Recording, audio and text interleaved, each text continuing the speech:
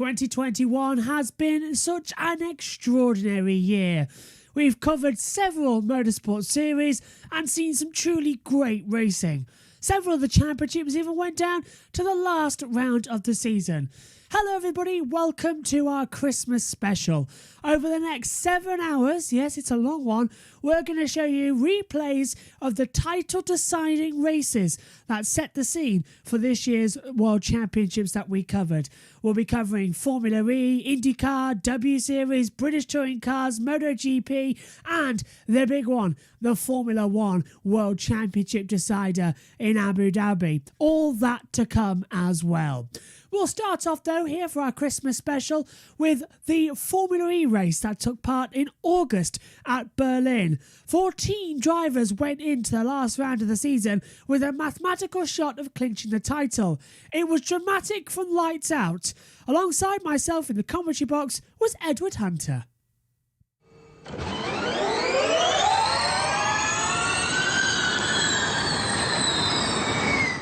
Hello everybody, welcome up to the commentary box. Edward Hunter joining me for what is going to be a fantastic season finale. 14 drivers come into this race with the chance of being world champion. Ed, I've never known a championship end like this, and I don't even think motorsport has ever seen it before. Who on earth can be world champion today? Well, realistically, I think there's about 7 that could probably take it, as Josh goes through. I'm still here. I've left my notes on the other side of the box. I was just thinking, why can I not see the track map? That's because we've come from MotoGP. Because the top 7 are separated by about 9 points. So that's De Vries obviously leading on 95 points, all the way through to Da Costa, who's about 7 points back on 89. Yes. Or is it further than that? Yeah. Yeah, 89 points. So, yeah, and then we got obviously the person to drive at best place though at the beginning of this race at least is going to be Mitch Evans, 4th in the championship, and he is in 3rd position, about 6 positions ahead of the next starter contender, which is Jake Dennis. Although there's also Pascal Wehrlein who's mathematically in contention, but he's like he needs to win and get the fastest lap with a lot of other drivers falling out. And so if Wehrlein or Gunther, who are the last two in the mathematics, if either of them wins this title, I will happily shave off my mustache because I think it's very unlikely to happen. I know what you're thinking, Josh. I've made bets like this before. You have, eating your hats. But this time, I'm very confident that this man here we're seeing on screen, Pascal Wehrlein, will not win the championship. Not a change. I predicted last night that it would be Jake Dennis. Looks like he's going to have to go some way. There he is to beat Mitch Evans, though. And potentially Nick De Vries could make his way through because Mortara and De Vries are not that far back from Dennis. I think Mortara could be the dark horse here. Mortara could have a great spot. Remember, yesterday he was so close to winning towards the line as well. He was extremely close. Let's go through the grid then quickly. Van Dorn on pole position. Alongside him, Oliver Rowland. Row 2 sees Mitch Evans and Alexander Sims. Row 3 sees Tom Blomqvist and Norman Nato. Row 4, row 4 the grid. Andre Lotto, Sebastian Buemi. Row 5 sees Jake Dennis alongside Pascal Wehrlein. Row 6, Eduardo Mortara and Sergio Sitticamera. Row 7, Nick De Vries and Alexander Lynn. Then on row 8, we get to see Antonio Felix da Costa and Jean-Eric Verne. Row 9, Lucas de Grassi and Gunther. Yeah, thank you. Gunther down there in 18th as well. Rast is in the pit, starting from the pit lane. Yeah, Rast, who was 19th, starts in the pit lane. Then we get Oliver Turvey alongside on row 10. Row 11, Robin Fries and Sam Bird. And row 12, Joel Eriksen and Nick Cassidy. 14 drivers can still win this title as well as we come ready for the lights to go out. 45 minutes plus 1 lap. And Ed... They're moving from the dummy grid to the main grid, aren't they? Yes. Yeah. And starting from pole position, of course, is Stoffel Van Dorn, where it was announced earlier on today that they're leaving. They're going for next season. The Mercedes are leaving. Sam Smith from the race reported it that the talks from Daimler-Benz, the group that owns Mercedes, were not entirely positive from the sounds of things. So the speculation from that is that they're going to be leaving at the end of Season 8 before Gen 3. So they would get another season no matter what. But it's certainly not encouraging news, although, you can have Formula E. We still got 8 other manufacturers technically. Obviously none of them are quite as big names as Mercedes. Maybe only Porsche and Jaguar and Nissan would be sort of rivals to that. But anyway, that's a whole other thing to talk about, Josh. Absolutely. Van Dorn won't care about what happens in future seasons. He's got to win this thing first and help his teammate out. If he wins. It's Van Dorn and Roland, the 2 drivers that won in Berlin last year, on the front row here, isn't it? Absolutely. Here we go then, folks. Neither of them fighting for the title there. 45 minutes plus 1 lap. We have 24 drivers left in the field. 14 can still win the championship. 3 lights, 4 lights, 5 lights, and let the championship decide to begin. And immediately Mick Evans has started the grid. Big crash, and this will be a red flag for sure. That's Mortara that's hit Evans. Both title contenders out on the spot, Josh. And immediately that's deployed the safety car. It'll surely have to be a red flag, and 2 title contenders are out of the race. Mitch Evans, who had his best opportunity to do so, is immediately out, and Eduardo Mortara, who you picked before the lights went out, Ed, immediately out, and the safety car out. A dramatic look at that. start. Jake Dennis is being shuffled out by Verline just as the safety car was called. So Dennis, I think, may have dropped down to 9th there. He had just got into 8th. But he is the one now, potentially the favourite to win this title, with Evans and Mortara out on the spot. It is De Vries, Dennis, and maybe Da Costa can get himself into it. But yeah, dramatic start. So Evans stalls on the grid. Mortara runs into the back of him. It's happened immediately. Once again, the start. So much pressure on Mitch Evans. I wonder if he just got just completely fluffed the start. Maybe just tried to go a little bit too hard, trying to get a perfect getaway. As we see, actually, Sete Camara overtakes Verline after the safety car was called. I'm not sure what happened there. Maybe Verline gave the place back to Dennis and had to give it back to Camara as well. No sign of the red flags, but what do you think, Ed? Safety cars through the pit lane. A lot of debris from both cars there. Yeah. The marshals will have to work pretty quickly to extract that. They may have the safety car go through the pit lane. It is. The safety car is to come through the pit lane. That's the message from race control.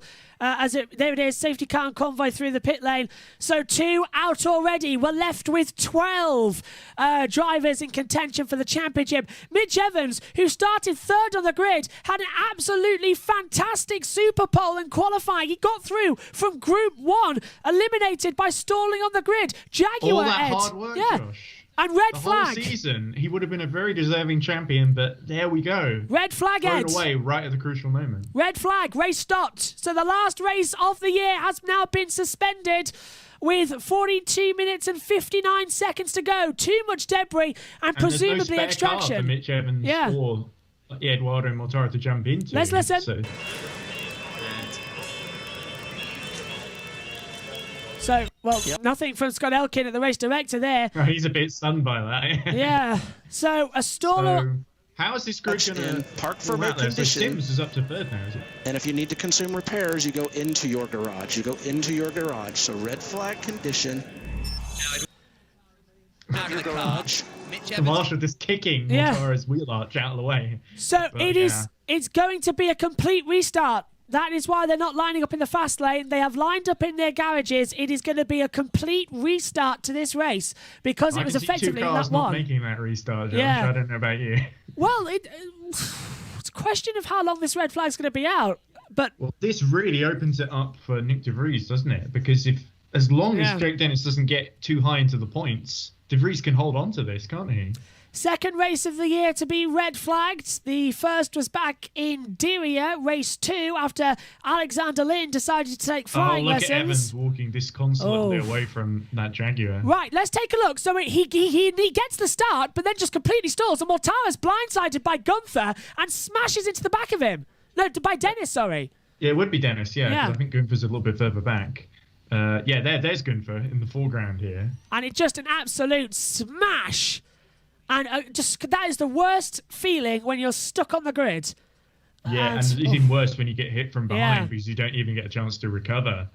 Look, did you see he crawled a little bit forward? Yeah. So he just kicked into sort of anti-stall maybe, if they have that in Formula E. But and not Mortara's fault at all. He couldn't really see. He was like the minute the BMW pulled out the way, Jake Dennis. Dennis had good reaction there. Actually, that could have taken him out. His arrival.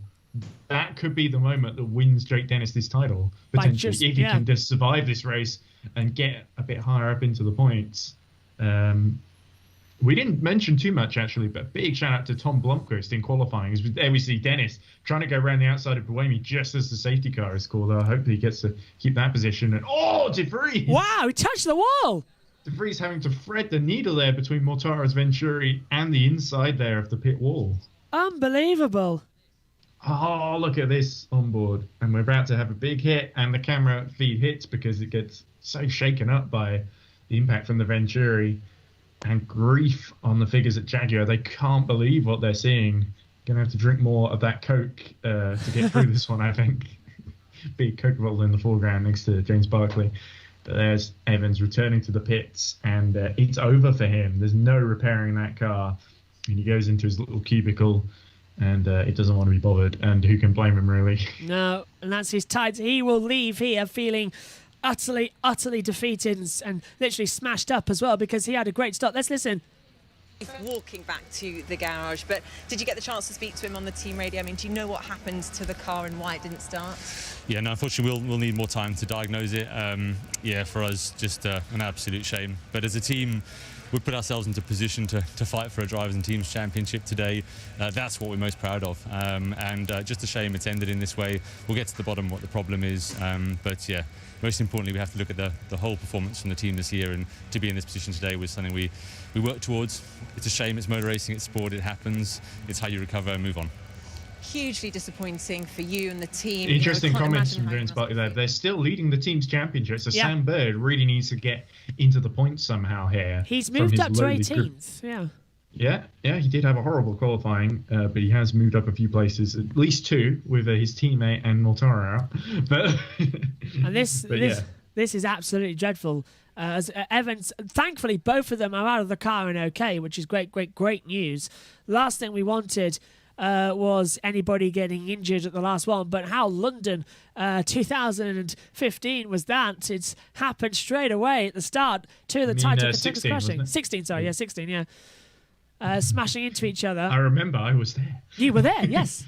Let's take another look at it. So he bogs down at the start. Everyone gets away, but Mortara is blindsided by Jake Dennis, and everyone's getting through. The Techeetah and the Audi also went through the really small gap right when the Venturi was there. So they threaded right behind De Vries there. So that would be Da Costa and I think De Grassi. Da Costa and De Grassi. And Gunther's moved up into 15th place because of that, and Mortara gingerly walking away. Mortara's title hopes completely over. He was second in the World Championship as well. If anything, even bigger loss for Mortara for a smaller independent team. You wonder if he'll ever get that chance again. And really, it wasn't even his fault there. So if you can, please keep the drivers in the cars and we'll get everything cleaned up. Well, these two are out their cars because the cars are in bits. And there's no way they can repair it. Too much damage as well as... he's going to look for Mitch to apologise, maybe? Well, I think... Perhaps he feels he could have avoided it. Just checking really both of them, and that's maybe checking the Mitch is okay because it was a big impact. Yeah, that's the gentleman from Edo there. Such a nice guy. You got a feel for him too, as well as Mitch Evans. But the interesting thing here is, does this open things up for someone like Robin Freins, who's in 5th in the champion? I think he's right about where Da Costa is in the points, because Da Costa is a couple of places up the road.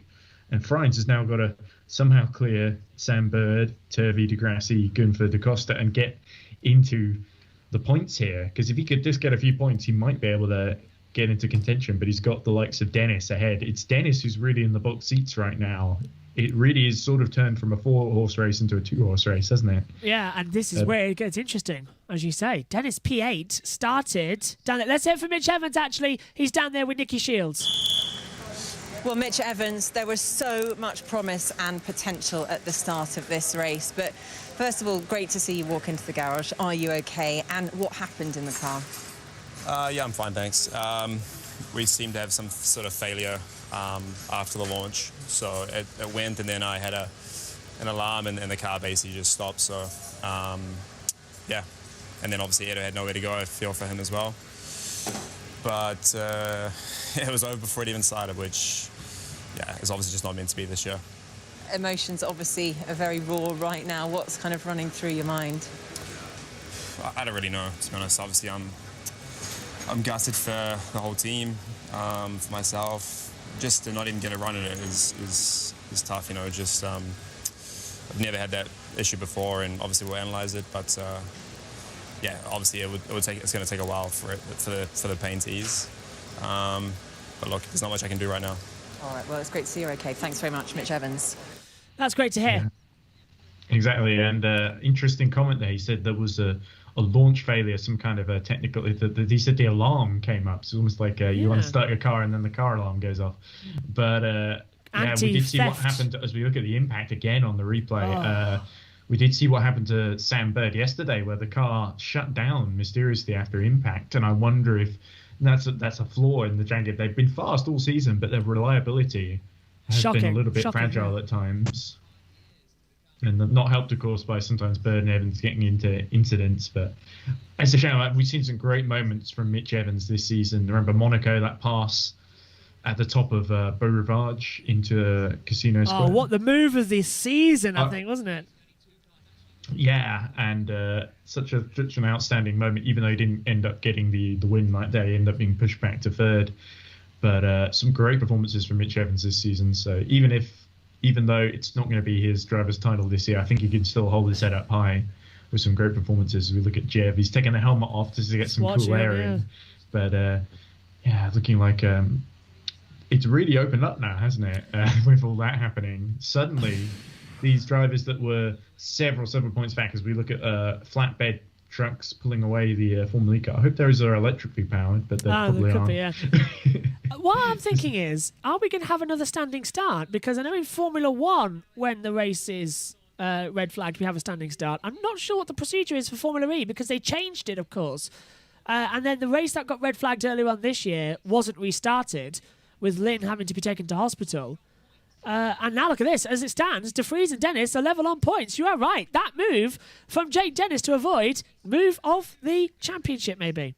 Yeah, that move on Buemi, just before the safety car. So, and as was avoiding Evans at the beginning, of course, yeah. But Van Dorn, mysterious. He's going to cop up to third, although, of course, mathematically he can't, even taking maximum score today, he can't eclipse Nick De Vries' total. So, what's really annoying as well, the British Touring Car Championship is about to start their second race of the day live, and we're under a red flag, which means we could have covered it if we needed, but we can't stop and start streams, which is really annoying. How about you cover touring cars, and I'll keep talking Formula E. So we'll just talk over each other. To be fair, actually, that could be possible, but it takes too long to set everything up. You might have to do a BBC Radio 5 lifestyle, just updates on what's going on there. But this is, of course, we will have that race. Ideal for Mercedes with Mitch Evans out of the race. It puts them in the lead of the Constructors' Championship. We're winning. We could talk a little bit about Mercedes leaving now because we've got the red flag. Red flags out, Well, would winning both championships convince Mercedes, the Daimler board, to stay? Or do you think it's more to do with exposure, that they feel that they're not getting return on investment because there aren't enough eyeballs on Formula E compared to, say, even though Formula One, they dominate, and as many people they say it's boring, up until this season with Red Bull, of course. But even a boring Formula One race, they get more eyeballs on them than the best Formula E race. And that's kind of the way it is. It's a legacy of the Bernie years where man on the street thinks that Formula One is the only motorsport that exists because it's the only one that gets covered in the newspapers and general media. But there we go. The clock stopped at 42 minutes, 59 seconds, plus one lap, of course. We get a full race distance after this. But they need to make sure those batteries don't overheat while they're standing in the pit lane, right? As well as those tyres, of course. I'm surprised they haven't put them into the garage, actually, because they're going to get hotter and hotter and hotter, just sat there I'm baking. not sure they're allowed. Yeah, they said part ferme, didn't they? Let's hear from Susie Wolf, actually. He's okay. He said over the radio to his engineer, look, I'm fine, but they want to take him just for a checkup in the medical centre. I think he hurt his back. It was certainly quite a big impact, so I'm sure he'll be fine, but let's see. For you guys, big cheer. It's an absolutely devastating end to his season and your championship fight. It's been an awesome season from you guys. It's been a pleasure watching you battle it out. It feels like it's over before it ever really started today. We were so looking forward to the fight out there. Obviously, we knew it was going to be close. We knew we had to do a really good job today. But yeah, I'm a bit speechless, to be honest. Yeah. It's over. We all are. But we've still got Norman in the race, so let's see for the team championship and for Norman if we can get him onto the podium finally. All right, Susie. And that, just taking another look at it from the lights out, it was an horrific hit as well. It was very quick as well. Yeah, do you see Tom Blomqvist trying to hold on to position for NATO, locking up there? And you're right, De Vries hit the front wing and then nearly hit the wall as well. It could have been an all. Let's take a look on board, actually, with De Vries. There could have been 3 title contenders out on the spot there, but good reactions from De Vries. I actually disagree with what you said on Grid Network the other day about Nick De Vries, Josh, because you said that he'd kind of looked into the title lead. I think he's been exceptional. We sort of, last season in 2020, we sort of put De Vries as our kind of rookie of the year because his performances were consistently really strong. And I think he had a lot of bad luck last year with a lot of mechanical failures and penalties and stuff like that. We've got the restart order. If you can see that, Ed, on your timing screen, to finish that and go through the grid. Yeah, I was kind of at the end of my thought, really. But, certainly Nick De Vries and Stoffel Vandoorne could really impress. I think it would be a big story for Mercedes. It does feel odd, the timing of this leak of what the Daimler board is thinking of doing with the Mercedes' future in Formula E. It feels like it's time to almost undermine the season because everyone's going to be talking about, so-and-so's a champion, but Mercedes are leaving, and it's going to undermine, I think, a little bit this title decider, which is a bit of a shame, and almost feels like Mercedes are worried about losing the championship, want to make sure they're still the main story no matter what happens. I feel like they're bigger than the series, and maybe there is some truth to that, but I don't know. It just feels like could have waited until after the finale, in my opinion, this whole leak thing. But then again, it may just be that it's a genuine leak that wasn't intended from the Daimler board, that a journalist asked the right question and Sam Smith was able to get that information for the race. But because we do know the race sponsored by Neon, who also sponsor Mercedes, so perhaps Saudi Arabia once again is to blame for this somehow. Like I blame them for everything, of course, but sometimes justifiably. Human rights isn't really something to joke about. But anyway, I'm kind of getting a bit off topic. This is a long red flag, isn't it? It is a very long red flag, and we've got the restart order. Restart behind the safety car. So there you go. It's a rolling one. They might do that. Let's listen. Exit in the order that we have posted on the timing screen, please. And that order is Vandoorne, Rowland, Sims, ahead of Nato.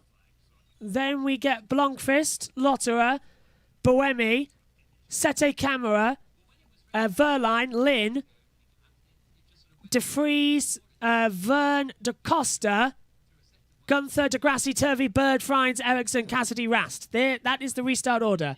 So exactly as it is on the timing screen will be the restart whenever we get to the green flag as well. I bet you the person who most relieved about the restart, about him starting from the pit lane, would be Rene Rast. It's almost like he saw that was going to happen. Does Rene have a sixth sense now? That would be a good thing to advertise. If he needs future services, as Oliver Odin trundles down the pit lane to inherit second position, I'm assuming. They showed the earlier shot. There's Vandoorne at the tail of the. They're all coming through now. I saw that shot of Turvey leading, and I thought, oh wow, Neo are going to lead this race somehow. And then, oh yeah, of course, because they're at the end of the pit lane, so they have to be there. There's Nick De Vries. Message there confirming the restart order as they come through. There's the safety car waiting at the end of pit lane as we're getting ready to restart.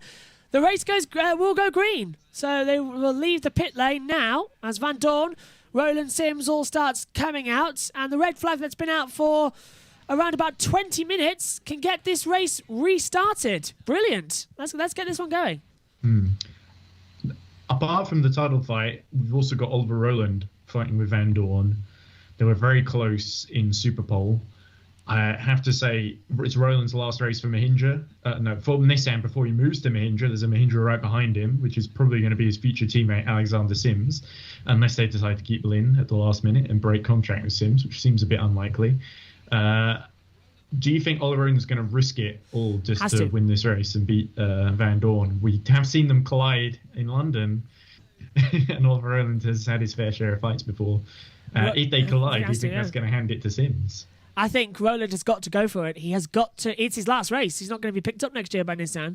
So Rowland's going to go all out. Now he's put it in It's his last race for Nissan, a team that's really treated him well. Poorly, Part of the reason he's leaving is because his salary does not reflect that of Buemi, even though he's comfortably beaten Buemi. That's what we're hearing anyway. It could be something else, but it's definitely to do with his status in the team that was why he sort of ended up going on the market, and Dilbagil snatched him up basically mid-season after Monaco basically, and he announced it. It sort of emerged after Puebla that Rowland was moving and probably to Mahindra. So there's Lotterer, also looking like he could be quite threatening today. And there's Jake Dennis just behind Buemi. So he didn't get in front of Buemi there, but he is crucially ahead of Sete Kamara and Verline. So he's got 2 cars in between himself and, I believe, Nick de Vries. Yeah. Oh, no, there's Lynn as well. Sorry. I'm not sure why at the moment they're all just stopping out the exit the pit lane, because the race should have restarted. Well, they're getting the now. order sorted at the back, I think. Did we see this in, where was it? Bern, in Switzerland. Do you remember? Well, I remember that was also in Bern. What was quite controversial was they had to reset to the grid order of the cars that were still in the race. Race restarts in 2 minutes. Go on. Whereas here, they have decided to keep the order mainly because 2 of the top 4 of 2 of the title contenders that were really high in the standings have crashed into each other. So the grid has had to. They've sort of put it from the middle of the first lap, basically. In Bern, there was a lot of controversy because Degrassi basically cut the chicane along with a bunch of others to try and gain positions.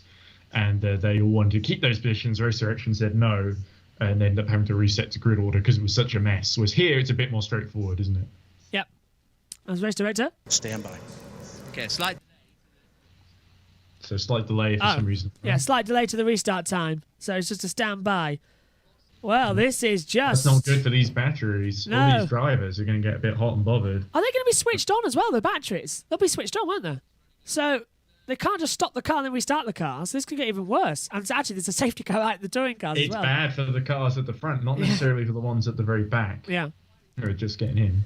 Well, they would have been most recently. Look at that accident from another camera angle. Oh, that was such a heavy hit as well. It lifted Still the car up. got a little bit of air there. Yeah. Adam is saying from Grid Network, I hope Mercedes stay in Formula E. Talked yesterday about a crazy race. Absolutely. Joe as well from Grid Network saying, wow, just crazy start to Formula E Championship. Glad both drivers are okay. Yeah, remember, we've got a title to decide here as well. There's an awful It's a crazy start to the end of the Formula E Championship. That's the one, start fairly dramatically, I'm assuming. In theory, I didn't watch that race because for obvious reasons. Yes. Yeah. And I won't be watching the season opener in January or whenever it is next year.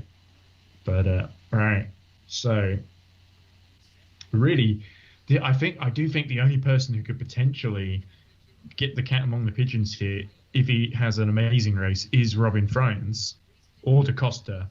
Freins or Da Costa are the only ones who could potentially make this more than a 2-way fight. Otherwise, it's BMW versus Mercedes, it's De Vries versus Dennis, and Bird has got the tough job of trying to get back in the lead of the Constructors' Championship, but he's got both Mercedes ahead of him, so Jaguar are really on the back foot now. And with only, as you say, Bird left at 18th, he did start this race in 22nd, but count those other 2 positions, he's only really got ahead of Freins and Ericsson, because everybody else, the other 2, crashed out. So we have got this delay. The race should have restarted by now, but they are still delaying it. As I think BBC, who are broadcasting today's race, are having some interruptions with the world feed because there's been audio spikes and everything's glitching a little bit. We had this back in also with the problem. I can't remember what it was now. Qualifying 2. I hope this doesn't overrun because then the BBC will have to show a repeat of Bargain Hunt or something. Well, actually, we've got a safety car out right now in the British Touring Car Championship. That's on lap 624, so that'll delay everything even further. But straight after this, we're on a very quick off now because I've got to go do the British Touring Car Race 2, and then at 5:25, the last race of the day should be live. And I'm starting to think, are we ever actually going to get to that point? So we might have to do some clever fast forwarding with some red flags. So we'll keep an eye out. Another thing about this is because of the way qualifying shaped out, this is a big opportunity for the likes of Norman Nato and Tom Blomqvist to get a podium, which we haven't seen from either of those drivers, especially Neo, have not had a superb result. I think it's probably a bit too late for Neo to jump Dragon in the team standings, especially because they got the podium second place earlier from Muller in Valencia, but they've also got Sede Kamara down in 9th at the moment, although I imagine Verline and Lynn, when the race restarts, will probably have a decent chance to get past him. But Blomqvist will be doing extremely well to score points, to be honest, because the Neo is just not quite got the pace of the cars around it in the race trim. But their efficiency isn't too bad at Neo, so we'll have to see how this plays out. But the longer this waits, the more difficult it's going to be at that restart. Tyres, brakes getting cold, Well, the tyres, I'm not sure how they'll be reacting because obviously the track surface is still quite hot. But the batteries will not like this at all. It's going to be... There's a real chance that we could see a random failure almost anywhere on the grid, couldn't we, Josh? Watch out for Sam Bird, who had that yesterday as well. Yeah, well, of course, because he had that yesterday, Jaguar will probably be doing everything they can to avoid it happening again, especially now Mitch Evans had what might have been a similar failure at the start there that caused him to fail to get off the line. It may not have been Mitch Evans' fault. It may have just been...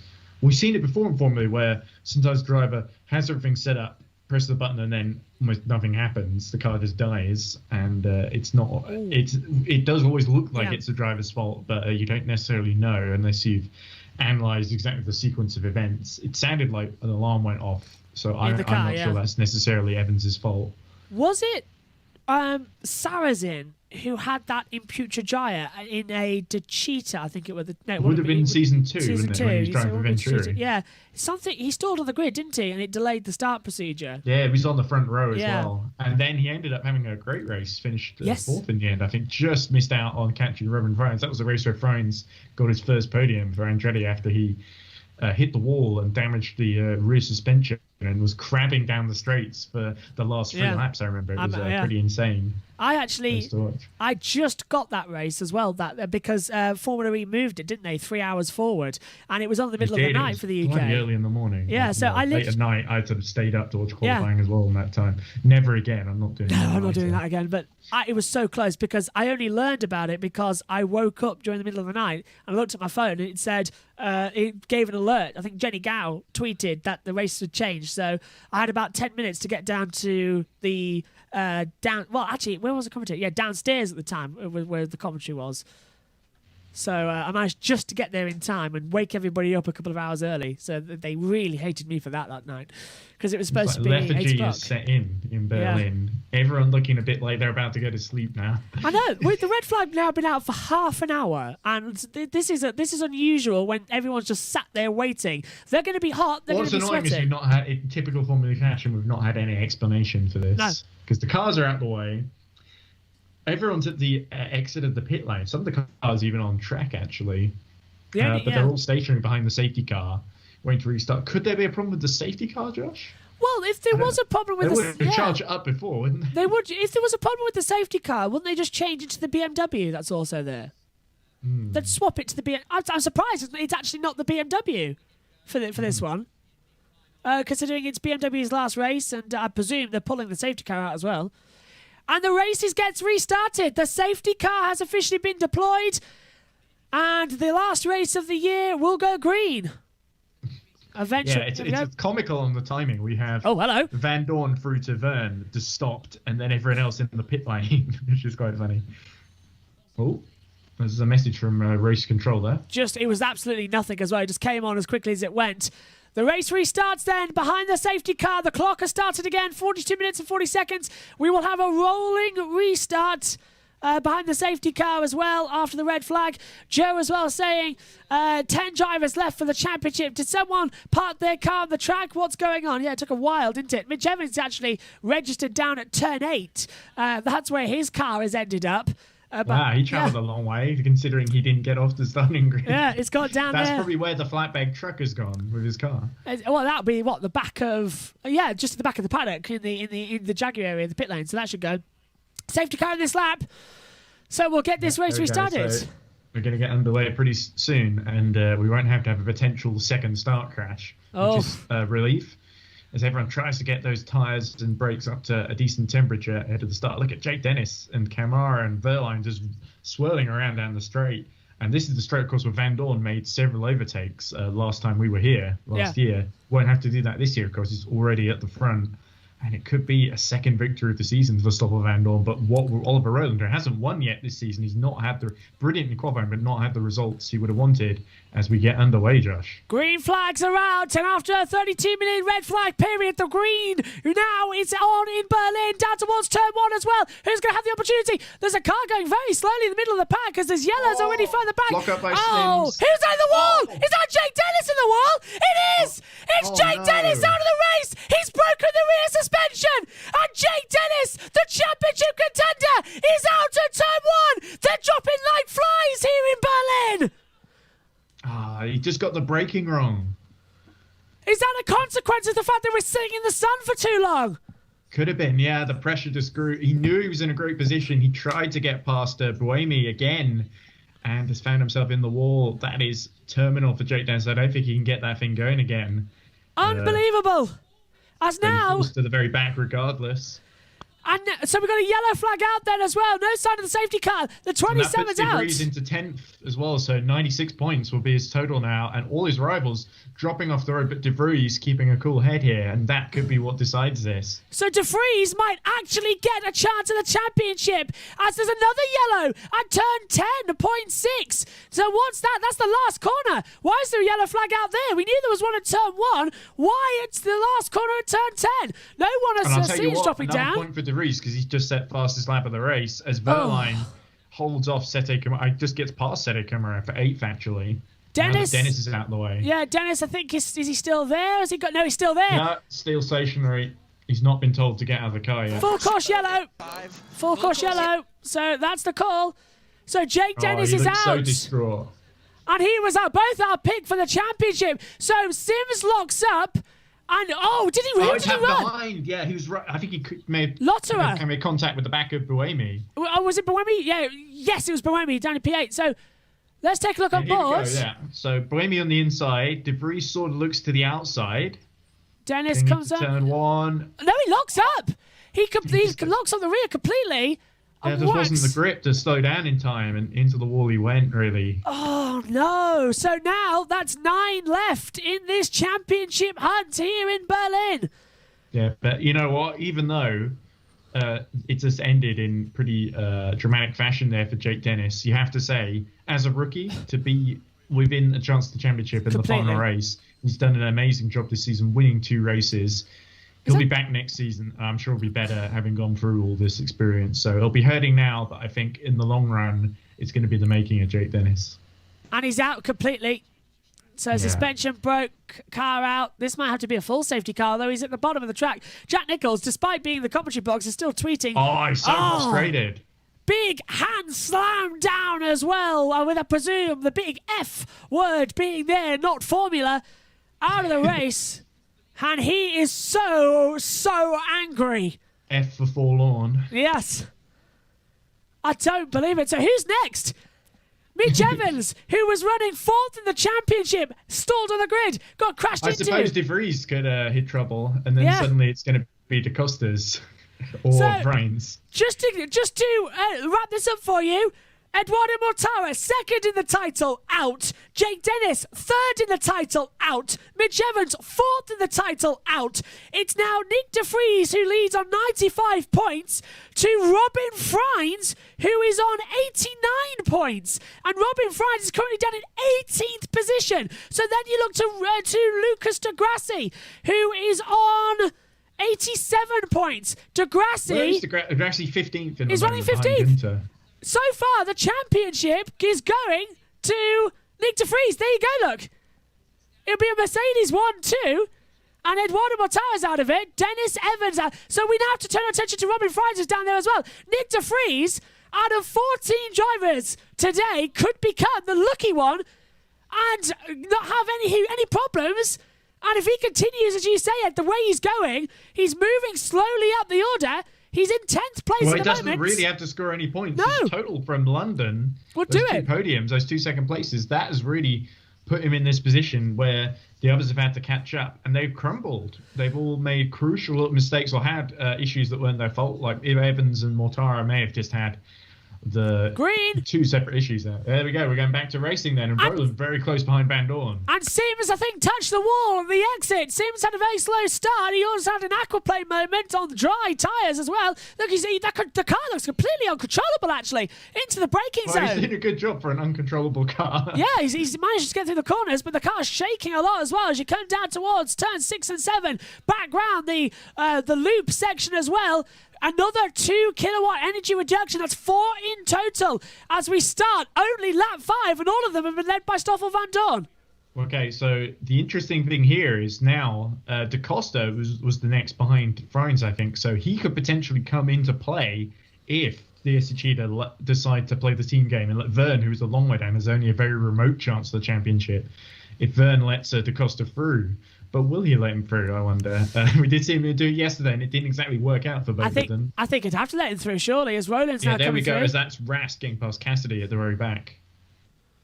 Roland's asking, are you sure about that? Not sure what he's on about. Maybe, taking attack mode?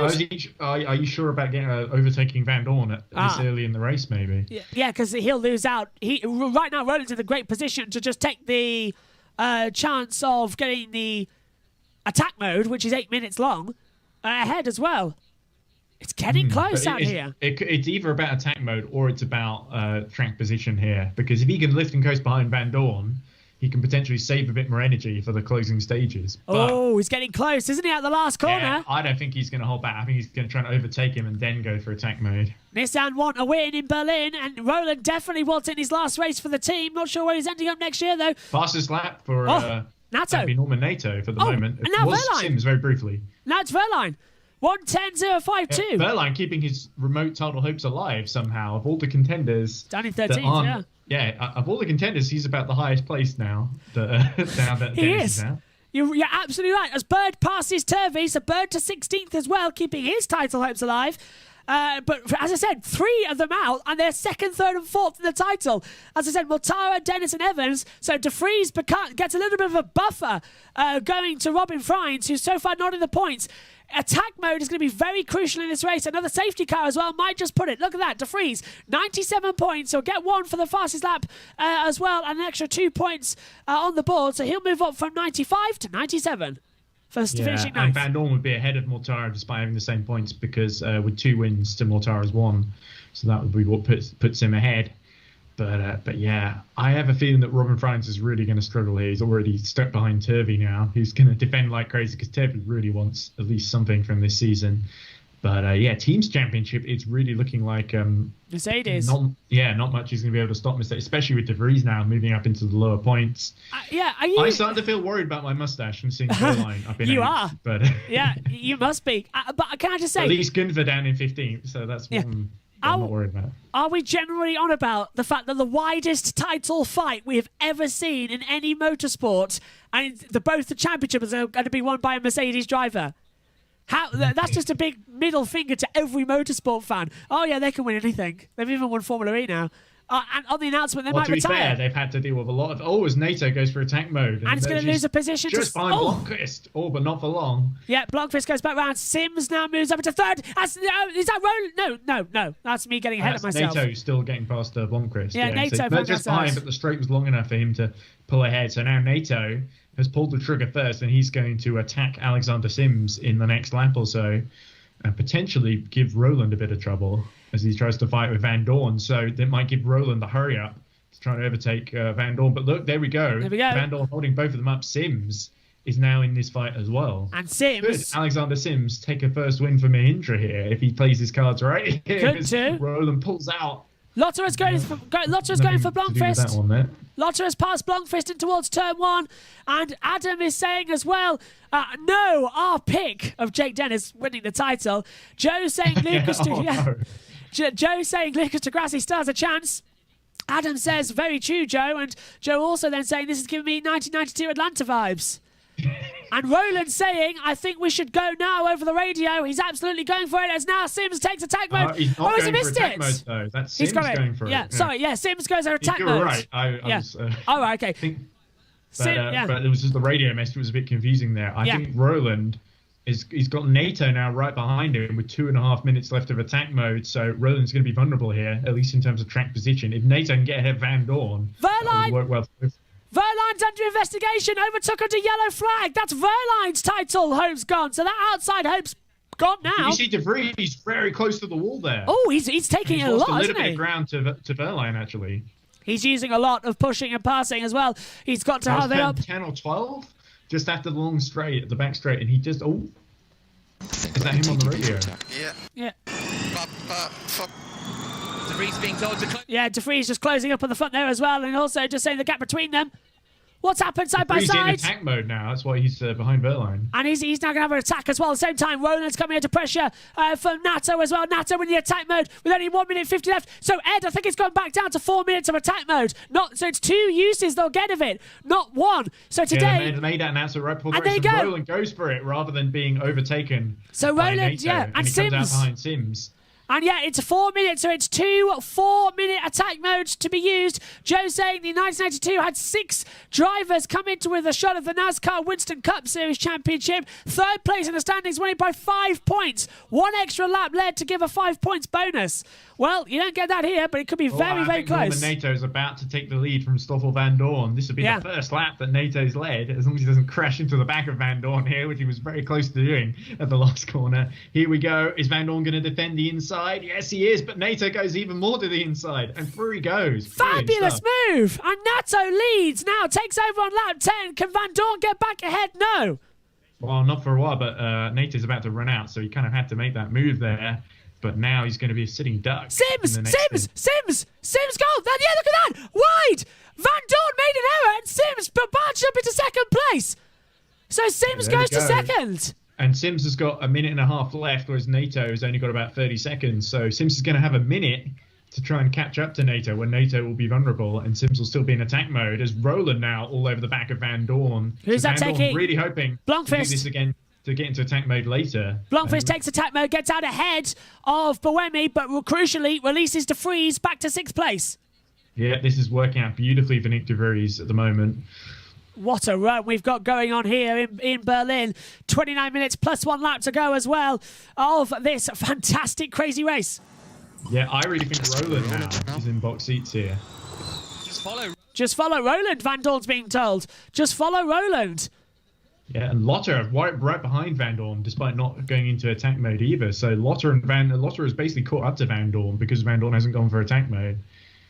Down towards turn number 1. Oh, I desperately want to call it turn 10 as well after yesterday, but we've rotated the track layout. It's opposite day, remember? There was someone joking, a friend of mine, Sophie, was joking on Twitter that this should be the, instead of the Berlini Prix, it should be the Berlin backwards, which is... That's a good one, actually. Yeah. Nerlib, I think. Nerlib. That's a good one, actually. Or Nearlurb, isn't it? Look, Lotter has got an attack. And that's why. Van Dorn taking attack mode. And Van Dorn, of course, gets his customary fan boost as well. But he hasn't used it yet. He's now just ahead of Nick De Vries, who's about to run out of attack mode. And so hopefully De Vries won't make a move on him. And meantime, further back as well. Side by side. Later positions as well. And through goes Verline. Yeah, Verline quite easily getting past Buemi, who has not really shown the wheel-to-wheel confidence that we've seen in previous seasons. So Buemi really hoping to end what's been a tricky season for him, just with a couple of points, really, and to get some respectability back for Nissan. But there we go. I think De Vries runs out, and now Lotterer can make hay and get Van Dorn can make hay and get back past Lotterer. As Roland still behind Sims, interestingly enough, with a minute left of attack mode. So the fan boost has been awarded for the last time this year. It is Stoffel Van Dorn, Nick De Vries, Antonio Felix da Costa, Lucas de Grassi, and Mitch Evans. But Evans won't be using it. Won't be able to make much of it, will he? No, he's out of it. And now we'll keep an eye out on who's going to win it next. 27 minutes to go, and now it's still going there as that's Sims taking attack mode. Same time, Lotterer goes through there. Sims getting out of the way, both attack modes really quickly. Oh, does Lotterer come out ahead of Nick De Vries? He does. So De Vries gets held up. And here comes Blomqvist, mode is going to attack De Vries. This is going to be difficult for the championship leader. Don't want to fight that too hard at all. Oh, it nearly runs into the back of him as well. So Blomqvist doing the two-step. Confident stuff by Tom Blomqvist there. He's not going to be pushed around in the near. No, Blomqvist has been the surprise of the weekend. The amount he's actually pushed. It's been incredible. And I have to say, in the qualifying record, he's beaten Oliver Turvey, who is no slouch in qualifying. 9-5 this season. Technically, it's 10-5, but I don't count Rome because Oliver's car was lying in a bag of bits when first Rome qualifying was taking place. So you spoke to them, Oliver. 9-5. Yeah, I did speak to both of them pre-weekend. Is that's Da Costa making a move? Just getting past. That must be Joel Eriksson. Is that for lapped position? Seta Camera, who's got attack mode, who's going to try and go around the outside, but Da Costa, without attack mode, actually managed to hold off the Dragon. That just slows that really shows the difference in the Tachita and the Dragon, isn't it? Yeah.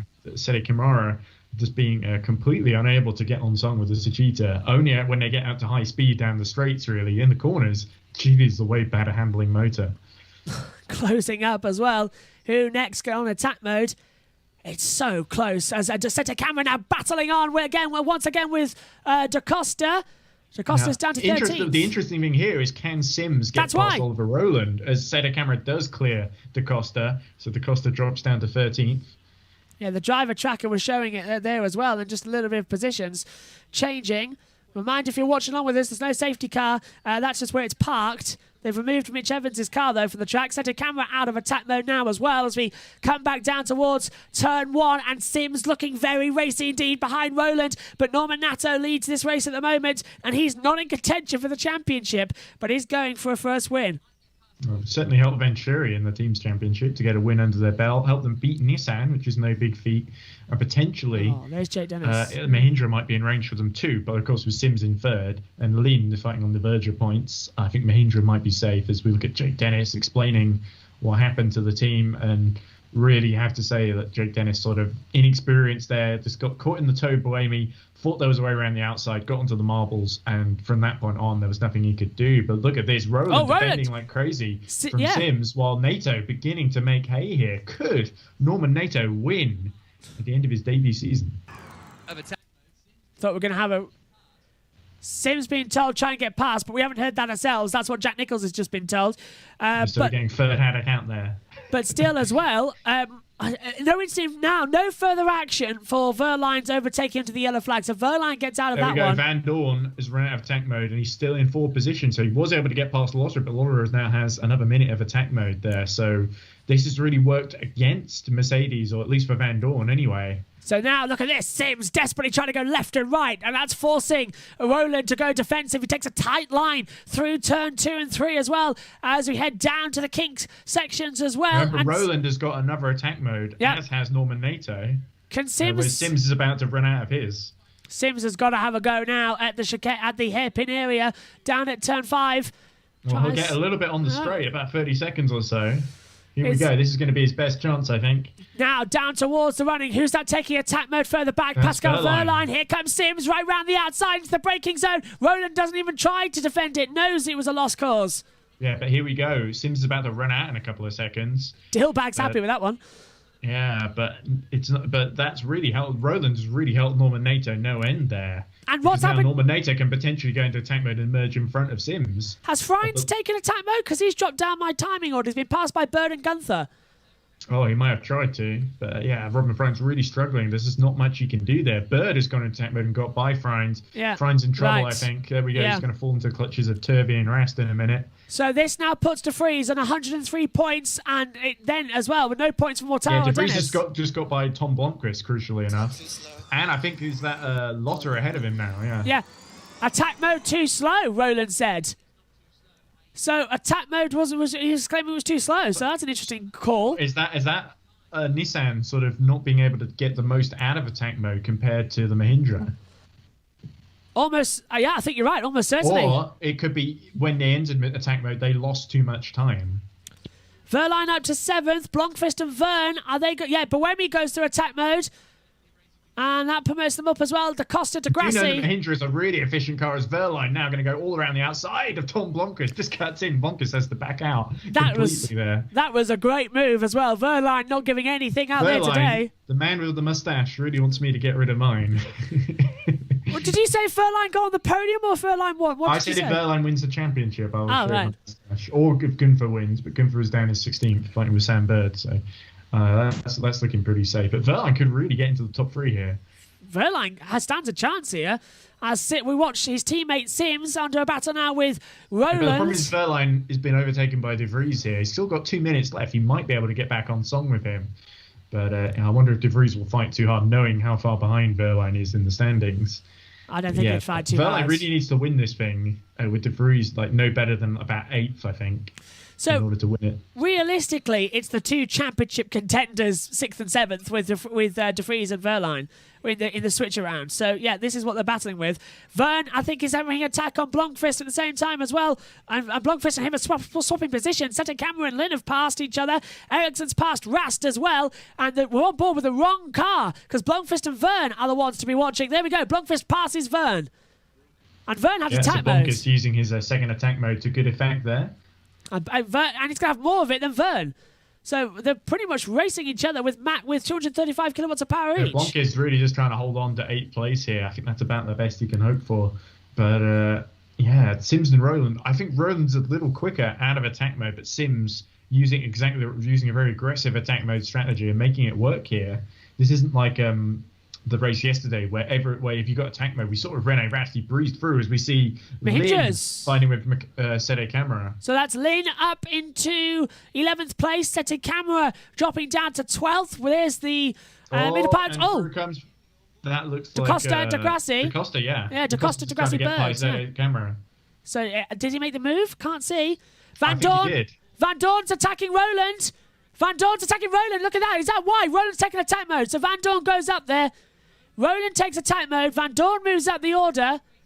De Vries has taken his second attack mode as well and has come out behind Vern. And Norman Nato's taken it and coming back in the lead. Vern dives up the inside of Blomqvist, and Blomqvist gave absolutely zero room. So Vern had to literally force his way through there. Yeah, there's not a lot that Tom Blomqvist can do with that Neo, though. He just doesn't have the pace compared to the cars around it. You see Turvey down in 19th, just struggling to keep up with René Rast. Bird's past Sete Camera, so Bird's up to 14th place now as well. Verline and Vern, Laurie have attack mode, is now the inside as well. Roland trying to come back on Van Dorn towards turn 1 and goes through. Lotterer tries to send in as well, can't. Good clean move by Roland there. So the two, we've got the two Porsches there as well, Lotterer and Verline, with De Vries very close to this battle. So now it all starts to come into championship as De Vries almost runs into the back of Verline, getting out of shape in towards turn 2's hairpin. I wonder if they will use Van Dorn to hold up the Porsches to help De Vries here, who's in attack mode. I think he would, yeah. I think Mercedes would use Van Dorn as all the cars the ahead game. of Van Dorn are not threats to Mercedes for the title. They're all out of it. They all qualified for in groups 3 Even and in 4. Teams Championship, the only one is potentially Mahindra with Sims, and he's so far ahead that it's not really worth worrying about at this point. No, it's way too far back as well. There we go, look. So he's got a car in between them. There we go. De Vries up the inside, getting past Verline. That's now to P6. He's got Lotterer just ahead of him, but De Vries has used his last attack mode. Lotterer still has one to play for. So De Vries, if he can get past Lotterer, has got to defend more. Nato in control of this race and has been now for 10 laps. Let's hear from Jade Dennis with Nikki. Through the first lap incident. Honestly, I'm still a bit confused what happened now. We obviously suffered some sort of failure with the car. That's Lotterer getting past Van Dorn. Lotterer passes Van Dorn. Van Dorn tries to come back at him on the inside as well. Switches positions. Costa is using fan boost to try and get past Lynn, but wasn't able to do so. Oh, look at that. De Vries having to really go wide. The two Mercedes drivers coming close together. We'll turn it to Jake. Obviously, I have no idea what happened. Nobody knows yet. We obviously don't have the car back, but it is what it is. Obviously, it's just a shame. Obviously, Evans had a technical issue. So did I, and then obviously it took out Mortara. So 3 of the main guys are out of the world title. So yeah, it's a shame it's ended like this, but nevertheless, we move on. We've had such an incredible season. And De Vries passes Van Dorn on the straight. That looked like Van Dorn wasn't fighting that one too hard, Josh. No, that is a complete team decision between them there. So through goes Van Dorn. Yeah, through goes De Vries. De Vries to 5th. Van Dorn down to 6th as well. And Blomqvist now hitting 10 seconds left. And it's all shaping up very nicely here. Roland and Sims battling together. This is a great championship decider. Now, here we go, look. Sims under pressure from Roland, trying to send him around the outside as DeGrassi uses his fan boost. Yeah, there we go. Roland wasn't quite far enough, and he's only got less than a minute left to try and get past the Mahindra. So really, it's go time for Oliver Roland. He tries around the outside at the hairpin. Sims had that one covered. And the lead NATO has now, as his attack mode itself is running out, is about 4 seconds. Van Dorn and so Roland really needs to get in front if he wants to win this race. De Vries has gone through, and we've got a yellow at turn 2. And it's Antonio Felix da Costa. Da Costa's off, and he's off the track. Da Costa had just used fan boost as well, as we did just see I think that was Lotterer just entering his final attack mode there. So that's And De Vries to fourth. Verline. Out of the race is Antonio Felix da Costa. He stopped on the track. And that's going to bring out a safety car. Gone, then. Bird goes to 12th as well as the yellows are out turn 2. And this could trigger the safety car. Trying to see what there. Oh, it's in the wall. The front wing's gone. And this will be a safety car. They can't clear that with a full course yellow. Yeah. So this exit is exactly 2. Where I think Mitch Evans actually may have been fed into that wall last time we raced here. And that's another championship contender gone. Yeah, it's just a yellow flag there, but as Lotterer gets past Verline, he needs to do it because he's just gone into attack mode right as that yellow flag has come out. Where is Lotterer? He's on the exit there. You can just see. That's a dangerous... How's he done that? That's a very unusual...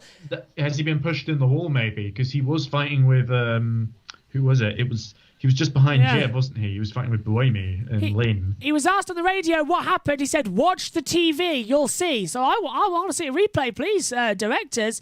Nato leads, but this if the safety car comes out, this really hampers Lotterer, who's on he's attack mode. It's annoying when drivers just assume that the TV will pick up everything. Safety car!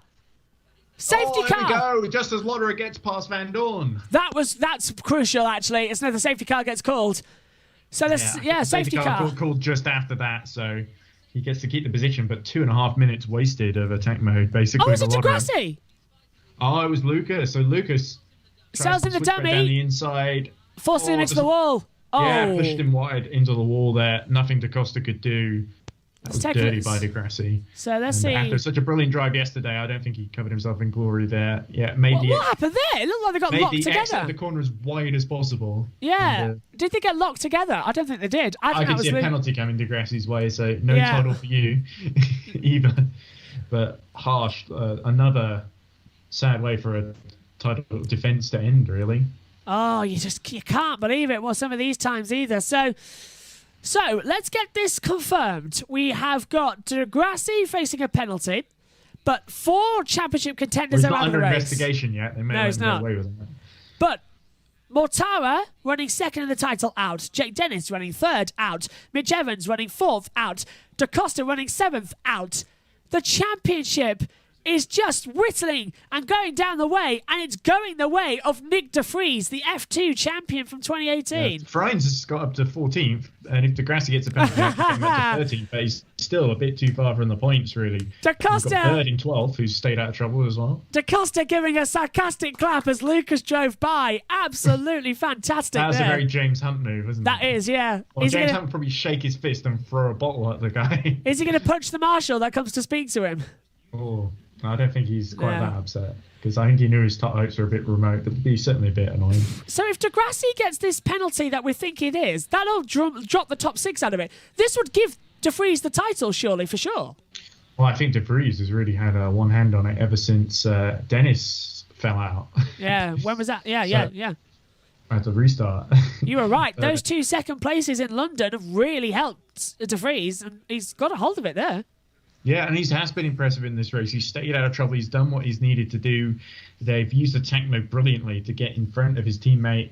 And luckily, this is, again, luck going Mercedes' way. Lotterer is going to run out of attack mode under safety car, so he won't be a threat to De Vries, presumably, for the rest of the race. De Vries could even potentially finish on the podium here if he's able to catch up to Sims under the safety car, of course. So, just getting the confirmation the safety car definitely looks like DSG aren't going to win the team's championship now the Costa is out, with Vern down in 9th. Is it time to throw away the Hot Wheels to Cheetah that I've got? Well, no, you might need it for next season. That's a good point, yeah. Well, they'll change cosmetics, so there'll be another one out. This is Gen 2. Well, Gen 3. Well, it's still Gen 2 next season. Is it still Gen 2 next year? I thought we moved to Gen 3. No, it's season 9, Gen 3. Ah, that's very late. It'll be 2022, 23. Oh, is it next year we've got the cosmetic change? The Evo car, the Gen 2? No, I think they scrapped the Evo car to save money because it was sort of of a luxury, and they sort of, because of the pandemic hitting, they had to sort of cut costs, and Evo, unfortunately, was a bit of a a victim of that. But the only wow. thing with Revo was it was really designed to sort of reduce contact. Unfortunately, it's the safety car coming in. Safety car comes in. And Roland gets the jump on NATO. We go green again. Safety car in very, very late as well. Nato's been caught blind by that one. I don't think he was told on the radio. And Sims round the outside of Roland into turn 1. And Roland touches the back of Nato as well. That was a very late call for the safety car to come in. How hard is Nick De Vries going to fight here? Because he's still got Lotterer all over him as Sims goes wide. Sims is going to have a go at the exit. He's got a great run as well on Roland, but nothing comes of it. There we go. So Norman Nato. Now, he has driven really well across this whole Berlin weekend, it has to be said. Qualified well in Super Bowl both times, even though it was in Group 3 and 4, I think. 3 or 4, I can't remember which. But NATO leading and looking like he might just hold on from Roland here, but Roland is going to give it everything he's got, as De Vries is being told on the radio, no doubt, to take it easy. Papa, no, 0, Papa, giving some... Just giving the readouts of the telemetry of the car. He sounded a bit nervous there. He did, didn't he? He was mumbling a couple of his words. Oh, De Grassi and Da Costa under investigation caused a collision. So that's De Grassi's championship hopes gone after such a good day yesterday. Running 6th in the championship. He's out of it. Not as much as Da Costa's hopes are gone, though. Yes, yeah. Oh, and now De Vries. He's his fan boost. Oh, a good time to use it, I guess. He wants the power. Oh! Sims goes very late as well. That forces De Vries into the wall. But still, De Vries goes through. And Sims has been passed by Van Dorn. Both lose position to Lotterer. And Lotterer coming through as well, trying to go around the outside of De Vries into the braking zone. 3 abreast. Oh, back out of it. And De Vries goes wide, and Sims sends it up the inside. And look at this. Now we've got 3 abreast. They touch. Oh, they all hit there. That was both Mercedes and Lotterer. And Lotterer's got damage. And Lotterer's got damage. Van Dorn's got damage as well. And De Vries is dropping. De Vries has got damage as Van Dorn takes the tech mode. De Vries has got damage, Ed. He's dropping. De Vries is in trouble. But he's still looking like in position to win this championship, Joshua. You cannot, he's got such a big lead. And there goes Lotterer's front wing. It's not unusual. You know what this means? Verline up to 5th now with De Vries down in 7th. I think he's just about holding on there. And Lucas De Grassi gets a drive-through penalty for forcing another driver off the track. It's going the way now of Verline. Is it now? You might have to shave. No, look at the Drivers' Championship. Verline's too far back. He's not even going to get into the top 6 if he finishes 5th. He has to get on the podium at the very least. And here comes Van Dorn back up the inside. This is Van Dorn going for Verline. He's just taking his second attack mode as well as Rast. Yeah, there we go. So Van Dorn has timed this actually quite well. He could potentially get back onto the podium near where Roland is. De Vries has got a crack on the bodywork as well, so that shouldn't cause him too much damage though. But De Vries with a cracked bodywork. There's a danger that car might fall apart at any minute. Yeah. So De Vries is just going to hold on to get as many points as he can out of this thing now. This is absolutely shocking championship. 9 minutes to go, plus 1 lap, and the championship is contending. De Vries just sort of went for Sims using fan boost when he didn't really need to. Well, I think he was compromised. I guess he had to use fan boost as we see Burch going into attack mode, number 2. I love this debris on the track as Lotterer gets passed by Van Dorn, and Van Dorn shuts the door on him. Missing a whole bunch of his wheel cover. I think it was an unusual situation. Sims went up the inside, then De Vries had a little bit of a wide moment at turn 2. That put him out wide. That put Sims back ahead. Wide and let Sims back through onto the podium. Yeah, exactly. And then we had Van Dorn go side by side with Lotterer because they were already battling, and De Vries just appeared out of nowhere for them two, and they just all crunched together as they came through turn 3 and 4. So 3 into 1 doesn't go. I'll tell you, as we see Rene Rast somehow getting into 12th and setting the fastest lap. So going into attack mode really late after that second safety car has really helped a lot of drivers here. As we look at that incident again, there we go. So De Vries on the outside couldn't. It was Van Dorn. It was Van Dorn trying to. He almost didn't see his teammate was there because he had Lotter in between them. And there's the rear left damage look that he's been wobbling with, looking not to have suspension failure actually, or puncture. Yeah, very lucky. That could have been a Rome situation with both cars falling out there. Van Dorn has passed Sims. Van Dorn, this is it now. Look, it's turn 1. So this is Nick De Vries on Sims. Sorry. No, yes, there it is. There we go. There's Van Dorn passing Sims. Yeah. So Van Dorn to 3rd. Took a while. So that's really Van Dorn's race was not going well up to this point. So that late safety car with De Grassi really saved his bacon there. There was a turn. Now he's got a minute to catch up to Roland and potentially fight for the lead. But NATO still holding on. The Achilles heel for NATO for most of this season has been energy management, but he managed it really well in the closing stages yesterday, as we saw, Josh. So brilliant if in the anything's last going to stop him stages. winning, it'd be that, as we see. Oh, that must be Buemi and Rast fighting each other. Yeah, no, it's Lynn and Bird as well. Lynn, yeah, and you're right. Rast has passed Buemi, Bird's passed Lynn as well, actually. So you were looking at the front, I was looking at the back. As Gunther's passed Sete about to run Camera. out in the next 30 seconds or so. And Gunther's passed Sete Camera as well, so he's up to 15th place as well. There's the championship So look. Berline would climb up to 11th. It's Oh, not is that quite all? enough. 79. Fifth place. He would, or sixth actually, because Lauder is in between them now. So hopefully, if Porsche's smart, they will swap here and give Verline a chance to get past Sims. Is But even Verline- then, I don't think maybe there's not much point because they wouldn't really make a difference in the team's championship, and Verline's not going to win drivers because he's so far back. But you never know what could happen up front. They would want their leading driver, the one that's in championship contention, to be in front. The one that's crucially got most of the bits of his car still hanging on. Because Lotter has part company with quite a few of his. And everyone's now used their fan boost as well, so that's all gone now. Even Van Dorn's used his, so Yeah, every I think driver's De used Vries it. maybe wishes he hadn't because it caused that entire kerfuffle with Sims, Yeah. Lotter, and Van Dorn. You don't know where it's going to go next, do you? You think you understand that it's going to be De Vries There we as the go. champion. So look at the energy readings. All pretty similar, actually. Top 8, all on 20%. Rast on 21%, though. So Rast has been managing energy super well, probably because he started from the pit lane. Yeah, so and that then just went is back into the 59. pit lane when the race was stopped after the start line crash. We've had how many drivers fall out? Four. And all of them title contenders. It's been a crazy Berlin race as well. Much better than the 6 races in 9 days last season. This has been an We had almighty some good classics, though. I championship. really love the Gunther one that Gunther won where he held off Verne near the end. That was a great race. That round was- number 9 last year. That was the extended track, wasn't it? I liked the extended track. I don't I know think why we that didn't may use it. have been the ordinary track, actually. Ah, Extended right. track was the last 2, if I remember. Right, yeah. That was where, that may have been where Da Costa clinched it on the first of those races. Oh no, it was Roland won one and then Van Dorn won the other. Let's say for Van Dorn. Increased charge behind Roland. Increased charge. Increased charge to defend. Is 1.5 To attack Roland. Yeah, to attack Roland, yeah.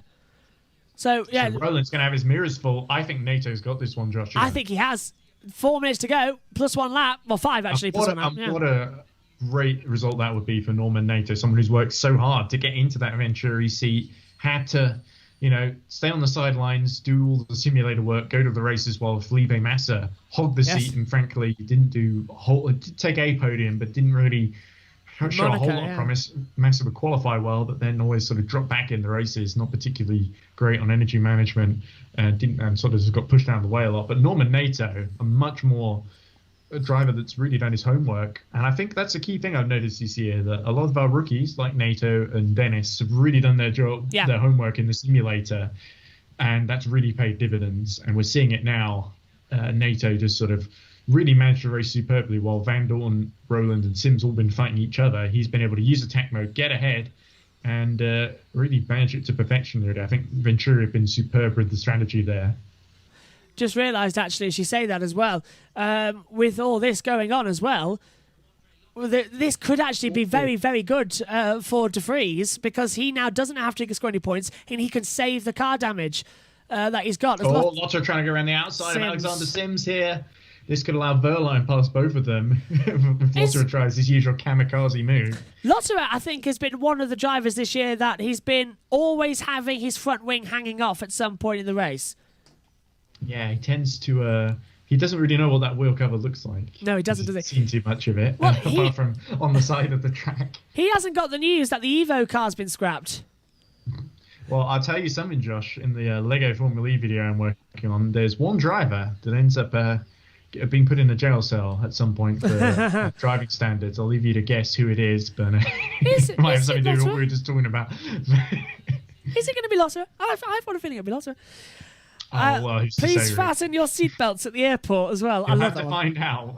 Well, I'm hoping to get a trailer out once I'm done editing all of Jack's post-race videos. I'm no doubt he's in the media centre in Berlin watching this as eyes on stalks like ours are. As And look at Sims this. continues to defend. Lotterer goes really deep into the corner. Oh. And they touched it. And Lotterer hit the wall at the exit as well. Lotterer touched the wall. He's got to be and really careful because Here comes Verline can Verline. really be held up here. Verline Here we sends go. He's it. letting him- Oh, he's they not touched letting him through again. at all, and De Vries trying to go around the outside. He's got Verne right behind him, Nick De Vries. And Rast I hit think- Verne. Rast hit Vern at the exit as well, so they're all bumping up together. It's Dodgems.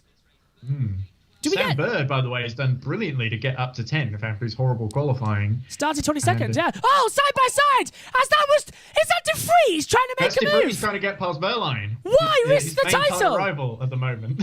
Yeah, why risk it? Why? That was silly, because now he's under attack from Vern. Vern sends it round the outside into the braking zone. De Vries has the inside. It's shut the door. Rast trying to get through on Vern and De Vries. It's all changing. In a state of panic. If I don't score any points, I've still got a great chance of winning this championship, unless everyone ahead retires and Verline wins the race. So is he just basically going for it? Yeah, I think so. And it may also be the fact that Verline is the only person who could potentially stop him. He's the only one sort of close enough and in title contention. Whereas, it does seem a little bit like De Vries, he can't. As we see Buemi being passed by Lynn. Yeah, and Buemi tries to come back at him as well as we cut to on board with Nick De Vries into the hairpin at turn 2. Yeah, Lynn did get past Buemi. Buemi can't do anything. 1 minute, 10 seconds plus a lap to go. Here's your championship standings at the moment. It will be Nick De Vries who will be the world champion for ABB Formula E, the first ever world champion.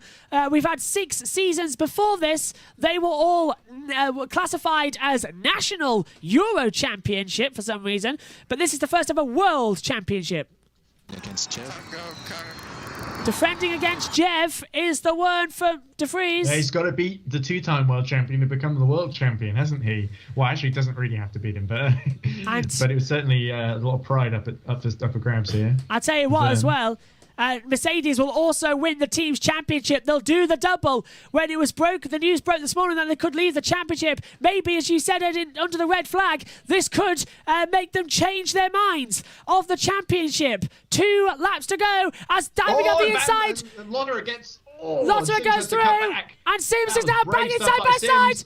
Down towards turn 2 we go, and they're going to make contact. They have made contact. Sims in trouble. Lotterer trying on the inside. Sims trying to get back through. They touch. There's debris on the track. Coming to the exit. The yellow flags come out at turn 2 for the debris. 4th place for Lotterer then, and Verline I think will be looking to get through as well. So Sims really in trouble here. He's had a great race up to now, but the person managing energy best, by the way, Nick Cassidy, down in 17th at the moment, 10% compared to everyone else. The clock has hit 0. So Cassidy be really hoping everyone ahead runs out, but they've got 3 or 4% left. I think everyone should just about be okay. NATO certainly will be. The clock's hit 0. The time is up. We are coming to the last lap of the ABB Formula E World Championship for Season 7. Surely it's going to be De Vries here. Yeah, it has to be. Mercedes will win the team's championship by 9 points. Final lap, the call. And this is all starting to come together for Nick De Vries as well.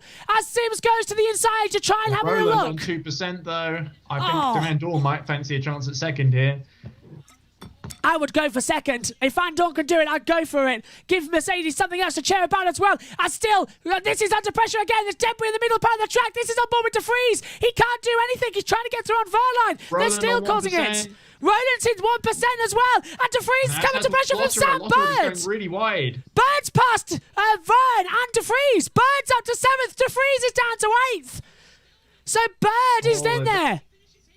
Oh, still too late though for Bird to make a difference in the contact for Jaguar. Oh, and that was Rast and Vern. Rast is pushing Vern out of the way. Yeah, and De Vries has got to get through again here as well. It's all still to play for.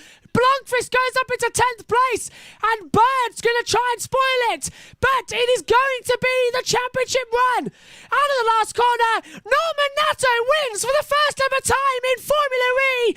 But across the line, Roland second, Van Dorn third. But the Season 7 ABB FIA Formula E World Champion, Nick De Vries is the world champion for 2021.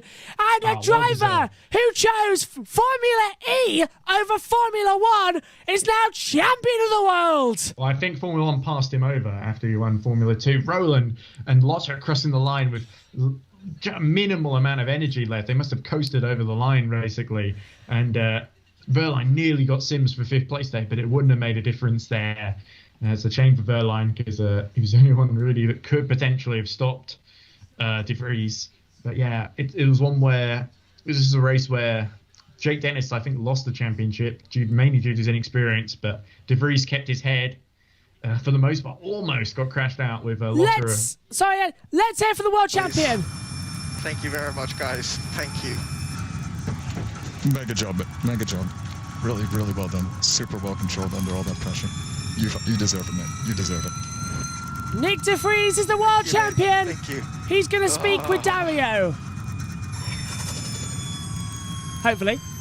Oh, poor Norman Nato getting his first win. Nobody Dario cared. Franchitti, congratulations on your Thank you very Formula much, E Dario. World That Championship. was a hell of a ride.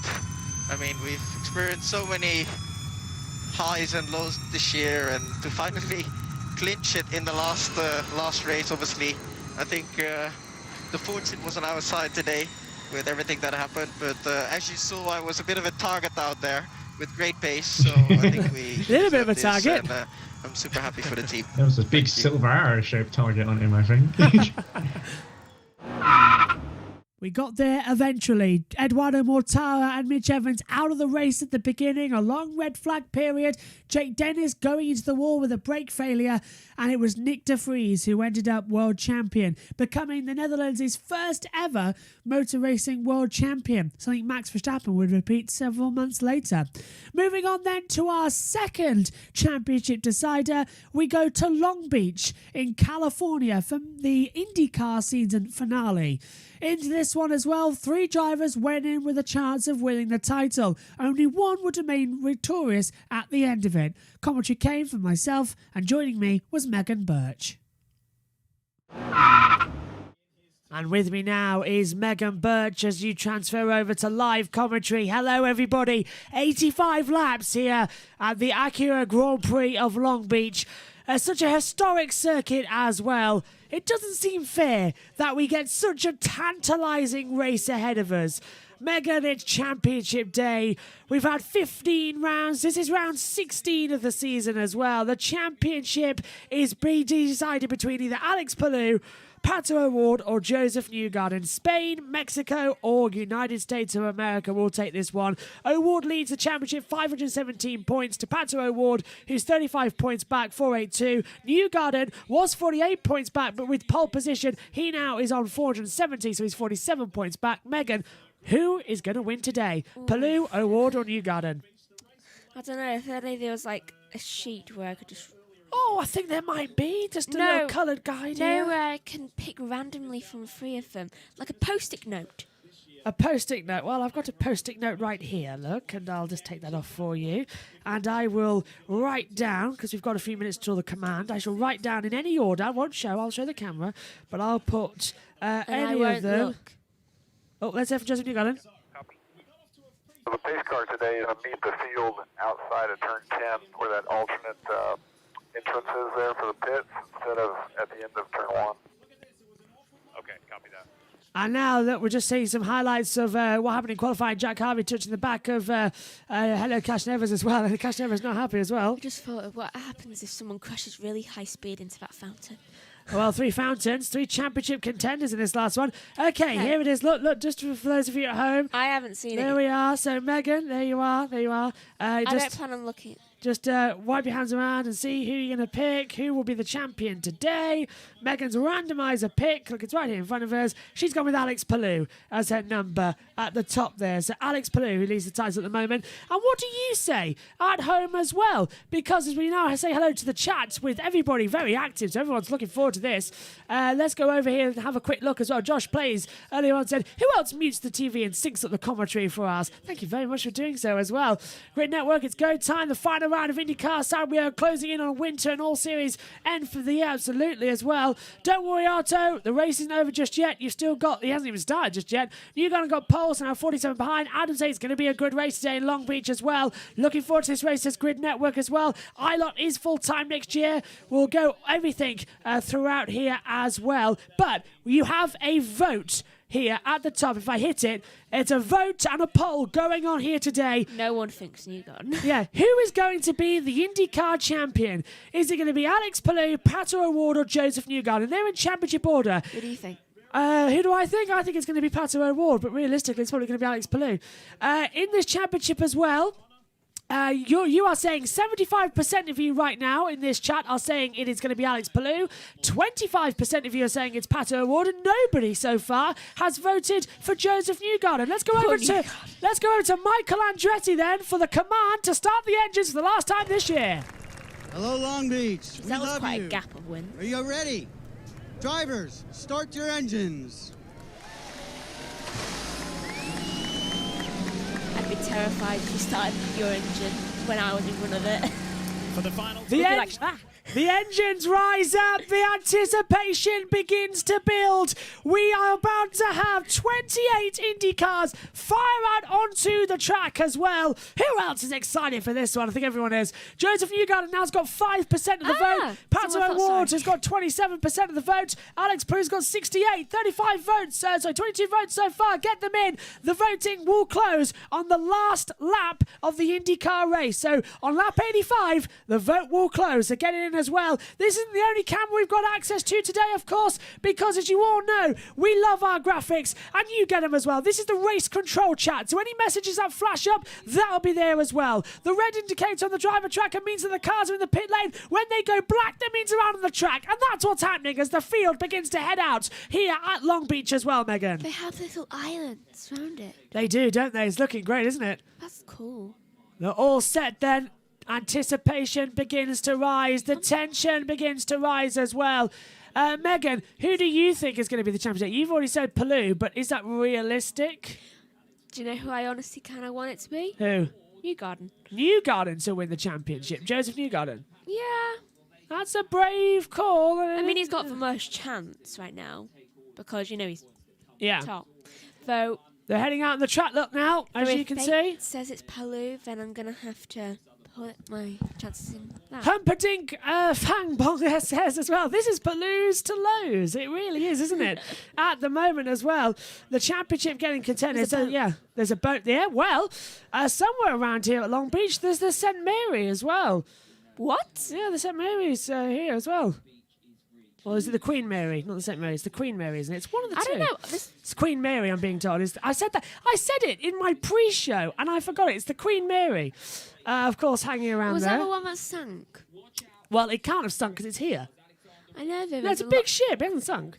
Yeah, there are a lot of things sink Yeah. named after a monarch. Grid Network says Titanic sank. Yeah. The Britannic sank. That was originally the Oceanic, wasn't it? Or the Oceanic. This is Joseph Newgarden's team radio, the pole sitter. Just hearing some things. Grid Network saying as well, Palou needs a clean start. Stay out of the turn one, lap one trouble. Yeah, it's going to tighten up nicely as well. There's a long sweep from where the green flag will fall. But turn one, a 90-degree left-hander before you flash back into the pool area as well. You know, the fountain section as well, past the hotel. And keep it back up as well. I would love to walk to that lighthouse right there because look at how much turning it is. It's fantastic, isn't it? That lighthouse. I've also loved to bike round that turn. Well, in terms of race winners here, of course, we haven't run the Long Beach Grand Prix since 2019 due to COVID. But in 2019 and 2018, it was Alexander Rossi who took pole position and took the victory both years. So far, Alexander Rossi has not got a win so far this season. He came close at Long Beach, he came close at Laguna Seca, but eventually, as you know, span out from it. So let's see what he can do today. Rossi at the moment starts on this grid down the order in 15th place at the moment, Megan. Grid Network says Queen Mary boat. It's a hotel boat. Thank you. Isn't it like haunted as well? I've heard it's haunted. It's news to me if it's haunted or not. Nobody told me. I've heard it's haunted. What's this? Me trying to find how to make race control messages larger than just one at a time at the top, lol. Literally, I'll tell you what, I'll put it in the group chat. I will put it in the group chat. This is the website that we use for our live timing. And then you can all use it as well and have more fun with it. Let's see. Here it is, look. This is what we use, actually, up here in the comms box. I've just realised as well, look, I've dragged it in for you. Oh, dear, hang on. Oh, dear, I'm in trouble now. Hang on. Where is it? Here we go. And there you go. So there you go. Go fun. Go have fun. Look, there's all the timing screens as well at the moment. Okay, let's go through the grid then and take a look at the running order. I think it is. Look, the Queen It's the hotel Mary. boat, yeah. Let's go through the grid then. Joseph Newgarden starts on pole position. Look. Yeah. We're going green next time. So let's run throughout the field. Joseph Newgarden starts on pole position. Alongside him is Scott Dixon. Helio Castroneves and Simon Pagenaud take row 2. Row 3 sees Felix Rosenqvist and Romain Grosjean. Oh, look who's fast. Row 5, James Hinchcliffe. And then our first of the championship contenders, Pato O'Ward, or second, of course, after Joseph Newgarden. Alongside Ed Jones and Alex Palou take row 5. Ryan Hunter-Ray, and then Will Power, Scott McLaughlin, Colton Herta, Alexander Rossi, Takuma Sato, Marcus Ericsson, alongside Callum Eilert as well, down in 18th place. Graham Rahal, Charlie Kimball, making his return to the championship for AJ Front Enterprises. Connor Daly, Sebastian Bourdais, Max Chilton, Venus VK, Jack Harvey, Dalton Kellett, Jimmy Johnson, and Oliver Askew as well. And a pursuit to rule that our car 8.3.4, car 60 has had 2 best time invalidated during the year as well, car 45, and car 18 had his lap time invalidated by the steward, so it all changed over as well. So yeah, that's the live timing that me and Megan use up in the comments box that we've got all access to as well. That'll tell us whatever we need to know. We've got the radio coming through as well, of Joseph Newgarden. We can change that throughout the race to an all scan, so you won't miss a thing. Look, there's that safety car. They finally put lights on the top as well of the safety car. I've been waiting years for them to do that. But here we go. 2x2 will be the start call, and this last race of the season is about to get underway. 85 laps ahead of us. Joseph Newgarden versus Pato O'Ward versus Alex Palou. 85 laps at the Diamond double event here at Long Beach with IMSA and IndyCar. The last race of the year is underway, and Scott Dixon takes an immediate getaway. They're 2x2, although the field is very much spread out. Maybe they will call it a yellow and restart it, but Dixon's trying to go out the outside. Newgarden to the inside as well, and already it's Newgarden in the lead. Dixon goes back, and immediately, look at that, Pato O'Ward backed out of it as well. Pato backed out, Alex Palou backed out, and they're all very careful as they come by the fountain for the first time. Back through now into the city streets. It's Newgarden, Dixon, Castroneves into third, Pagenaud to fourth at the moment as well. He's held up with Felix Rosenqvist just behind. Green flags are out, the race is on. Surprised we haven't had a caution just yet. They're all okay so far. Right now, Colton Herta trying to pass Scott McLaughlin back as well. Clean start though, Megan, although very disjointed as one of the McLarens make a move. That is Rosenqvist passing Pagenaud at the back half of the track. Clean start though. It was a clean start, though, very close to losing the lead there for Newgarden. And Pagenaud's all out of it as well. Romain Grosjean dives up the inside. And look, there's Pato O'Ward. O'Ward fancies it right. He's going to try and go around the outside as he comes back into the hairpin section, the last corner on the track here, turn 11. Oh, and that's O'Ward! O'Ward's been spun round, and Herta's jumped over the back of Hunter-Ray, and the championship contenders are out of it. That's Pato O'Ward getting spun round at the hairpin, and that is surely his championship over before it has even begun, and the full course caution has come out already. I don't know why, because everyone looks okay, but that's Pato O'Ward spun round at the back, and that's why the 14 Sebastian Bourdais stopped on the track. The full course caution's out, but the championship was already blown up in the air, and it goes the way of Pato O'Ward, who's finito. He's now 26th in the running. What did you just say about surprised there hasn't been a caution? Don't blame me. Blame Dalton Kellett. I'm blaming you too. It's the 18, actually. It's Ed Jones who comes up the inside. It's Ed Jones who taps the back of Pato O'Ward. Oh, and Alex Palou's got a damaged front wing. He got caught up in that. So the championship leader might have a damaged front wing as well.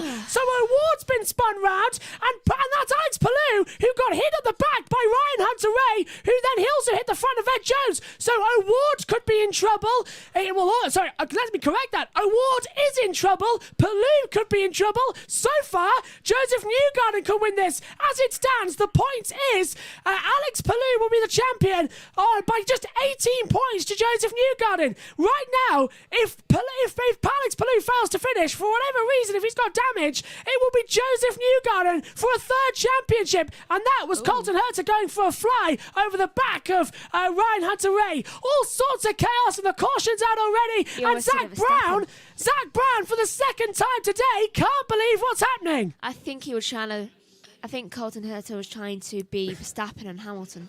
I do not Adam and Eve it. Into the pit lane now as well. Ryan Hunter-Ray.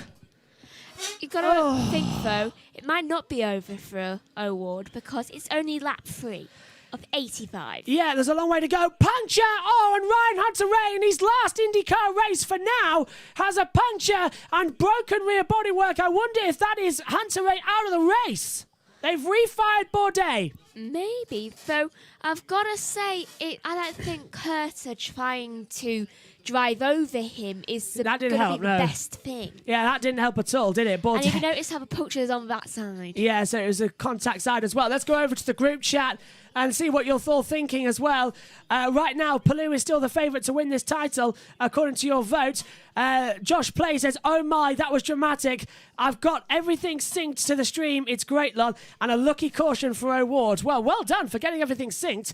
Let's take a replay then. So this is on board with the championship leader, Pato O'Ward. There goes Ed Jones diving on the side. He tags round. Front wing gets damaged. And then he gets shoved up the rear from Ryan Hunter-Reay. So front wing damage, rear suspension probably by damage. But the car luckily looks okay. But watch this. If you're watching along with us, look at the front look. Ooh. There goes front wing. And then Hunter-Reay runs into the back. And once again, the hairpin here at Long Beach causing all of the problems in the championship. It's happened immediately. It's just obscured by the trees when Colton Herta tried to just drive over. 18 points, so Pato O'Ward will now drop to third in the championship. That's Hunter-Reay's puncture, so he came in early. He's now left the pit lane. Great. So Ray Hall, Chilton and Askew all come into the pit lane as well. Green restarting next time. I'm being told in my ear. I don't know if you heard that as well. Josh Playz says, I'm used to it now with YouTube delays. Absolutely. And Grit Network says, a lucky caution for O'Ward. A very, very lucky caution indeed. Let's take a look as into the pit lane come several of the cars as well, as we first told you about.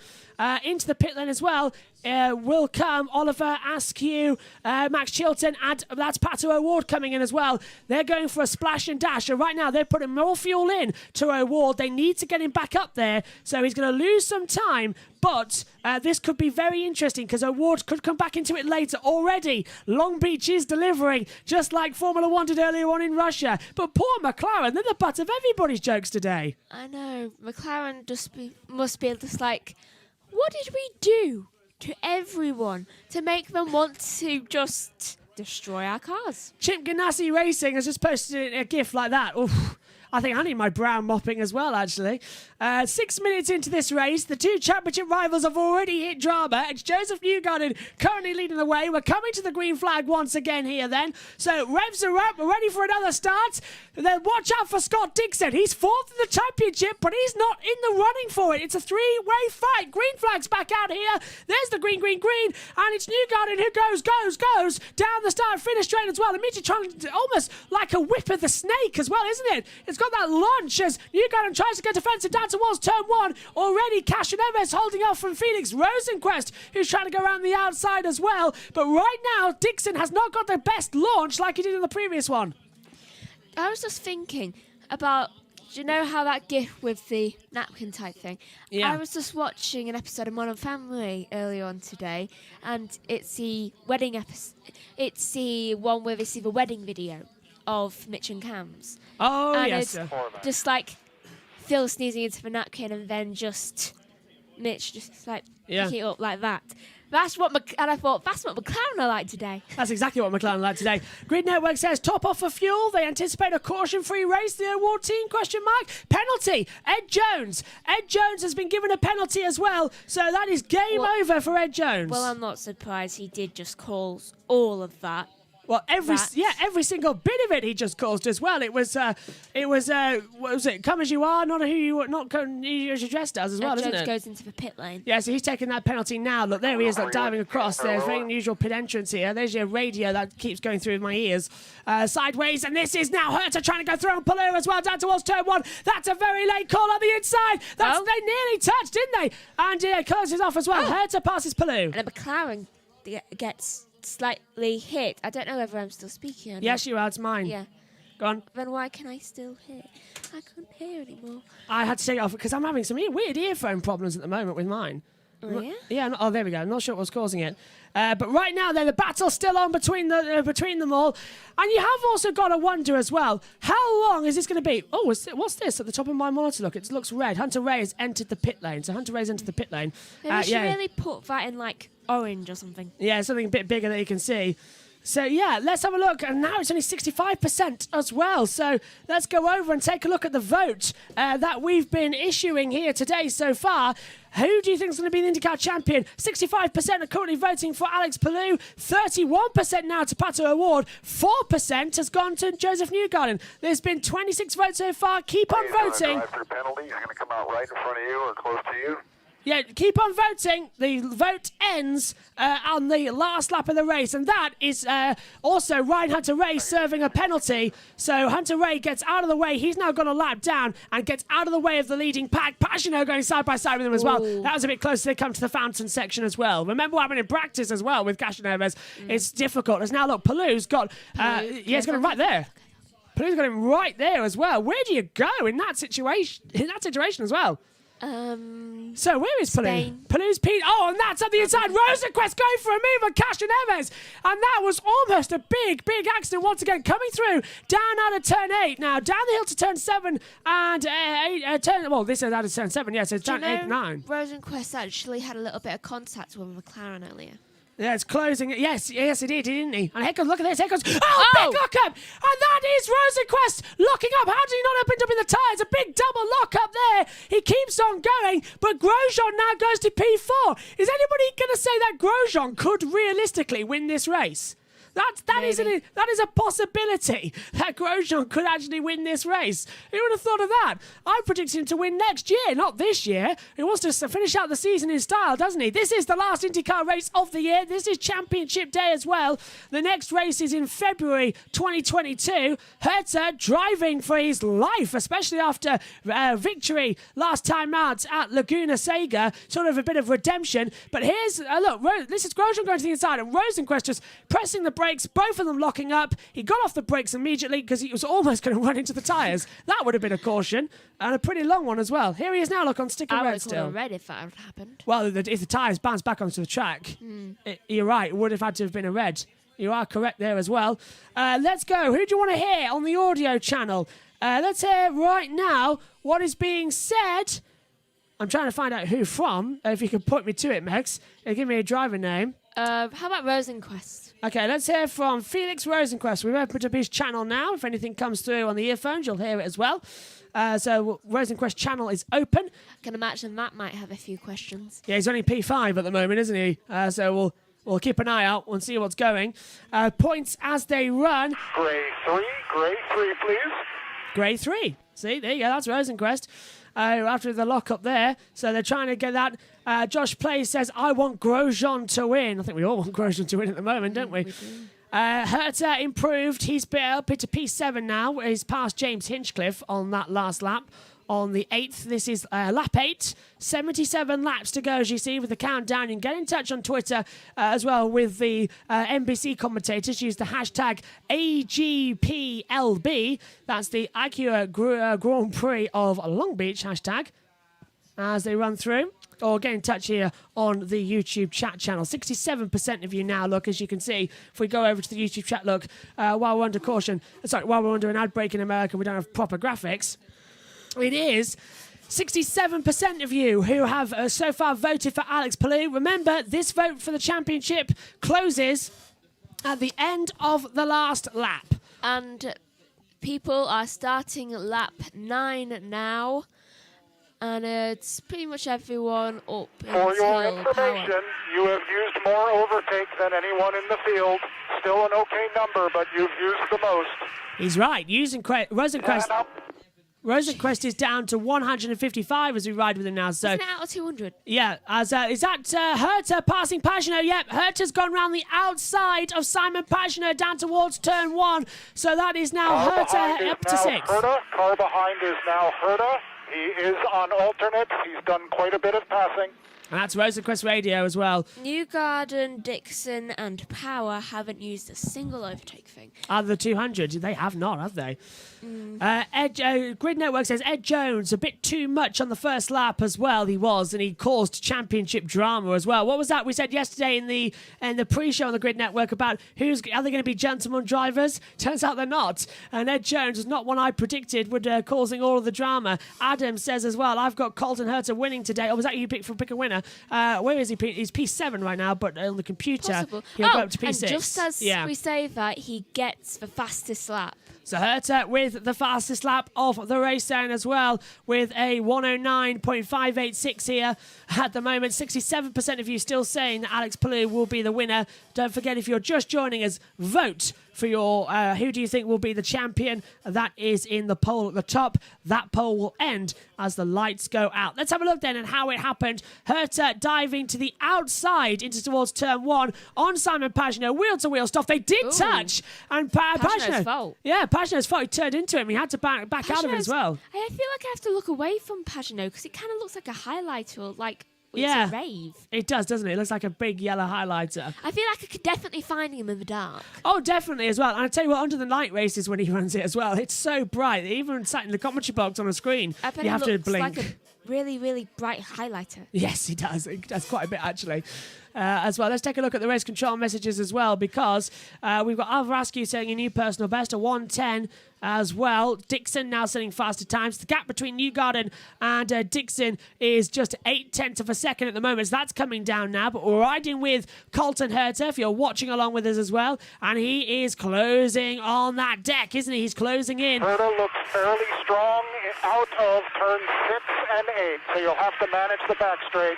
Yeah, that's Rosenquist radio we're hearing, and it's Herta who's closing Rosenquist down. So Rosenquist's being told he's looking quick on the straights. Look at the fountain section there, Megan. Doesn't that look very refreshing? I just want to jump in it. It's a very unusual cloudy day here in California, in Long Beach. Usually it's bright sunshine.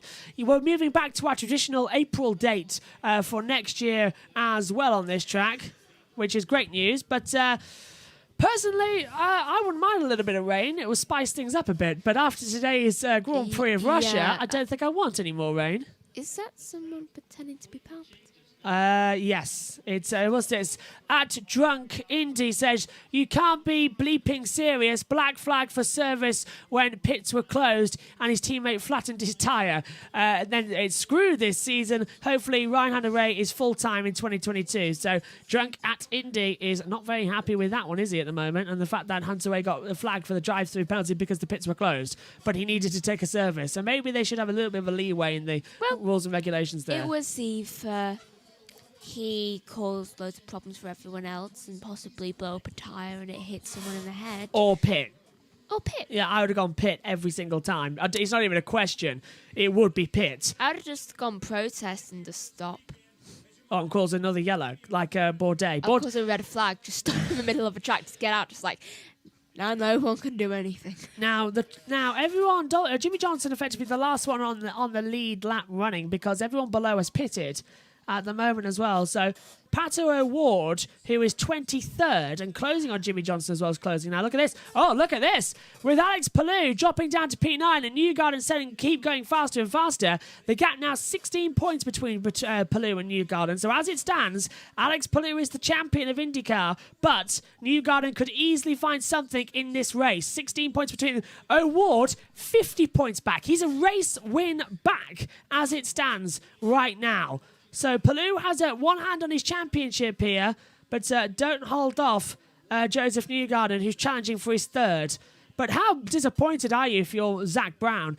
Lando Norris lost out on his maiden victory today at the Russian Grand Prix. Now here today, O'Ward gets spun round and loses out on a possible championship. There was only 35 points between them. In IndyCar, that's nothing in this finale. 50 points for a race win. McLarens. Yeah, both McLaren. They're not having a good day.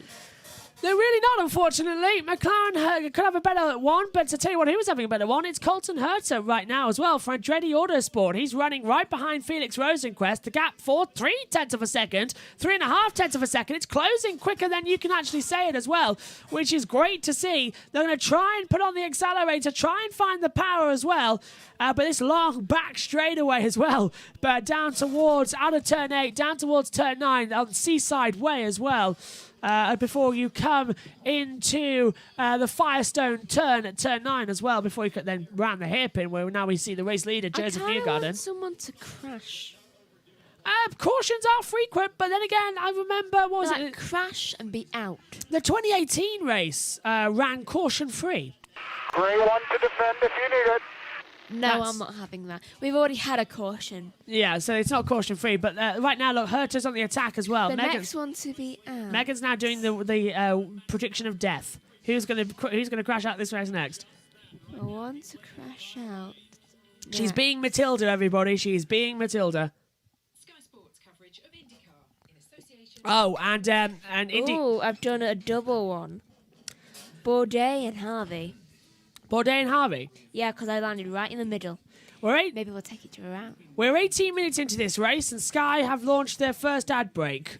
Remember when they said coverage would be ad-free, but now they got a sponsor, suddenly it's not ad-free. But surely by having a sponsor, you don't need to have adverts. Yeah. I know, it's very confusing. So we're blind at the moment here. So what we're going to do is we're going to listen to the scanner, which is all team radio now comes through our earphones. And we've got up as well the race control messages. So we're blind at the moment, but right, we can still see our timing screens. Joseph Newgarden, 1.3 seconds, the gap between himself and Newgarden. That's closing in as well, which is great to see. As was that McLaughlin personal best of 1:10.472. It's not bad, but how come nobody's talking right now on this? Quicker than Rowan quits that lap. You're catching up with them all. That was Quicker than everyone. Fifth back at the moment. that last one we heard was Brian Herta talking to Colton. Every time you speak. Yeah, that's it. There he goes. We're looking at maybe coming a little early. We'll keep you informed. We got pit stops. Ed Jones, Max Chilton, and Oliver Askew in the pit lane. Yes. Okay, this is a bit funny. Every time I go to speak, it's not there. Ed Jones left the pit lane. That will be good. Yeah, Chilton and Askew in there too. So 26th and 27th on the road. Oh, race leaders in. Oh no, what a break! So this isn't good. This is not good. This is not good. So we need to switch over. Ooh, a lot of people. So Dixon, stay down the track. Everyone's coming down pit road. Newgarden, Cashin Evers, Grosjean, Rosenquist, Herta, Pagano, Hinchcliffe, Palou, Sato, McLaughlin, and Rossi.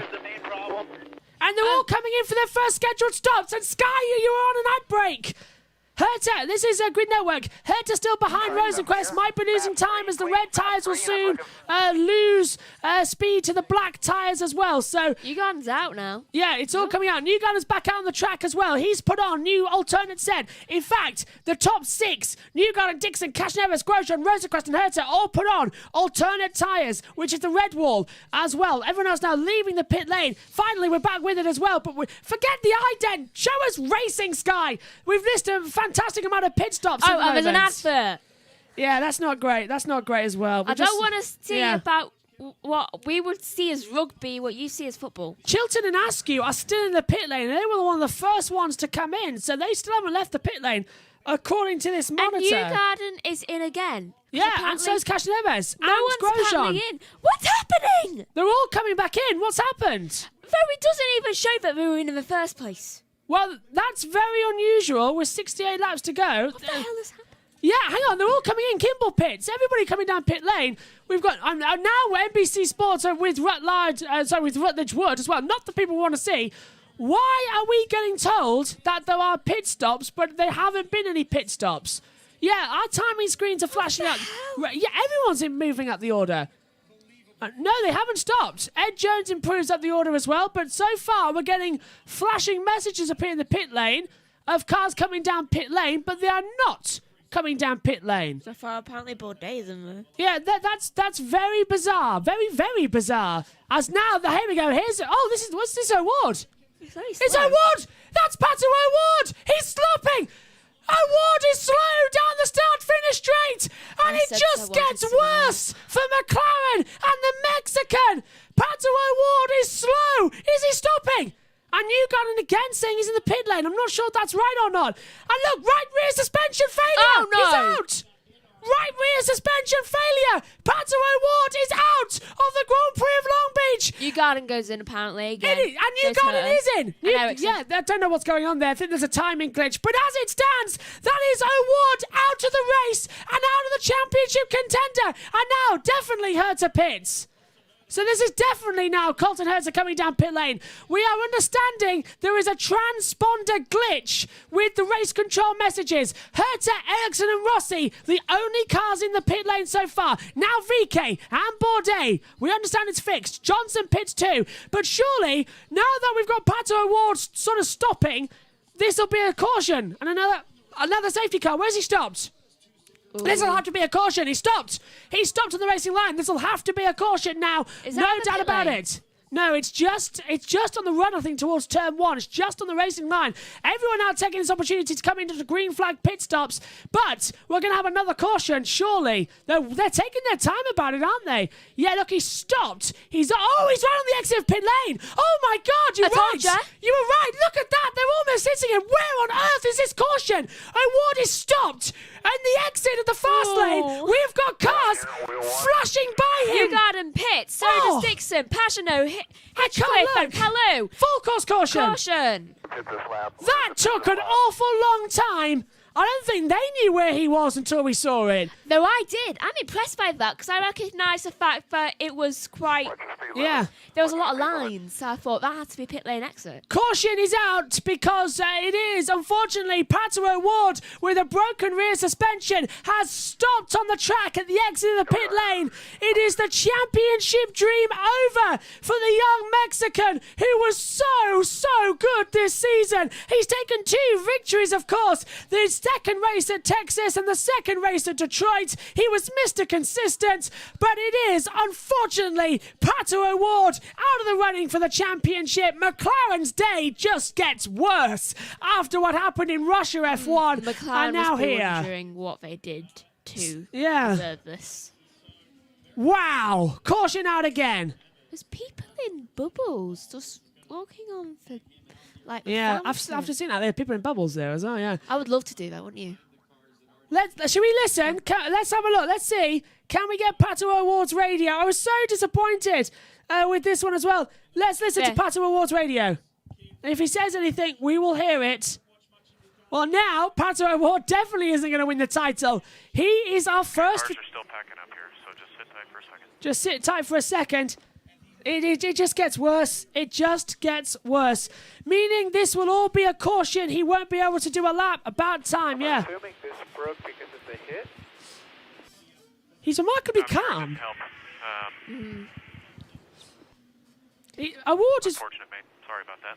So no one's in the pit not what we lane can do right there, but say a lot to be proud of. Just keep your head up. Now, they're assuming this broke because it was hit against the wall. Did he touch the wall? Continue to sit tight here. The pace car's got the leader.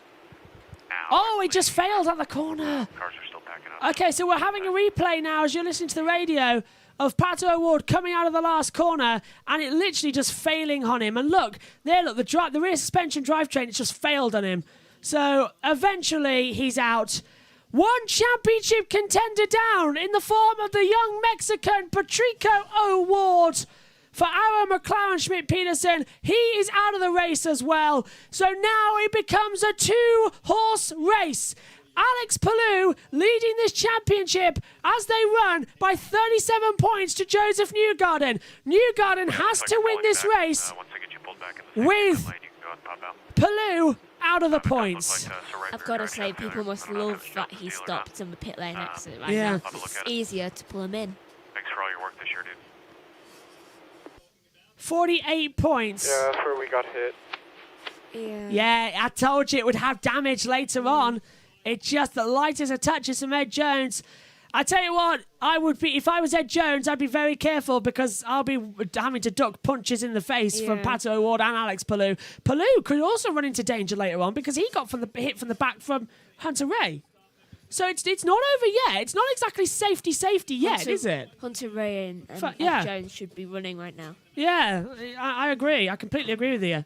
It could be very dangerous as Sky go to a caution now during an ad break as well, which is understandable, but I've just taken a better chair to sit down on while we're under this. Grid Network says, I cannot believe it. O'Ward is done. Absolutely. Rough day for McLaren. After what happened in Russia, it's just misery upon misery upon misery for the team. So, Pato O'Ward is out. He will not be the champion this year. It's odds-on favourite now for Alex Palou as well. Adam Ramirez is out. Adam now saying Alex Palou will be the 2021 NTT IndyCar Series champion. It looks that way, because I don't think Newgarden can hold on for the win here. And even if Newgarden wins, Palou just needs to finish, what was it? Let's have a look at what it actually needs. He just needs to be a few points ahead. Literally, Alex Palou will be champion if he finishes 12th or better. And right now he's 20th, but we haven't had many cars coming into the pit lane. So if Palou's in the top 12, he's the champion. Yeah. Newgarden needs to win and max out points on 53. Right now he got pole, needs to win this race, and needs to max out as well everything else. And Palou finishes 24th or worse. So Palou needs to be outside 24th or worse to win the title. To be out. Yes, basically. Basically now, Alex Palou just needs to be inside the top 24 and he's champion. If he's outside the 24 or fails to finish, then Newgarden needs to win and get maximum points. So it's not over yet, but I would say this is a lot more mathematical coming on later on, isn't it? As we crown a champion for IndyCar. Caution still out here as well. And it's now official. Patrico O'Ward is out of the race and the pits are open. The pits are open. So pit lane open because they had to close it. So presumably, Megan, we're going to see the top 11 come down pit lane. The only ones not to stop yet, which will jump everybody back up the order. It will, and it's caution is still out right now, and let's see if we can find anything from anyone else. I don't think. Well, Humperdinck is going to say anything. No, he's not. Well, let's go to the scanner while we're on it as well. Let's hear from Newgarden. Actually, it's literally nothing. Saving here. Oh, every time you say that. Penalty, warning, and post-race fine for car 22, equipment out of box.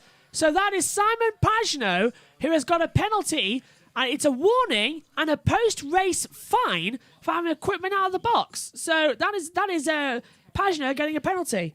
But looking at this as well, just going on Pato O'Ward, he started 9th in 2019 and finished 12th. It's his worst result here at Long Beach in his career. There's 28th. There's the Queen Mary, just sitting along the outside there. Yeah, I've heard it's haunted. Well, it might be, yeah. Maybe Pato O'Ward should go there as well. But look at that. Beautiful Queen Mary boat there as well as the hotel, as we were told earlier on as well. Yeah, because there's a hotel. Out, but stay packed up because there's going to be cars coming in. We need to beat them to the blend line. Just stay packed up. Grosjean pits, Ed Jones pits. There's a hotel yeah. called the Queen Mary Hotel. And it's haunted. On a boat, and it's haunted. I know. And I've seen a video on it, and I've seen weird things happen on it. Well, I did think it would be haunted. When you said it, I thought it would be. Yeah. Humperdinck now finally so frustrated with IndyCar for not throwing that yellow sooner. They put O'Ward in grave danger. I completely agree with you. Yeah. I was sat there going like that because honestly the cars were flashing by at the exit of the pit lane as well. And really? He wasn't phased. They weren't full speed. They weren't full speed flashing by. All it takes was one mistake on cold tyres and we've got a massive accident on our hands. Green this time. Going to go green this time. That's Palou being told he's going green this time. Let's hear from Zach Brown. Zach Brown is with Kevin Lee. Right now, let's talk about the moment, but then big picture about where this team is at now. Yeah, definitely not a great day, both over here and in Russia, with such high hopes. But the team's done an outstanding job all year. Pato's done an unbelievable job all year, and a lot of credit to the team. They've been fast, so disappointed to have Pato taken out by a bit of a amateur move before the race really kind of got started, but these things happen. Just really proud of all the work the men and women here at Aero McLaren SP have done.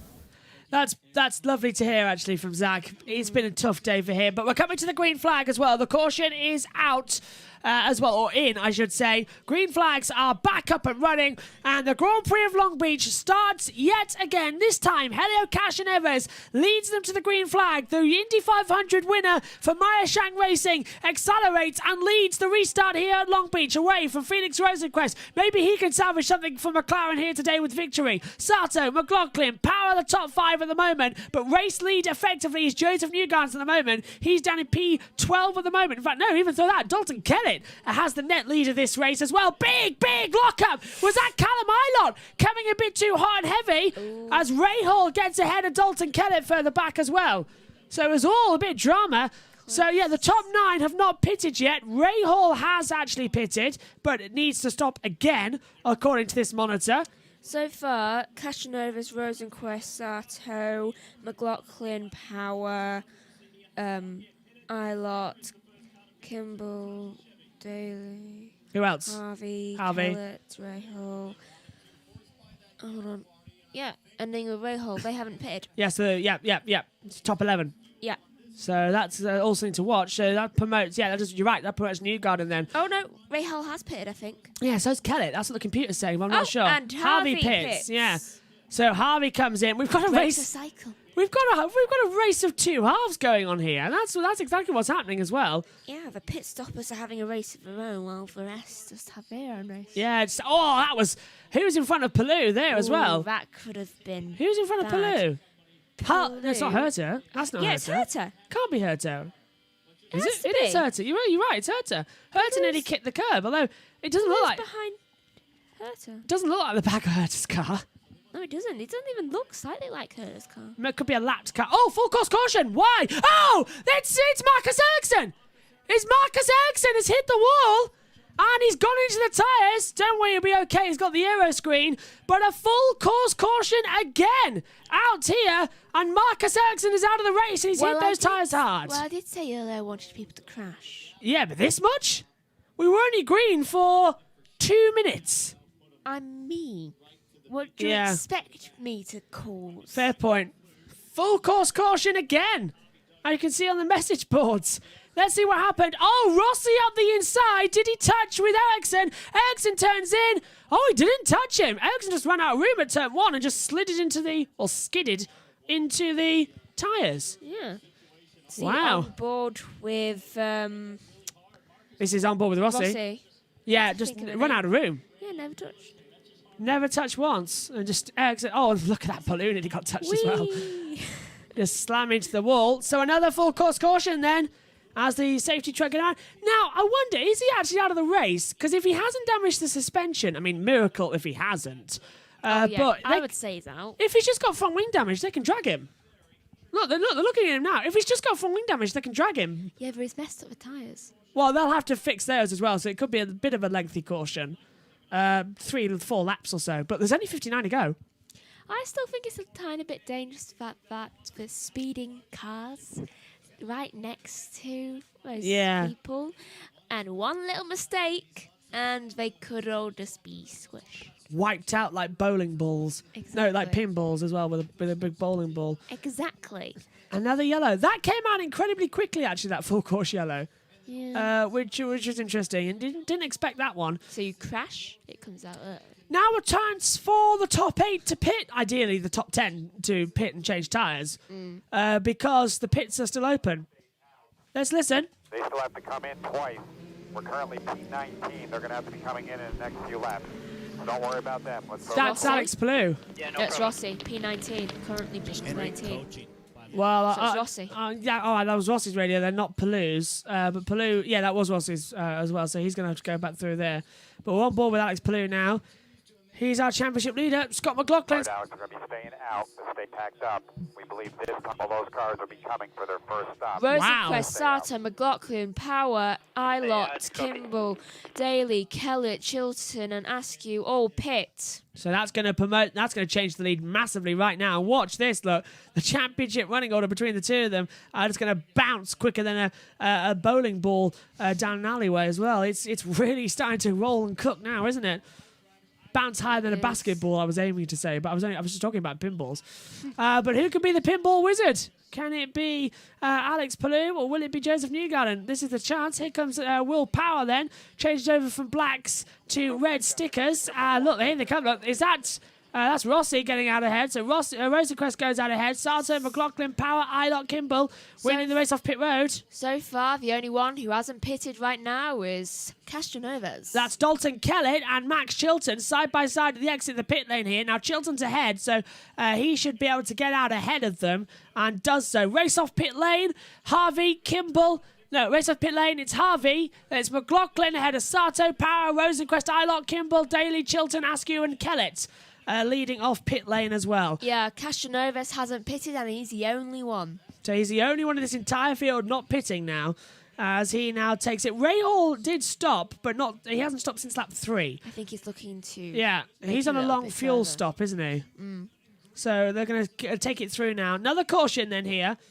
66% of you are now saying that Alex Palou will be the NTT IndyCar Data champion as we switch over. It's the Long Beach Grand Prix here, as you can see. I bet everyone who said awards just going, damn it, right now. Well, let's have a look, actually. Right, so Elio and Ray Hall. Can you attract the vote? So we're currently P9. We've had 32 votes. What we're trying to do here, awards out of the race. There's been 32 votes so far, 66% Palou, 25% award, 9% Newgarden. So that's increased now that that award's out of the race. Good and fast. Need to try and get through change. We're faster than ever. Look, there's the champ. Oh, that's not right. Look, they're showing Pato Award out of the race. He's back with the McLaren guys, but they're showing him Newgarden and Palou on the big screen. That's not right either. That's a bit unfair. That's just like, it's just them two left now. Just like, it's just one big middle finger. Yeah, to the rest, yeah. So, caution is out then, and Marcus said, oh, he's out of the race. That's unfortunate. Told you. Yeah, front suspension is broken. The wing stayed on, but the suspension's bust, so Ericsson is out of the race. I love how Palou's just like, yay, a friend! Behind Elio, Hunter Ray, 1 lap down. That is Alex Palou's radio, I believe, if we're still listening to Alex Palou. Yeah, we are. So that's the championship leader. In front of you on blacks, behind you got Pagano and Rossi on reds. So, yeah. Have you noticed how as soon as Ericsson just goes out, it's just like, Palou's just like goes, just like, yay, a friend, I'm not out alone anymore. So that's hearing the radio as well through your ear. This is the caution conversation that we're hearing from Alex Palou and his race engineer as well, just explaining what's going to happen throughout the rest of this race. We're just coming up now, literally, in about 3 seconds' time. 30, we are now exactly 40 minutes into this race, and we've had, what, 3 or 4 cautions? I think 3. No, this is our 3rd. We have 4. The 3? Are you sure? I'm sure. Because we had that first one with the O-Ward spin, then we had the second one with O-Ward stopping, and then this is the 3rd. Okay, so 3 cautions and 4 starts. It's getting almost like it was in Nashville, do you remember? Oh, Nashville. Nashville's a long race to cover. That was my first IndyCar race this year, I think. No? You did the 500? Yeah, but apart from the 500. Well, apart from the 500, yes. In terms of a non-big one, yeah. Nashville was the first one you did outside of that. And then then I just carried on. Where were you? You weren't in Portland. No, I had work to do. All right, one to go at the line. One to go at the line. So we'll be racing in 2 laps. So next tire will be green. You were in Laguna Seca and you were here. So you've been 4 this year. Needed to help with the tire warming. We've enjoyed bringing you the IndyCar this year, both in live coverage and highlight form as well. There'll be a lot more live next year, though. I can say hopefully. all the names now. Yeah, it's nice. It's a nice championship to cover as well, and it was still very, very exciting. And literally 43 drivers have been in the championship this year, and there's 28 running here today as well. Of those, it takes up a whole document of A4 here. From the championship running order to see where everyone is. But Palou leads the title still. And as it stands as well, he will be the champion by 35 points to Joseph Newgarden. The exact same point margin that Palou and O'Ward were when they came into this race. So Newgarden's just literally gone 1 ahead. We are about to go green, though. This time around, so with 56 laps to go, we will go green with 55 to go. You heard it on the radio. 140. Pagano behind wants to be 6th. Pagano behind wants to be 6th, yeah, because Palou's in P7 at the moment, isn't he? And Newgarden's P3, so... All right, let's get ready. Mixture 2. Here we go. We're coming to the restart. Caution coming in. About to go green here.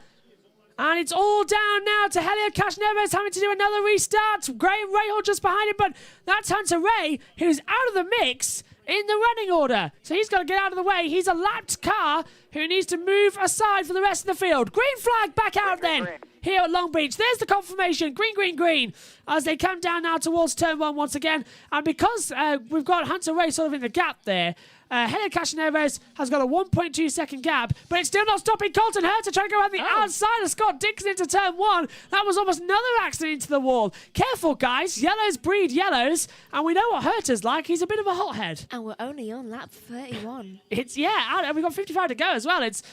It's a strange situation we've had here. 42 minutes into this race as well, so it's a long one. But as they run up, it's looking good. Oh, Herta to the inside of Dixon, very late on the inside. Down at turn 6 and gets ahead. Ooh, that was very close to a bit of contact to the back, and it doesn't help that. Was that McLaren? Yes! No, that's Scott Dixon in number 5 car as well, but where's... There's one behind. That's Palou, Rossi. Yeah, I think, is that Rosenquist out of key? I saw. Yeah, it's Rosenquist out of key. It's Rosenquist out of key into P16. Yeah. Further back. So, green flag can now be withdrawn from our graphics at the moment as well as we keep running. And they're all very slow coming out of that last corner, aren't they? Let's hear from Pato Award. He's down with Kevin Lee. What a season it was, but let's go back to the start and the contact with Ed Jones. What do you make of what happened to you in this race?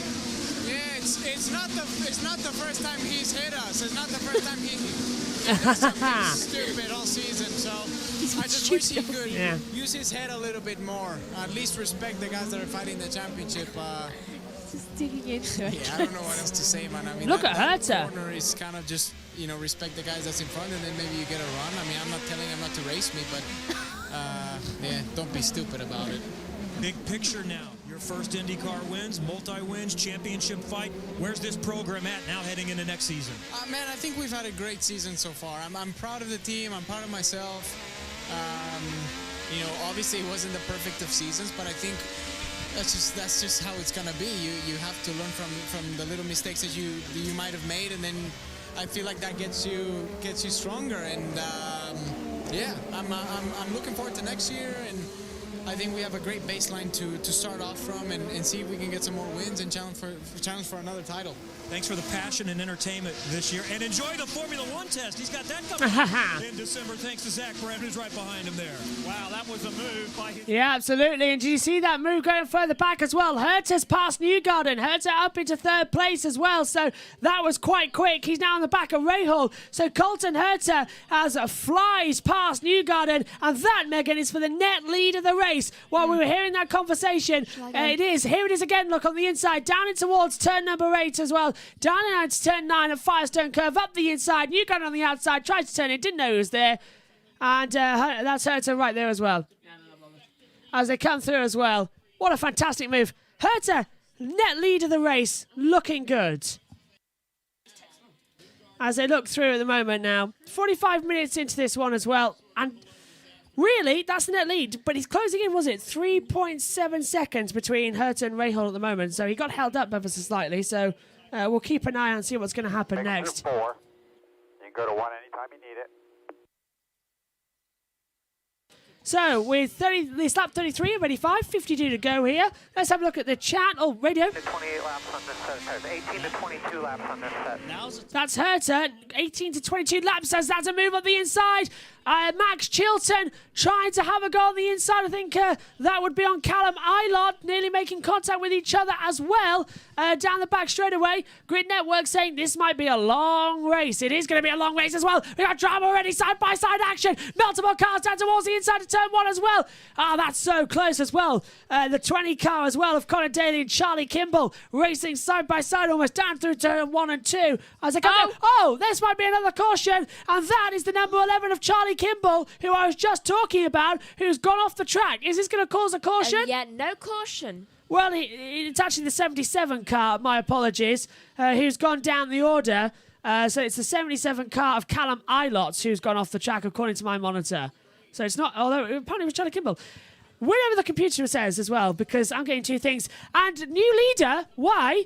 Colton Herta leads this race. That's why. Rahal and Castroneves pit. Colton Herta takes the lead of the Grand Prix of Long Beach. Well, that was taking up as well. Scott McLaughlin improves as well. But here we go. Castroneves and Rahal pits on the alternate strategy. They've pitted before everybody else. Is there a chance of rain? Let's take a look at the weather quickly. If I've got the weather. Alex, it's local yellow in turn 1. That's local yellow turn 1. Remember to reduce your speed. There's Castroneves getting a fuel stop as well. Here's Graham Rahal we're watching now in the 15. in the red liveried car that looks almost like the Target days, doesn't it? Not bad on the deck. It does. And Trehal's still in the pit lane for a long time now. Which is actually kind of worrying. Oh, okay. I was just checking to see it was who I thought it was. As it came through as well, lap 35 of 85, yeah. 51 to go. Championship is still in the very much firm spot for Alex Palou and Joseph Newgarden at the moment. But 34 points between them as well. It's Palou's to lose. Yeah, I love saying things like that. 35 of 85, 50 to go. Rossi's closing in as well now on the back of Pagano and Alex Palou as well. In between the two, championship coming down in now into the hairpin at turn 11. Gets a good Firestone exit as he heads down now.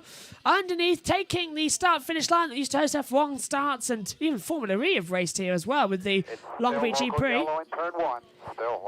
Still local. Look, there's still a yellow flag at turn 1. Still local yellow. Now, is that... Are they going to do a caution? Well, that's for Callum Ilott. It wasn't Charlie Kimball. The computer got it wrong. It is Callum Ilott who has gone off the track down at turn 1. So I was correct with what I said. It's the graphics department getting it wrong on NBC. Stupid graphics. Yeah, because my computer up in the comms box said it was Callum Ilott. The 77 and the 11 look way too similar. Adam as well in the group chat. Thank you, Adam, for checking. No rain in the forecast. It's just cloudy here at Long Beach as well. It needs to take some of the temperature off, because inside those cars, especially with the aero screen, if you're in the hot California sun, it's going to be baking in there. You're literally going to be cooked by the time the family will be able to eat you for dinner. The field's still very much together here. It's unusual to end the series on a street course. It's unusual to end the series here at Long Beach as well. The first time it's happened and the last time it's going to happen. The championship will conclude next year at Laguna Seca as well. And Long Beach will move back towards its traditional slot of April as Max Chilton has improved. Currently P5. That was Alex Palou's radio then as Chilton's improved.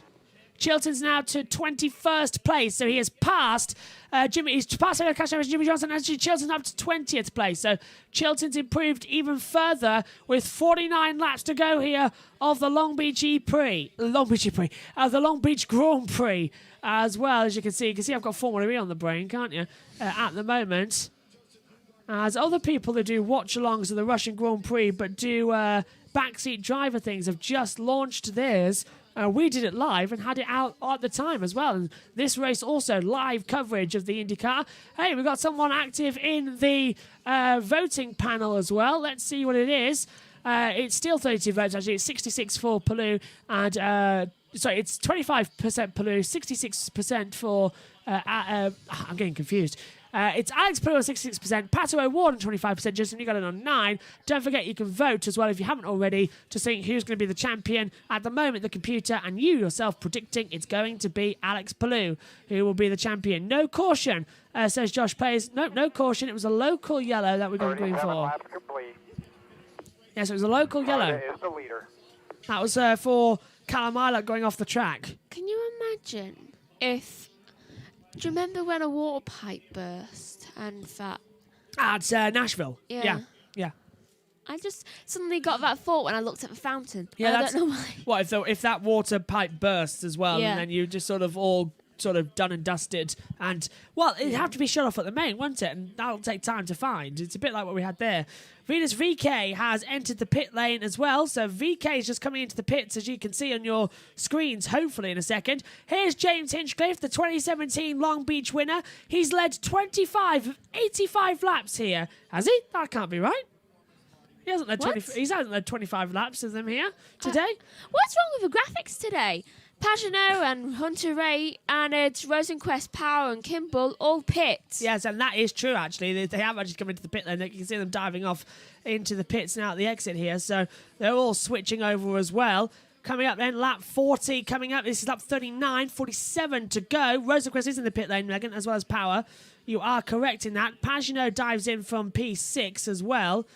I hope that's correct, because right now, as they leave... no, hang on. Palou's there. Palou's not in the pit lane. It's a graphics failure again. I didn't say Palou, did I? Sorry, Pagano. Pagano was there. I don't think he was in the pit lane. Yeah, I think we're having some... Yeah, after issues, yes. Yeah, we've got issues. NTT, the IndyCar Series, has just tweeted that they've got transponder issues with their cars passing the pit lane here because it's such a tight line. So cars are registering as inside the pit lane when they're not. So it is not a pit stop for Pagano, which I was because look, there he is. Look, you can't miss him, can you? Bright yellow. Hinchcliffe is also pitting, and Rossi now. I don't believe it. Don't believe it at all. It's an error. It's a complete error. Oh, and apparently Harvey Sato and Rosenquist. No, it's an error. They must have a transponder issue somewhere. I'm just going to mention every single time because you never know. You never know, do you? Unless they actually come down pit road. It's even saying it here, look on our monitor, that they've entered the pit lane. He's trying to check out on the reds. You watch me happen, we're just joking about it. Well, on this one, well, they're there, look. Look, there's Pagano, there's Rossi for one, so Rossi's continuing. The computer is stopping them at the line and saying they're in the pit lane. So there's an issue with the transponders here at Long Beach. They're back out. And they haven't lost any time, have they? Yeah. So it's an issue that we're going to have to work with here at the moment. With 46 laps of this race to go. Herta improving up the order as well at the moment. We're opening up the group chat as well. That you can all see as well. 66% of people still saying Alex Palou is going to be the champion. So they're executing order 66. Can't believe you didn't spot that one, Megs. Well, I did think it, though. I thought, I'm just too tired to say anything. There it is. As they come, 45 to go. Is that rain on the camera lens or is that water? I don't know. It's a big spot, something. It could be a fly. Either that or the fountain just got really Could be the fountain, yeah. Good point, actually. Messed up. Apparently Scott McLaughlin's in, though. I don't really believe it. Well, that one might actually be true. And apparently Kellett was in for a split second. Oh, Chilton, yeah. in for a split second. Yeah, they've got timing issues. I think McLaughlin might actually be in the pit lane. I'm not too sure. Oh, he hasn't lost any time. Hasn't he? No, you're right. Yeah, it's an error. And Rahal too. Yeah, it's an error. Everything looks good. Take a drink of water. Nice and smooth. That's Palou's radio being told take a drink of water. Nice and smooth out there. The young Spanish driver on his way to clinching his first ever championship. This one might be though.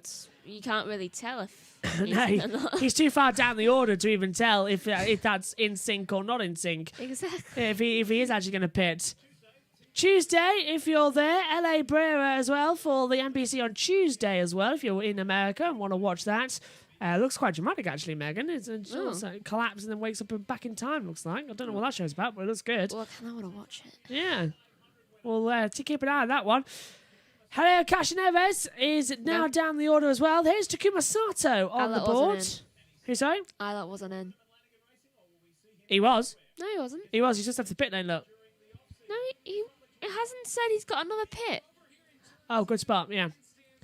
Yeah, it's been deleted now as well. What a confusing time we've had. Look, there's turn 2 now as well. Rutledge out there with a mask on as well. Better safe than sorry. Imagine if that guy fell backwards and then just waved and got carried down to the bottom. Well, he's media as well. He can be wherever he likes.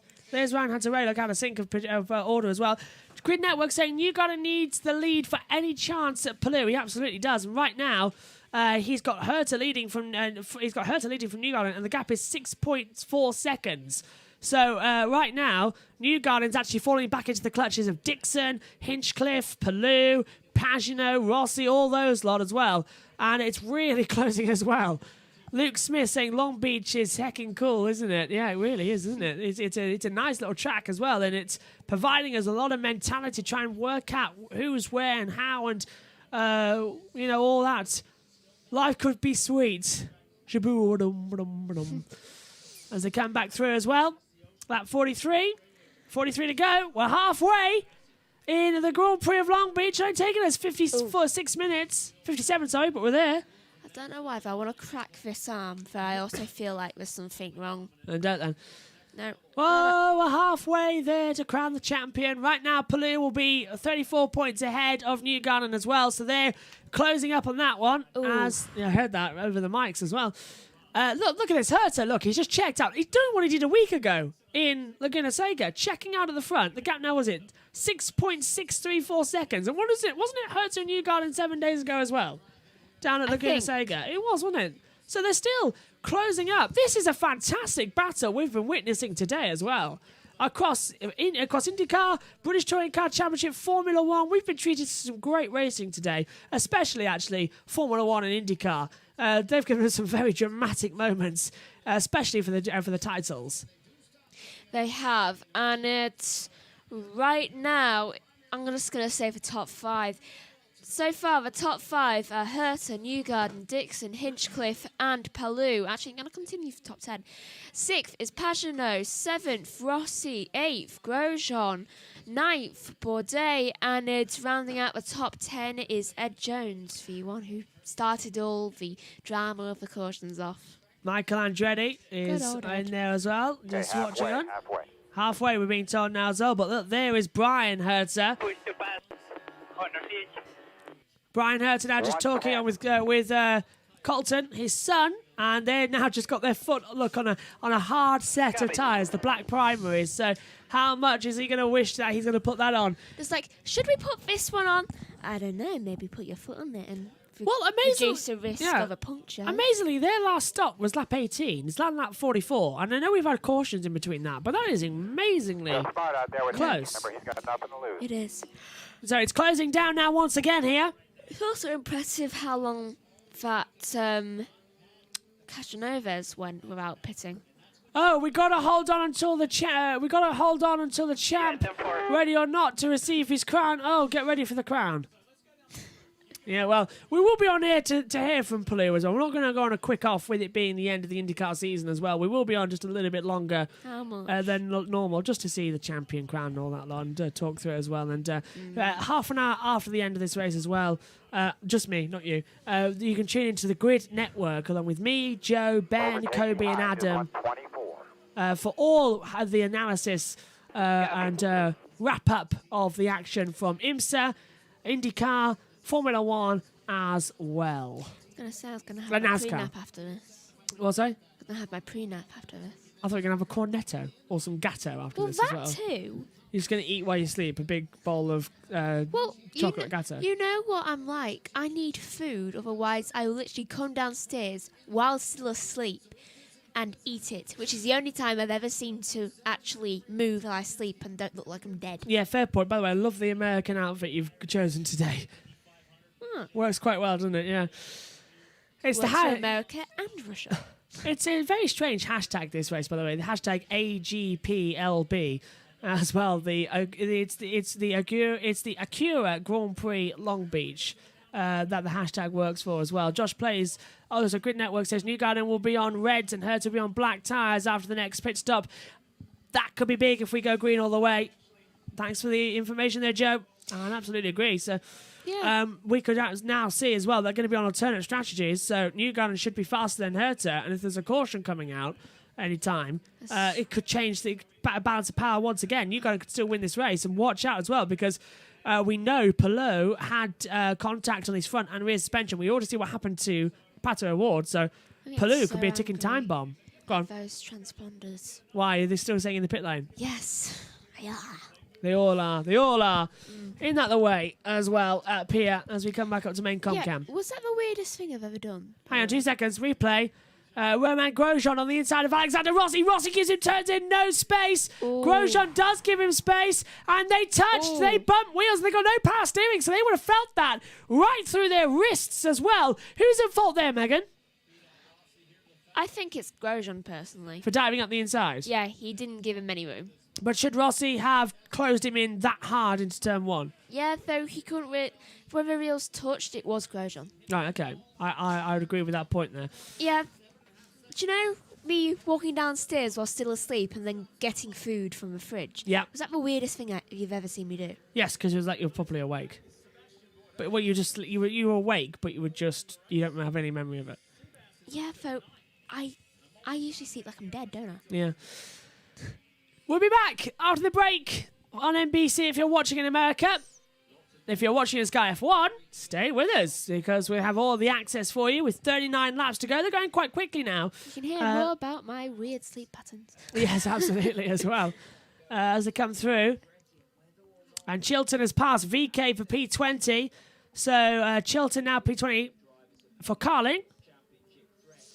And you just got to wonder what the next little bit of drama is going to be, what the next big dramatic moment will be. I think it is actually a fly or something that's hit them. Maybe the camera's broken. Maybe the screen's cracked a little bit in that bit because of Palu has not... the film hasn't rotated around. Next, I want there to be a crash. How big of a crash? What Between two people. Oh, that helps. Yeah. I just want there to be a crash, but not a serious crash. I just want them to bump each other.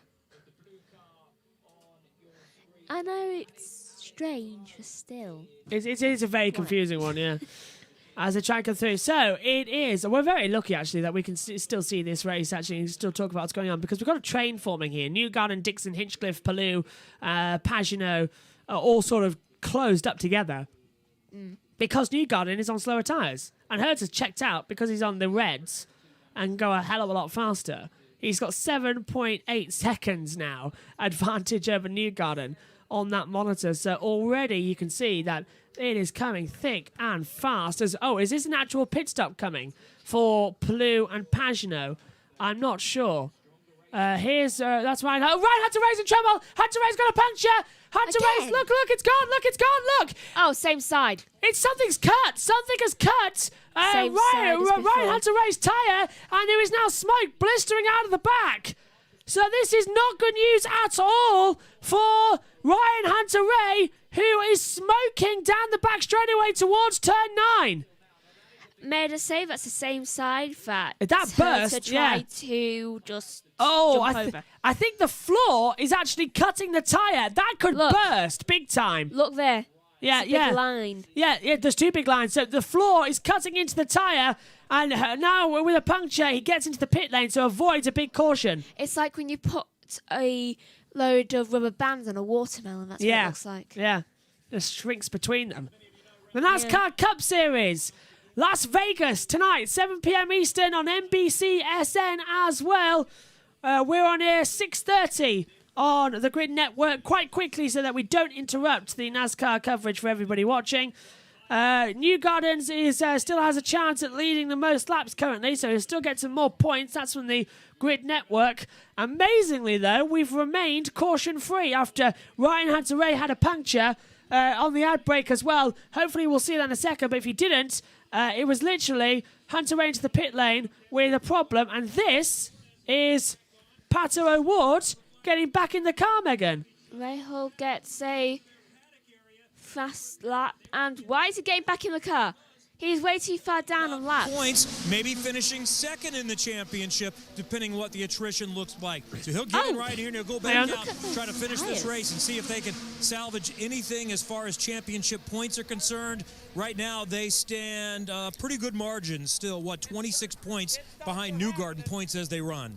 Thank you, Kevin. So that now is the fact that Pato O'Ward is going to rejoin this race purely to run for points to see if he can get any points and finish ahead of Newgarden for second in the title. So O'Ward's heading back out there to see how high he can get. He is, however, 33 laps down, Megan, with 35 laps to go. But every driver gets points in IndyCar. Every driver. That's good. So there is still a big chance he could somehow take second in the title, or just secure the gap to Scott Dixon and stay third in the championship. He's just going out there to secure himself. Josh Playz says, is there any way of watching NASCAR in the UK? It's available, I think, on Premier Sports. That's the only thing I know about. It's going to be raining tomorrow, by the way. It's what? It's going to be raining tomorrow, by the way. Oh, that's great. What, here in the UK? Yeah. Oh, that's great. And I'll stay in bed. Well, it's my day off. Yeah, you've got to go to college, so. Yeah, well, it's my day. It's my day off tomorrow. Herta Pits, I think that's true. I'm not too sure. It's gone red, but then again, Dixon too. So this could be true. I'm gonna wear that new hoodie that you got me. Oh, very nice. Yeah, because if it's raining, then it's also a hood. Yes, good point. And now, is Newgarden pitting? Is this true? Is Newgarden coming into the pit lane? No. So that's wrong. So that's wrong. So Herta has not stopped. Neither has Newgarden. Neither has Dixon. The timing graphics have got an error on them, but this is Alex Palou trying to go around the outside of James Hinchcliffe coming towards turn 1. This is over 4th place in the race as well, and more championship points for Palou. Hinchcliffe dives up the inside, holds the line through turn 1. Palou backs out of it, not wanting to risk it at all as they come to the fountain section. But here comes Pagenaud, and crucially, here comes Grosjean. Megan. They've stopped the fountain. Well, they've probably heard you and probably thought, oh yeah, that's a good idea. Let's stop it in case there's an issue. Don't stop the fountain. Why have they stopped the fountain? That's unfair. Don't stop moving. Funny. I couldn't help it. Don't stop the fountain. The fountain was really pretty to look at. ED spinning around, round, round. I couldn't help it. Really? It's so DJ, yeah, EJ, Ed Jones. Very, very. It's ED, that's his name. ED Jones. It's Ed Jones out there as well. It's still circuit. Look at this. Hinchcliffe is still holding up the 29. Hinchcliffe holding up the 10 of Simon Pagenaud. P5, sorry, Alex Palou in the P5. 22 of Simon Pagenaud. P6 at the moment. So they're still closing down together. It's still attack, attack, attack, attack as they come down once again. Full of power, full of beans. What is going to be happening next as well? Just couple of manoeuvres between them as they're coming towards turn 1. Palou does not want to have a go and not have a risk. Okay, I really think that VK and Isla are in the pit lane. They're in the pit lane, aren't they? Because they've been in the for a long, look, time. Here comes O'Ward. Here comes O'Ward. Yeah, because they've been in there for a long, long time. Yeah. O'Ward coming in as well. Like 5 or 6 laps. So the game is on now as well for them. Let's hear a radio, Palou. Still there, clear. And now look, O'Ward takes his first pit stop. Talk us through it, Megs. Right, so O'Ward does quite a good pit stop, though I still think that his tyres are kind of rubbish. Offense. Though, what's happening? That's Grosjean holding off Rossi. Yeah, Grosjean holding off Rossi. I just don't know who's behind him. Rossi's certainly going for Grosjean, isn't he? Apparently, Pagenaud. Yeah, Pagenaud pits. That's true. Pagenaud is in the pit lane. He's dived in. Maybe.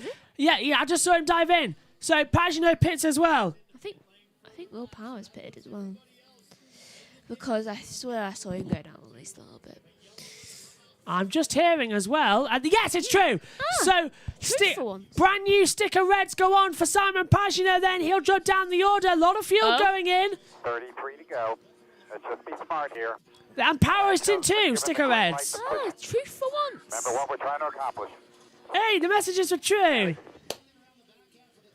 It shouldn't be the fact that we have to actually just be happy. It's saying that Herta's pitting. Maybe it's true, maybe it's not. Josh Playz says you can't stop the fountain when it rushes down to the ground. Very. Alan Ramirez at Josh Playz. NASCAR usually upload each race a few days after on their YouTube channel. They do that. Herta is in the pit lane. Race leader does pit. So it's Newgarden, Hinchcliffe, Palou, Rossi and Bourdais. I can believe that because look, they're all lining up on pit lane. So maybe this is in as well. Newgarden will pit. Yeah, they are. So McLaughlin pits. I think Dixon's going to take the lead of the race here away.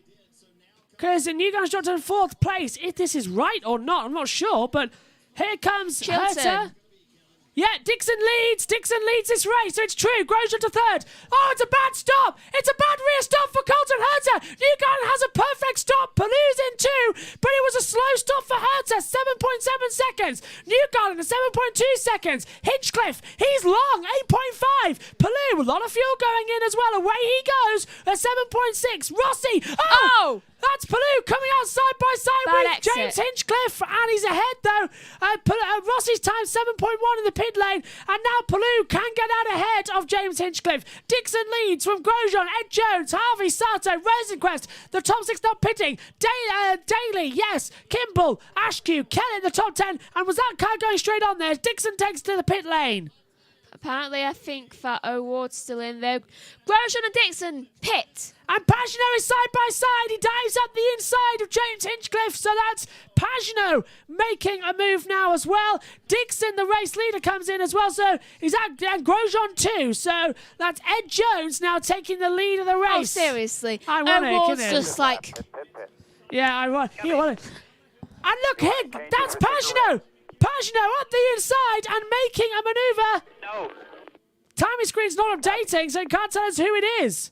Also, it kept glitching. That's Grosjean in, though. Ooh, very slow stop right there. And wait! Was that connected? They never did the spray thing. They never did the spray thing when they The water, took the... the water, 8.5 second stop. Maybe they did it before. It's very quick. No, they didn't do it. Yeah, well, that might that might be a fire then. It's an invisible fire though. And I think Roman's had enough fires for his life. Yeah, I tend to agree with you there. Yeah, sadly he has had enough fire in his life over the past couple. Forgetting they don't forget everyone for the one who's actually been in a fire. Oh, it's all drama at the fountain section at the moment as well. That's Rossi, I think, holding off with Hinchcliffe involved. Oh, and that's Passionate diving through on the inside of Roman Grosjean. And don't worry, come through, says Roman. Don't worry, don't barge. I'll move the dog later. Broken rear wing. Is that broken rear wing? What was that? That's Bourdais going through. Power now with Hinchcliffe. Hinchcliffe's dropping down massively. Ooh. Here comes Hunter Ray. Harvey leads this race at the moment from Rosenquist, from Jones. I know Kimball now ahead of Jones because Jones is down pit lane.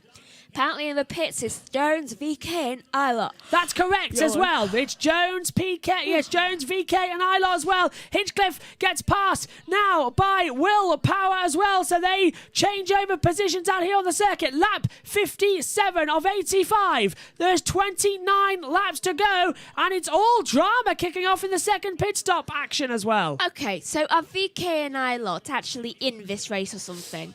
VK and Eilert, why? They're in the pit lane still. Because they haven't left the pit lane. Oh, jeez. Well, Water set the fastest line. They're both 9 laps down, but look at this. Ed Jones coming out of the pit lane as well, right in traffic in through turn 1 as well, and side by side coming through the section of the circuit as well. There's drama everywhere you look as they all back up massively here. Harvey and Rosenquist pit. And Ed Jones holding off Will Power now as well. Power's looking to the inside line, thinks better of it. Ed Jones keeps his line.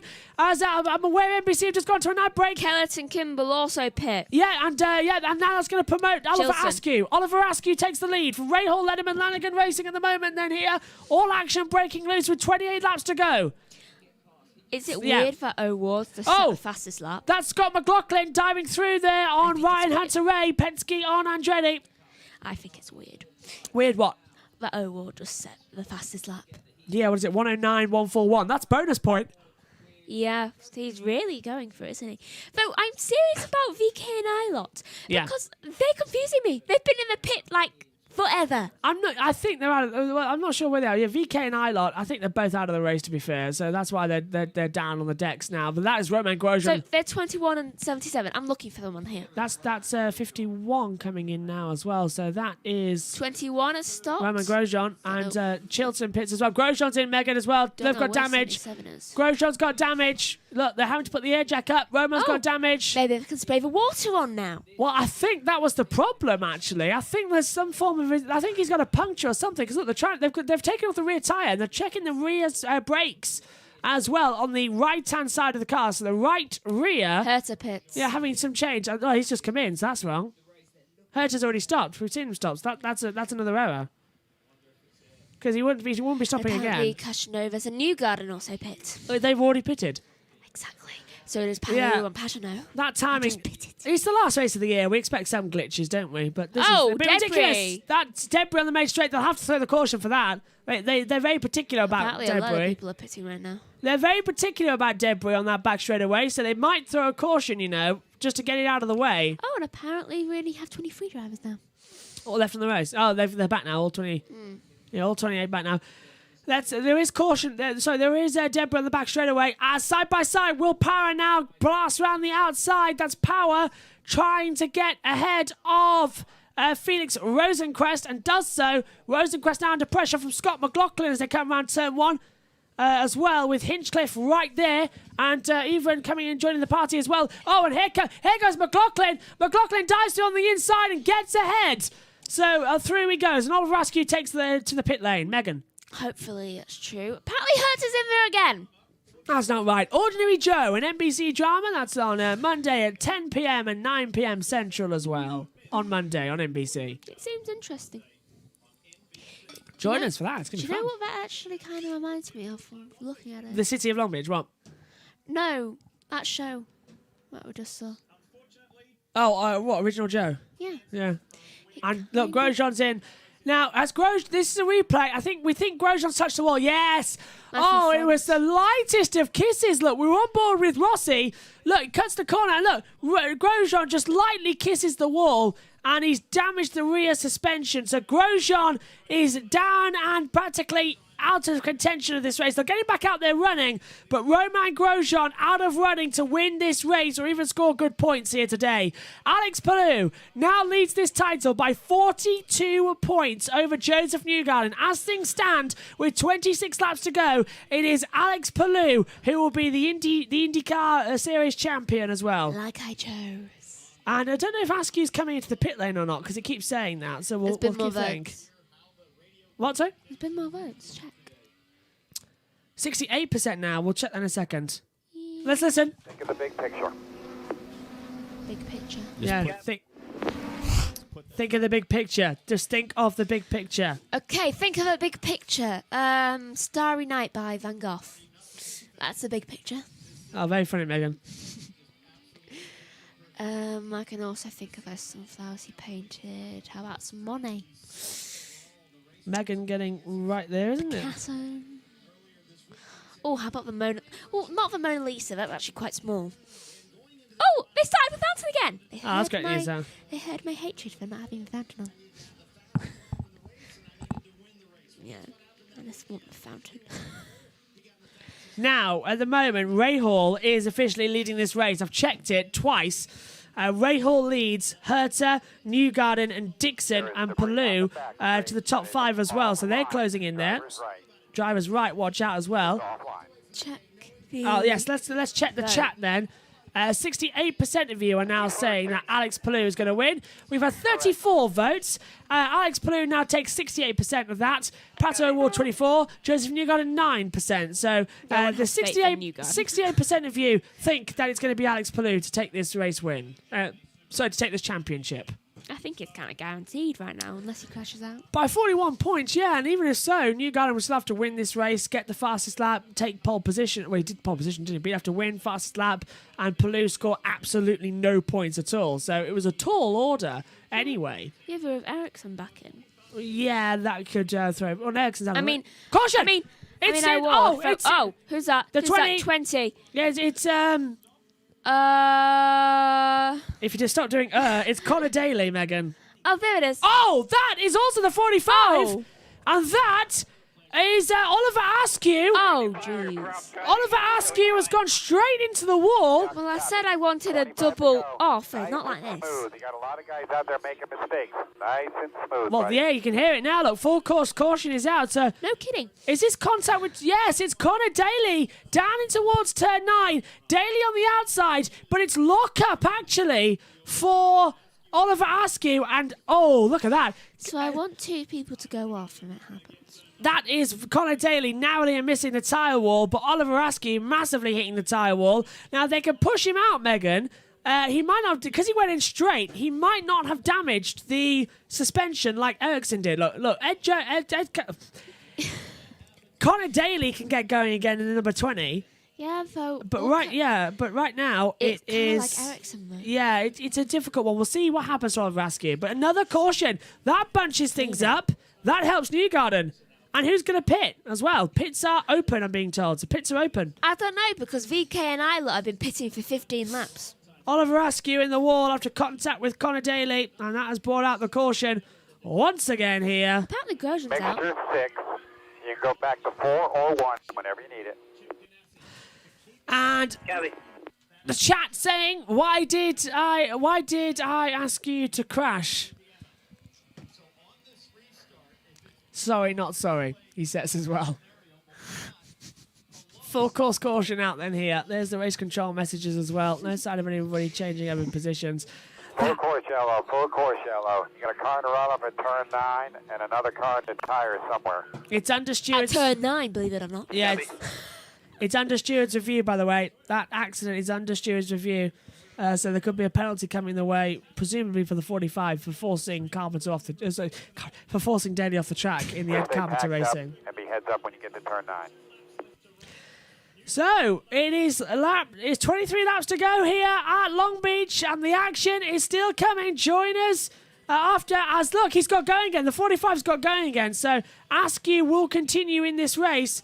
And Colin Daly's already restarted, so they've just got to repair the tyre wall. Won't take long, and we can go green again. So not that long, actually, before we go back to green. Yeah, but I said I wanted 2 cars to crash, and it happened simultaneously. Yes. It did happen simultaneously. Yeah, let's take another look at it, shall we? So, yeah, Colin Daly trying to go around the outside. Oliver Askew just locks up, takes him straight on. And 2 separate incidents. How close, though, was Daly to the wall there? He nearly looked it up, yeah. Those tyres have come out a long way, actually, so I'm surprised they haven't thrown a... Yeah, earlier I sounded like an answering machine. Yeah, I was kind of worried they'll throw a red flag, actually, for that when I first saw it, because the tyres were out of position and take too long to repair them, but...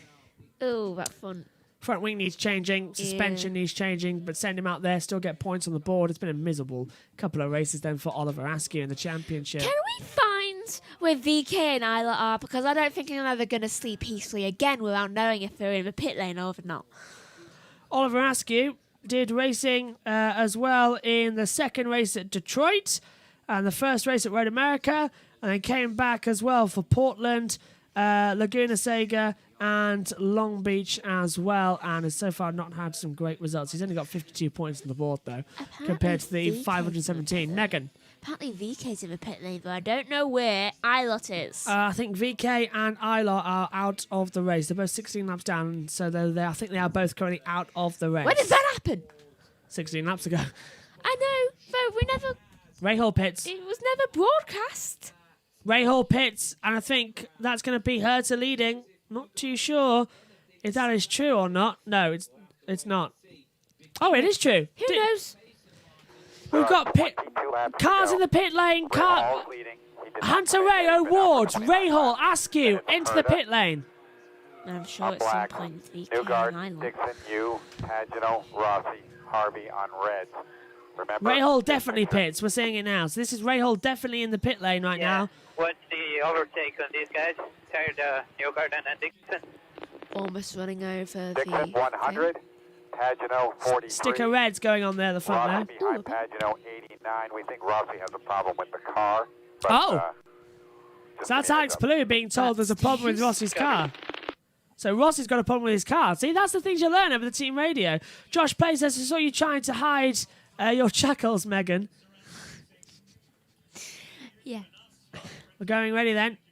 As I think, Daly, Ward and Rahal have now left the pit lane. I want to know why VK and Isla are out. I'm sorry, I'm not letting this go. I think they must have made contact with each other shortly.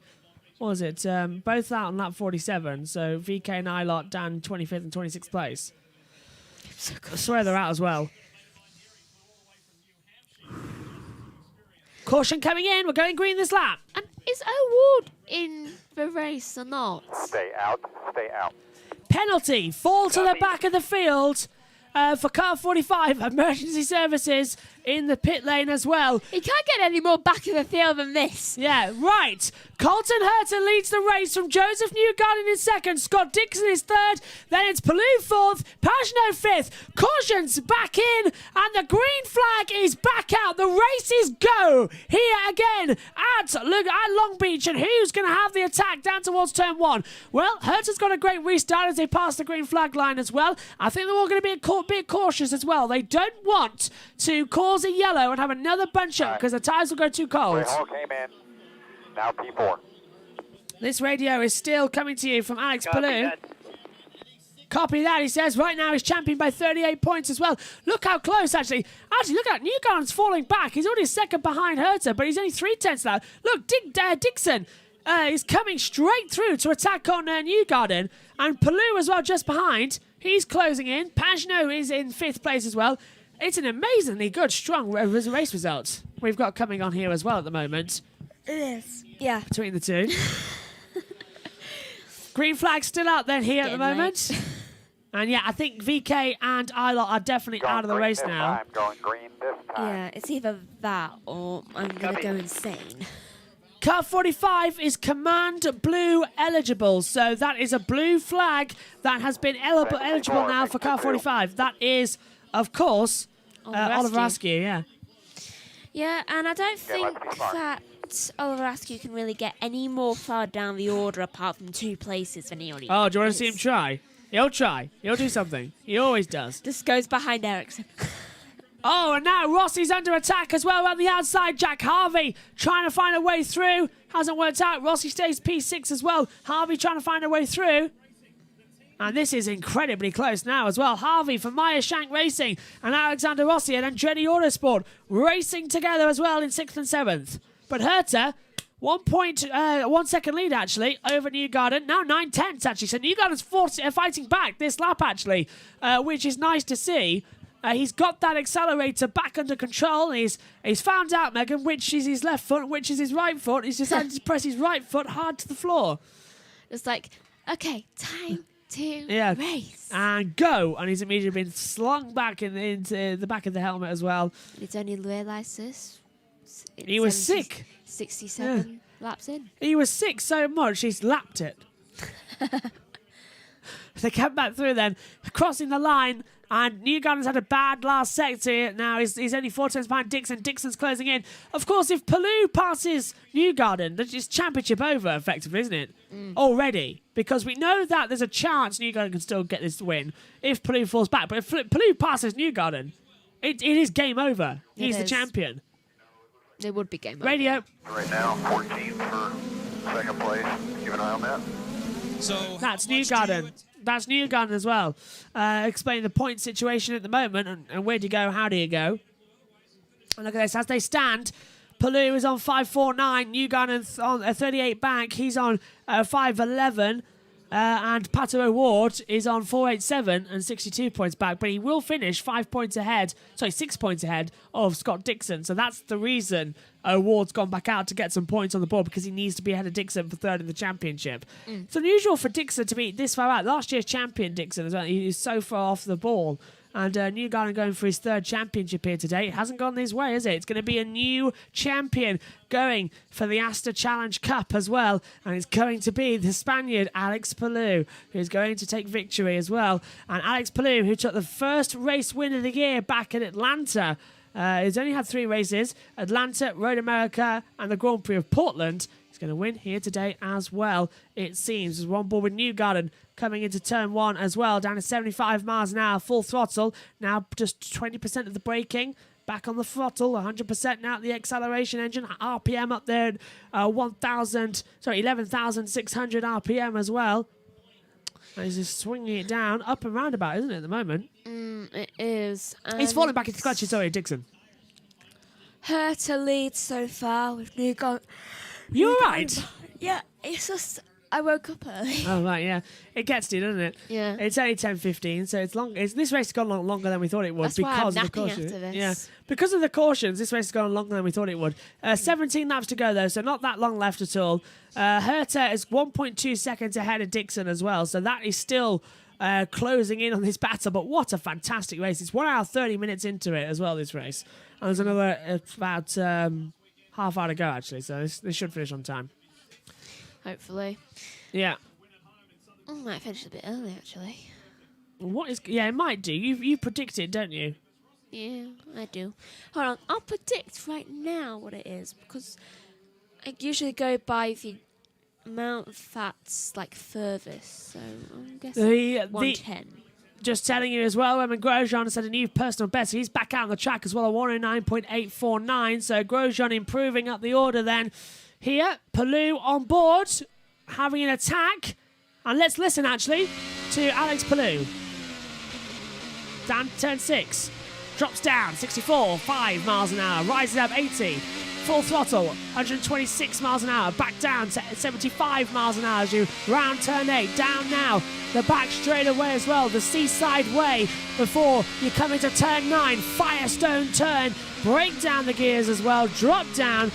74 miles an hour, fire on the exit as well, dab of the brake, dab of the accelerator, just ride the 2 as you come back into the hairpin at turn 11. Fire out now, down the start-finish straight, and you've got your lap.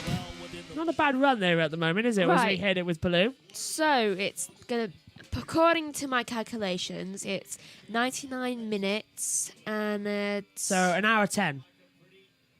No. How long? 99 minutes and 10 seconds, so that's an hour and 39 and 10 seconds. Minutes? Yeah. Well, that can't be right, because look, it's an hour 32 now since we went green. Yeah, but... And we've got 15 to go, so... Right, add how long's I'm not left? taking into account, like, cautions. Oh, in that case, you're fine then. As that's family members of Alex Palou now just staying on the alongside as well. I apologise if I don't know. It's Ramon Palou as well. It's Alex's father. So Raymond just watching on. It's for Dad. Would he be annoyed if I called him Ray Ray? Probably would, wouldn't he? Or Ray Pal. Yeah, Ramon Palou there as well, just watching on. That's Alex Palou's father. How nervous is he to see his boy become an IndyCar champion as well, topping the American League as well, and it is a fantastic racing series, and we're loving it. It's been a long season, but it has been a fantastic season. It's come and gone so quickly this IndyCar year. It's unbelievable. March to September, whereas everything else goes from March to December or late November. This just slots in between. It's a bit like what we had with Formula E as well, actually, now, because that finished in August, and we're waiting now for that one until January 28th next year. So it's a long, long way away. Although I'm looking forward to a couple of weeks holiday, including planning on going on holiday. That's what I'd just like to point out to you all. As they come back through, it's the Iowa Grand Prix. And as well, considering the fact that I think the Grid Network show was supposed to be on in 10 minutes' time, I don't think it is. So, Joe, if you're watching for the Grid Network, what time is the show going to be on? Just pop it in the chat here and let us know. Either that or stall. Yeah. And I'll join later. Like mad. I'll join after we're finished here as well. Just 13 laps to go then here at the moment in this race. It's a sad one. We're going to go green to the end now. We're being told as well via Sky F1, so we're green to the end. Yeah, well, we are, because this is their last break. So is it either green to the end or red flag to the I end? mean, okay, we're not going to take any ad breaks to the end now, so we're going to have full pictures up here in the comments box to tell you. 2 minutes later. Yeah, we'll be back after these messages. It's like... If there be Do you want to know about a new show? It's like that bit from The Simpsons as well. If there's an ad break in a second, I'll just close my eyes and scream, scream, scream. Screen goes black. It goes Homer, yeah. Yeah. I kind of want to watch The Simpsons. What kind of monster puts adverts in the middle of programming? We'll be right back. That sort of thing as well. I love The Simpsons, just tongue-in-cheek humour that they do with things like that. And it's a bit actually what Sky have been doing, really. But it's been a great year, and it's nice to see the practice and qualifying sessions in full as well, and have it on in the background as well, and commentate the quality sessions as well, and know the grid, not just going into the race completely blind. What has Palou done to his camera? I know. I think a stone must have cracked it or something, because it's annoying me. It is. It's not a fly or anything like we usually see. I think the camera itself, the lens, is cracked. Something has hit the lens. I thought it was meant to move round. Yeah, on that camera. It is. So, as I'm saying, it must be cracked. It's really annoying. Down Shoreline Drive, down towards turn 1 as well.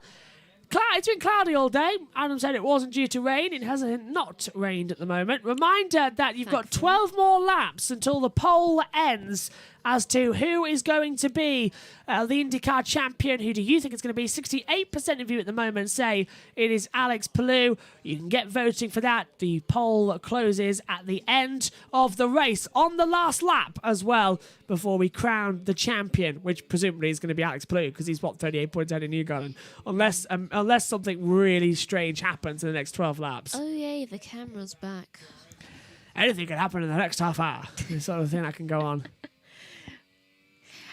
I still want to jump in that fountain. Yeah.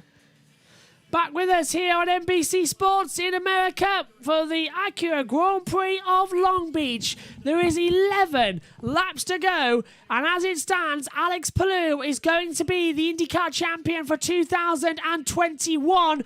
He will be 38 points ahead of Joseph Newgarden as we stand, which is even more impressive. And do you know the one thing I'm going to ask Father Christmas for next season for IndyCar? What? A driver tracker. Just so that we can have it on, so it's not just us in the box or race control messages. Prayers have been answered. There was a driver tracker there as well. But let's have a look at Alex Palou's season. Let's have a look at Alex Palou's season as well. Took victory in Alabama, as I said. His next win came at Road America as well after podium was at Detroit, and his next one as well at Mid-Ohio. But going down the order, it was another great run with a victory at the Grand Prix of Portland after 2 miserable races, of course, at Indianapolis, and then a crash in Gateway that lost him the championship lead. He was so angry with that one, but he fought back with a great race win in Portland that we simulcast on the Grid Network as well with Ben and Adam and with Joe trackside as well, getting the interviews. But it was a great feel-good moment that he got his championship back on track as well. And now, here today, he was second as well at Laguna Seca. He's going to take victory. He's going to take, where is he in this race? 4th here today as it stands. But he will be the champion of the NTT IndyCar Data Series. You can go to 401 if you need it. That is awards radio that we will have on the last lap as well. So do not think we're not going to just drop it as well, because it is absolutely fantastic between them to see. We need to have that cheer and redemption, just let it all out that it's over and done with. Look at this. They're all just saying so calm down there as well. Chip Ganassi Racing. And it's going to be a victory as well, a championship for Chip Ganassi as well. 10 laps another remaining. one. Yeah. Right now we're looking at Palu, like always. At least we're not seeing his cracked camera screen, because honestly, that annoys me like mad. Yeah. Just holding it together now as well. 10 laps to go. The last 10 laps... Oh, correction, actually. The last 9 laps now of the IndyCar season for 2021. We'll kick off next year on the streets of St. Petersburg, just like we're meant to. Before going off as well. In fact, where is the calendar next year? I'll read it out to you as well, because I have it saved somewhere on my Rolodex of phones, of a screenshot. Here it is. You should put it in favourites. I've got it. Yeah, February 27th we start. It's the first series to actually kick off in single seaters as well. February 27th, the streets of St. Petersburg in Florida. Then we go over March 20th for Texas Motor Speedway and Oval. Streets of Long Beach as well on April the 10th. Barber Motorsport Park on May the 1st. May 14th, it's the road course at the Indianapolis Motor Speedway. May 29th, the date for your diary, the 106th running of the Indianapolis 500.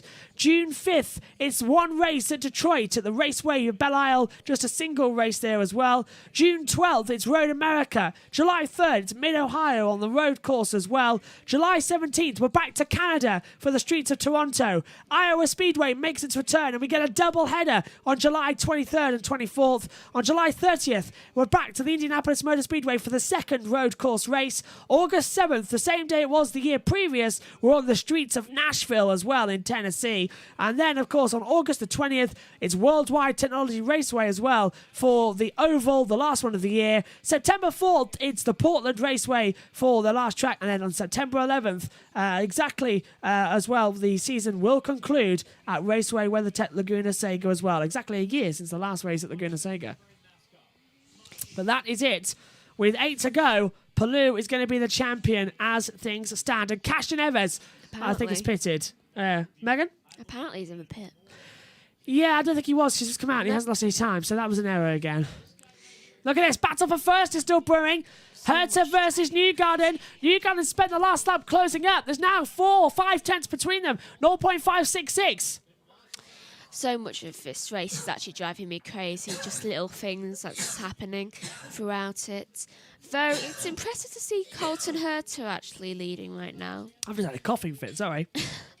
I know, that's why I tried to increase my talking speed. But who's that? That's O'Ward done. That's O'Ward out again, so he's done for the day with 8 to go. No, it didn't last long. I don't think he could do what he wanted to do and get points. And by the way, I finally got confirmation that VK and Ilott are out, and apparently Castor Neves is back in the pit. Say again? Oh, sorry. Say again? I got confirmation that VK and Ilott are out. So they are out of the race? Yes. Yeah, okay, I saw the words out next to them. So, and apparently Castor Neves is back in the pit, so I think that's a lie. Okay, so they are out of the... Okay, yeah, so what's the group chat saying? Let's go over. It's Josh Playz saying, Megan just wants to go to Long Beach to clean/replace the camera. I do. That's all you want to do, isn't it? Because it's driving me crazy. You're not interested in the history of the racing that we've had at this track. You'll Let's literally change Palou's camera. You just want to go there to change the camera as well. It's like, here's a camera. I'll show you how to install it. It's like, we know how to install it. It's like, I don't care. You can't change a damn camera. Yeah, actually do it then. If you know how to change it, just do it and get it over with as well. Just like, I'm just going to demonstrate to you how an actual camera works and how cracks aren't a good look. Dixon's closing in on this title fight as well for P3. Palou's there too. We could have and everybody. In fact, the top 6 are still there. So Count Rossi in as well. We could be in for a very dramatic last 6 laps here, especially if Herta gets passed by Newgarden. But is Herta really going to make it 2 wins in a row and take his 3rd win of the year? He won, of course, race 2 at St. Petersburg. Then, of course, he won at Laguna Seca. Can he now win here at Long Beach as well? Jimmy Johnson is improved at the order as well, Megs. Right, so apparently Grosjean is back in the pit lane, but who knows nowadays, because it's impossible to tell with Grosjean, because he's the last in the standings. And I think Palou is definitely going to be the winner, because right now Grosjean is last. Oh, he's out of it. He's so out of it now. Yeah, is he out? So that means that Palou's the winner, because Palou needs to be behind 24th or 24th to actually... And it's Newgarden to be first with all the points to actually have Newgarden win. And it's... I'm pretty sure Palou's just won. Yeah, 38 points between them. Like you can see on the this is the points as they go. So Palou 549, Newgarden 511. So 38 points between them. Yeah, he won. Yeah, he's won it big time. So it's all closing up. Oh, and there's Romain Grosjean out of the race. Yep. And you're right, Megan. That's a disappointing way to end your first race of the year. And McLaughlin will win the Rookie Points Championship away from Grosjean. So McLaughlin is the Rookie of the Year over Romain Grosjean, which is thoroughly disappointing. But Romain Grosjean, you can hold your head high, son. You've had a fantastic year. Coming back after that horrible, nasty accident in Bahrain where, let's be face it, we all thought you were killed right in front of us. We were very, very sure of it, actually. And to come back and race here in IndyCar, and next year, you're in the 28 and Andretti Autosport, you're going to have a great year. So do not worry at all. Surprisingly, he only came out with burns in his hands and feet. Yeah, and they've healed amazingly well. I mean, I know what it's like with my ex as well, how bad they can look sometimes. But Romain is a lovely, lovely, lovely guy. And I think everybody's opinion of him changed that day as well, because he is such a lovely, lovely guy. You forget the racer, you remember the man. And you remember he's got a wife and young kids as well. And yeah, and they were watching. They were watching that race as well. And he made the point, didn't he, of getting out of the car and walking to the ambulance. Yeah, because he has young kids as well. So they must have been so confused right then, thinking that they lost their dad. Yeah, twice as well, because he had another crash, didn't he, here in Indy? Yeah. So, look at this now for the battle of the race. Herta now being led by Newgarden by 0.769 of a second. So they're still closing up. Yes, Colton Herta will win today, says Adam. So his points at the moment seem to be going his way. So Adam is going to pick a winner on the Grid Network. I said Newgarden would win the race. I emailed Joe earlier on and I texted him as well. So either way, one of us are going to pick a winner. But I hope it's you, Adam. You deserve to have pick a winner as well right now. But it's closing. Megan, do you want to pick a winner quickly? I'm just going to stick with what you have. Newgarden winner. Yeah. All right, Megan's going Newgarden then. So Megan's pick a winner, guys, is Newgarden as well. Yeah, 3 I to go. didn't pick him for the championship. May as well pick him for a race. Yeah, all right. Herta there could do it as well to win the 3rd race of the year. Take the checkered flag. Last lap times for comparison. Newgarden was quicker than Herta, so it's closing in on the battle here today as they come around the fountain.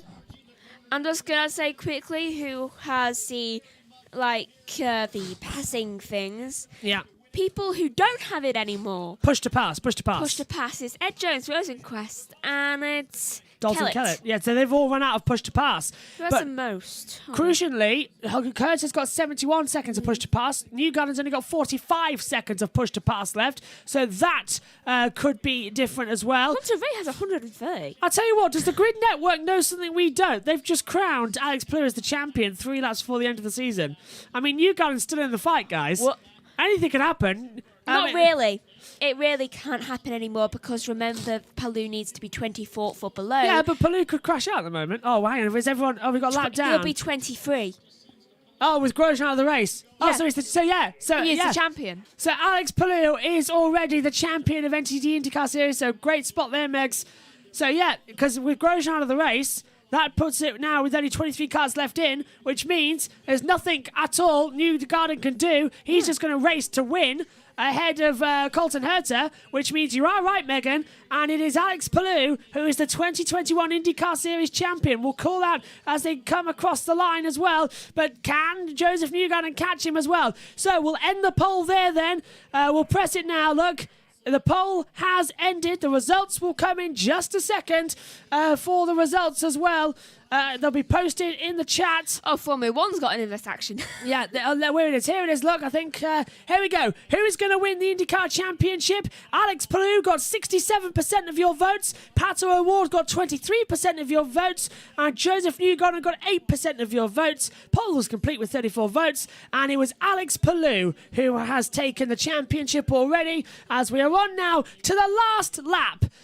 Well, it all comes down to this then, doesn't it? For Herta versus Newgarden to sign out the year, it was Joseph Newgarden who on the opening lap at Alabama spun in front of the entire field, took out 3 cars and caused the first caution of the year. Now, on the last lap of the year here at Long Beach, he's still giving us drama because he's chasing down Colton Herta and he's only 4 tenths behind him. He's got nothing left. He's lost the championship. Palou's already done it. We won't crown Palou then the champion until he crosses the line. But can Joseph Newgarden go into the winter break with a lot of good attitude of winning the last race? He's already a 2-time champion. The Astor Cup will go to somebody different as well. Dixon's behind him as well. In fact, if Herta wasn't in that mix, they will be the top 3 all of champions. Herta isn't a champion yet. Maybe next year will be his day. He's going to have a great end to the year as well by winning here at Long Beach. We're into the last sector now. It's all 6 tenths between them. It doesn't look like it's going to be changing as well. Into the last corner. The checkered flags await. Colton Herta is the winner of Long Beach, but the 2021 NTT Data IndyCar champion is Spain's Alexander Palou, who finishes 4th and is champion. Thank you. You're an amazing team. Thank you so much. Did everything he needed to do. Awesome job, everybody in the 10 car. What a great, great season. It's been such a pleasure going to the racetrack with everybody. Awesome. 16 races across across 6 or 7 months, and it all came down to one race, to which Alexander Palou is the 2021 IndyCar champion. The Spaniard can now rejoice. Let it all out. He is a new champion, a first-time champion in the IndyCar Series. It's a heartbreak for Pato O'Ward, but delight for Alexander Palou, becoming Spain's first ever NTT Data IndyCar champion as well. A fantastic series of IndyCar this season as well, providing some great action throughout the field. Next up, we go from 4 wheels to 2 wheels. The MotoGP World Championship this year was a grueling battle between Francesco Bagnaia and Fabio Quartararo as well. It all came ahead, though, with still 3 races to go at the season. Our second visit to San Marino's circuit of Misano, this time titled the Emilia-Romagna Grand Prix, was already emotional. It was Valentino Rossi's last race at his home circuit as well. All that needed to be done to move the racing on to Portugal was for Francesco Bagnaia to win the race. Fabio Quartararo had to do the same to become world champion. What would happen, though, over 30 laps of racing? It's time to go over to the commentary box. Joining me for this one, once again, was Megan Burch.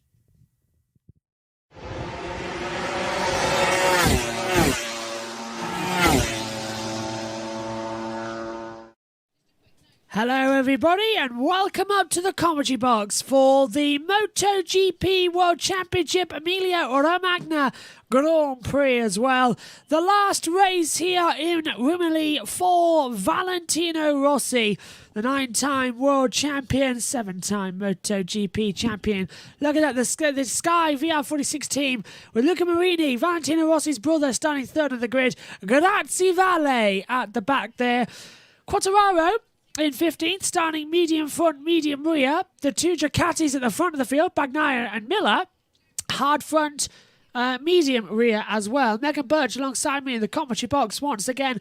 Megan, we're in for an interesting race here this weekend because this could be the day the championship is decided. But Quartararo 15th on the grid, Bagnaia on pole. If the gap is more than 50 after today, the championship goes down to Portimao.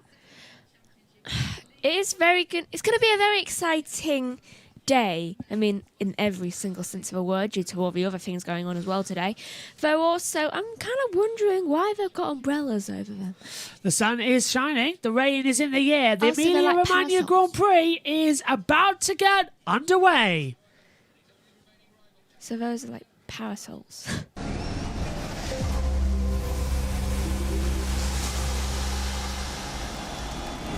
The crowd roars as the appreciation for Valentino Rossi is high. We're in once again the Emilia-Romagna region here in Rimini in Tyrol in Italy for the Emilia-Romagna Grand Prix. The last ever race here for Valentino Rossi in his hometown. His brother, Luca Marini, also from here, starts front row of the grid for Sky VR46 Aventine. Can they take a victory today? But all eyes are on the championship challengers, Francesco Bagnaia and Fabio Quartararo. The gap is currently 52 points between them as well in the standings. There is the live points standings that you will see throughout this race as well. If that gap is more than 50 at the end of this race, Quartararo is the champion. If it is less than 50, then the fight goes on to Portimao. Brad Binder starting this race in the pit lane, as we see, which means that this is how they line up on the grid. Francesco Bagnaia on pole position. Alongside him on the first row is Jack Miller. Luca Marini starts third. Row 2, Paul Espargaro, Miguel Oliveira and Franco Morbidelli. Row 3, Marc Marquez, Aiki Lucanoa, Daniel Patrici. Row 4, Johan Zarco, Aleix Espargaro and Jorge Martin. Row 5, Alex Rins alongside Alex Marquez and Fabio Quartararo. Then Enea Bastianini, Takiki Nakagami and Yoran Mia has row 6. Row 7, Maverick Vinales, Brad Binder starting from the pit lane, and Andrea Dovizioso starts 21st. Row 8, Michele Pirro and Valentino Rossi in his home race starting last. We were supposed to have Lorenzo Savadori returning from injury, but he crashed in free practice 4 and has broken his collarbone. He is really unlucky, isn't he? Incredibly unlucky. It's match point in the championship. Bagnaia, if he wins today, and Quartararo, who starts 15th, doesn't score any points, so he drops back to 16th position as well, the gap would be 27 points going into the last two races. And we're back in a circuit where Bagnaia won. Bagnaia will take the title to Portimao if he gets 3 more points than Quartararo. But basically, in layman's terms, if the gap is 50 points, it goes down to Portimao and the last race of the year in Valencia. But if the gap is 51 points, Fabio Quartararo is the world champion. It's time for a last dance at home. Save the last dance for me, because Valentino Rossi is making his last appearance here at home before the end of the year. The lights are about to come on. The riders are lining up. Megan, it's going to be a very dramatic race. Bagnaia won here 5 weeks ago. Miller alongside him. Can Bagnaia take this title down to Portimao? Or if he crashes... I'm hoping he does. But remember, if Bagnaia crashes... Take it to Portimao, not crash. Yeah, but if Bagnaia crashes, Quartararo is immediately the champion. It's match point. What if Quartararo crashes? It doesn't matter. The gap will be 52 points. The gap cannot be less than 50 points.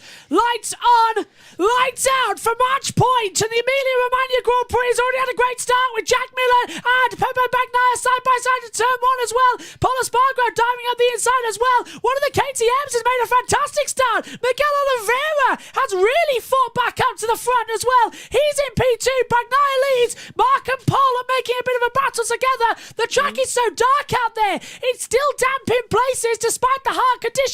Miller's back to second as well. And Rossi's up into 22nd. He's passed Dovizioso. Quartararo has dropped down to 17th place on his start. So right now the championship will go down. The points as they stand, as I said, 27 as the smoke gets sent off. Marquez looks to the inside of Oliveira for third place. Marquez back to third as we round Corversa for the first time. Pass through Rose Tree planted for Marco Simoncelli. I tell you what, who got a really fantastic start was Oliveira and Paul Espargaro, actually, because they both just rocketed up. Because, I mean, Paul Espargaro is still good, for Marc Marquez, he got, I think, one of the most amazing starts. Quartararo's up into 15th place as well. Bastianini is falling down the order. He's now down to P18 on the board as well, so he's already changed positions there. Ever so slightly. Quartararo now looking at the inside of Nakagami. Down at turn 6, down at turn 14 and Caro, and he's got through. Quartararo with no fear at the moment. The gap now 29 points in the championship. He's determined to get the championship today, so you can just bet he's a bit agitated. And Zarco passes Petrucci. So he's moved up into P12. Petrucci down to P13. Petrucci had a few crashes in the practice session as well, especially in practice 2 when they all tried dry tyres. They all went all over the place. Battle further back as well. The Sky VR46 bikes here. Luca Marini in a yellow bike today in support of his brother Valentino Rossi. Johan Mir, the champion from last year, getting very side by side with Takiki Nakagami over 15th. Zarco has dropped back down to 14th place as well. So he's been passed by Petrucci and Quartararo, who makes his way up to 13th. The gap now 30 points in the championship. As it stands, it's not enough. It needs to be over 50. Zarco is the only one on the field not to improve at all. Vinales, for 2 sectors. Mia has gone down to 18th. Vinales has gone down as well as Paul Espargaro dives up the inside of Miguel Oliveira for P4 and gets the position down. Quartararo still P13. Bagnaia has got 5 tenths over Jack Miller. Miller, though, is holding back the maniac, Marc Marquez. Petrucci down into 14th now. Wonder what's going on there. He seems to be going very slow. Everyone changing positions as quickly as they possibly can as well. Desperately trying to hold back as well. Quartararo hasn't improved at all in any of the sectors. And Mir has got a double long lap penalty. So Johan Mir, the champion from 2020, the reigning champion, will have to serve a double long lap penalty because he jumped the start. I don't believe it. So, and we know it was a very quick lights out, but it was a jump start penalty. Marquez fastest lap of the race, a 1:32.910. Fast lap time we've ever had here as well was Bagnaia, set earlier on 5 weeks ago, a 1:31.058. So we're not quite there yet, but with the same track conditions, the same bike conditions. Oh, someone has dropped. Mir is crashed. Is it the long lap? Yeah, has he crashed? Yeah, he's crashed. So Johan Mir has crashed out. We can hear it in our ears. I bet he was just like... He's crashed with Daniel Petrucci. Mir has crashed with Petrucci. And, okay, so... they're kind about it. They give each other a high five and a hug as well, so I don't think that's their fault. Let's take a look what happened. Oh, Petrucci clapped the back of Johan Mir as well. So they were both leaning in towards turn 2. As well at the Valentin Di Parco corner, and it was just a clip. Daniel Petrucci just clipped the back of Johan Mir. Yeah, well, Petrucci is not in MotoGP next year, is he? He's going to race somewhere else. At least he's not holding any hard feelings. That's his last race here as well. That's his last race, Daniel Petrucci, in Italy, before he leaves Formula 1. Passes leaves Rossi. MotoGP, sorry. Leaves MotoGP, sorry. Dovizioso passes Rossi. So effectively, Rossi now running 21st and last. The yellow flag has been retrieved. We go back to green flag running. And it's confirmed that neither Petrucci or Mir is restarting because it says retired. Yeah, they are out of it. So I was surprised that they couldn't get Mir's bike going at least. Or Petrucci, because it was just a simple fall. Yeah. But end of the day for them both. Both must have got into. Yeah.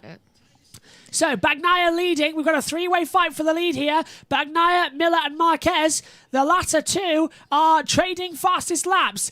Miller's last lap, 1:32.840. Marquez's a 1:32.734. And the top three are closer together. That Repsol Honda back in contention. Marquez returned his crown as the king of Kota last time out, and he seems to be back. He's taken a full season, but this is classic Marquez hunting down the race leaders. It is, and I don't like... Miller diving on the inside of Bagnaia into Corsair, but he's backed out of it.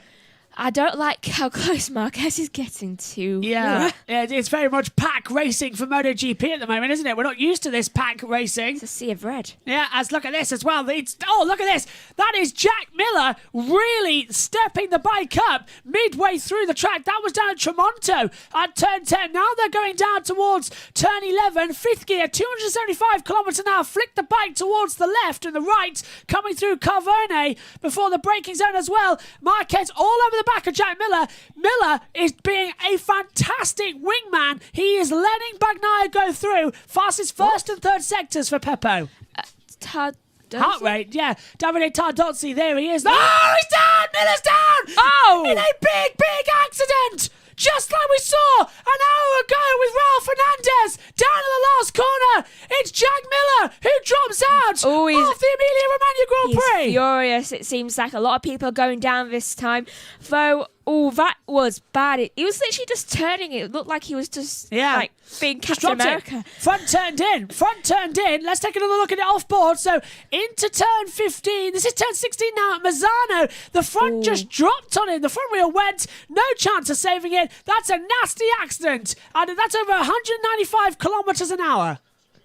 It was very lucky there that Marquez didn't get clipped because it was close. Yeah, yellow flag still out in the fourth sector. It's just been retrieved. So that is 3 retirements in the opening 5 laps. It's now another dogfight. Just like we had in Aragon a couple of weeks ago. It is Francesco Bagnaia versus Marc Marquez. Another dogfight. Repsol Honda, for the first time since 2019, have a double podium at their hand. Not even that. For the first time in a number of years. It's a double podium on hand for Repsol Honda as Pol Espargaro is running P3. Could we see a Repsol Honda 1-2 for the first time, I think, since Danny Pedrosa and Marc Marquez did it in 2017? Yeah, I kind of want that. Yeah, I do. That would be fantastic. All right, let's see where Quartararo is. He is down in 11th, just as Rins passes Luca Noah. So they've swapped over positions for 9th and 10th, yeah.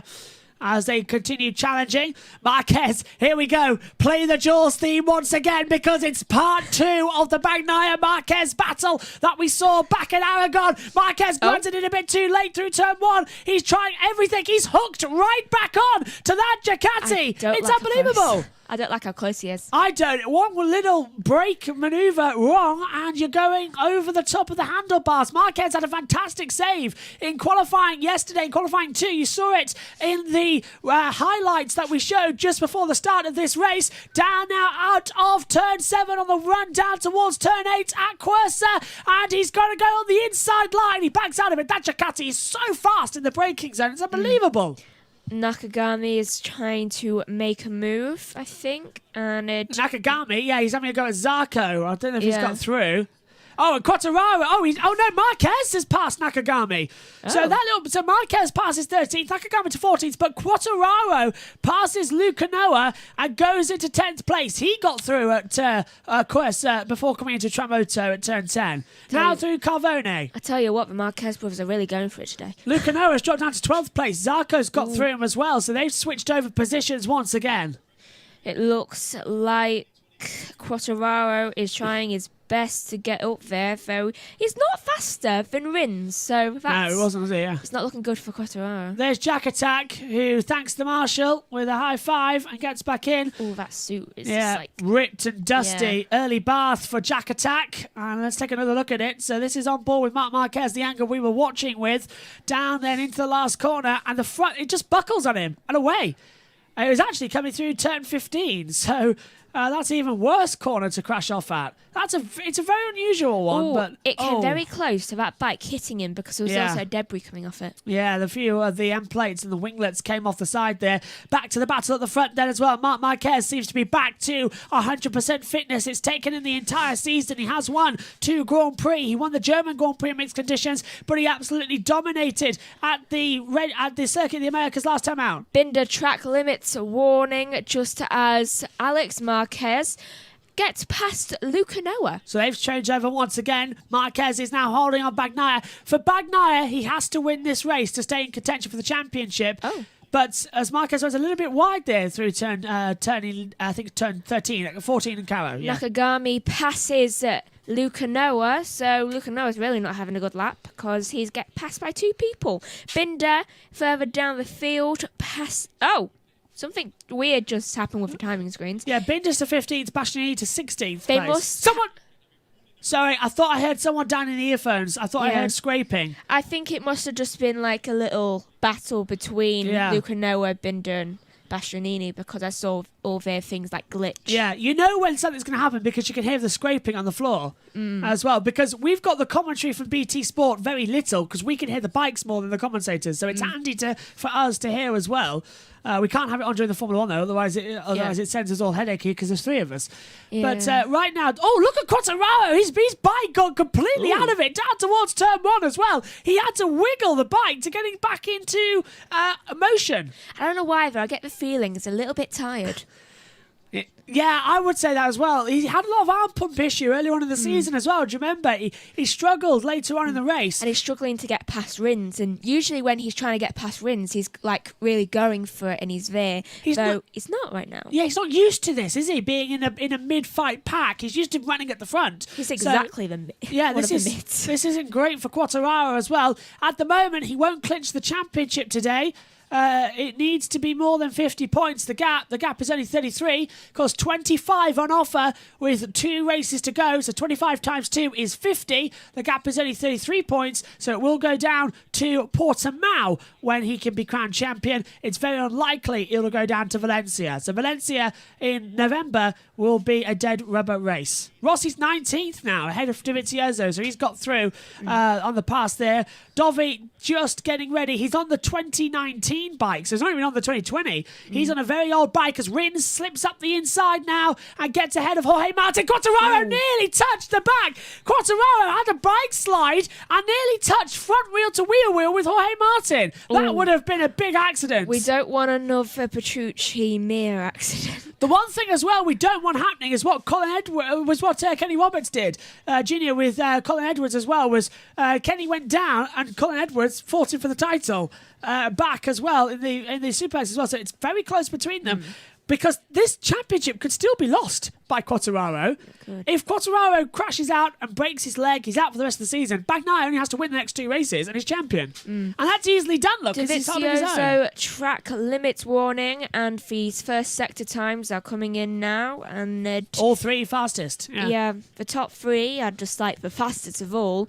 Now the second sector times. Oh, it's not a good sector 2 for Bagnaia and Marquez, so it's a really good sector 2 for Paulo Espargaro and Oliveira. Here's the points as they run then. Fabio Quartararo, as things stand, is on 261 points. Francesco Bagnaia, 227. The gap would be 34 points between them. Only those 2 riders can be the world champion for 2021, and the gap is 34 points between them. Don't worry, in the last race next time out, we'll have this in a little screen on us with all the time. I'm getting a little bit concerned now about Luca Noah because he was just passed by Nakagami.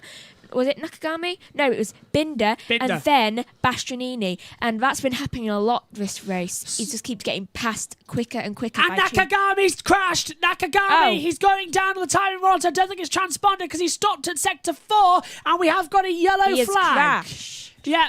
There it is on the deck. Rider okay. Yeah, okay, so he's okay. So Nakagami has crashed out. Rider okay, according to our screens. But it is Nakagami out of the race. We've still got 18 laps to go when we've already lost like 4 drivers. Yeah, and now he's rejoined. Oh. Nakagami's back in the race, so it looks like big. Okay, so if he's done that at turn 14 at Caro, it looks like he's just dropped Alex Marquez.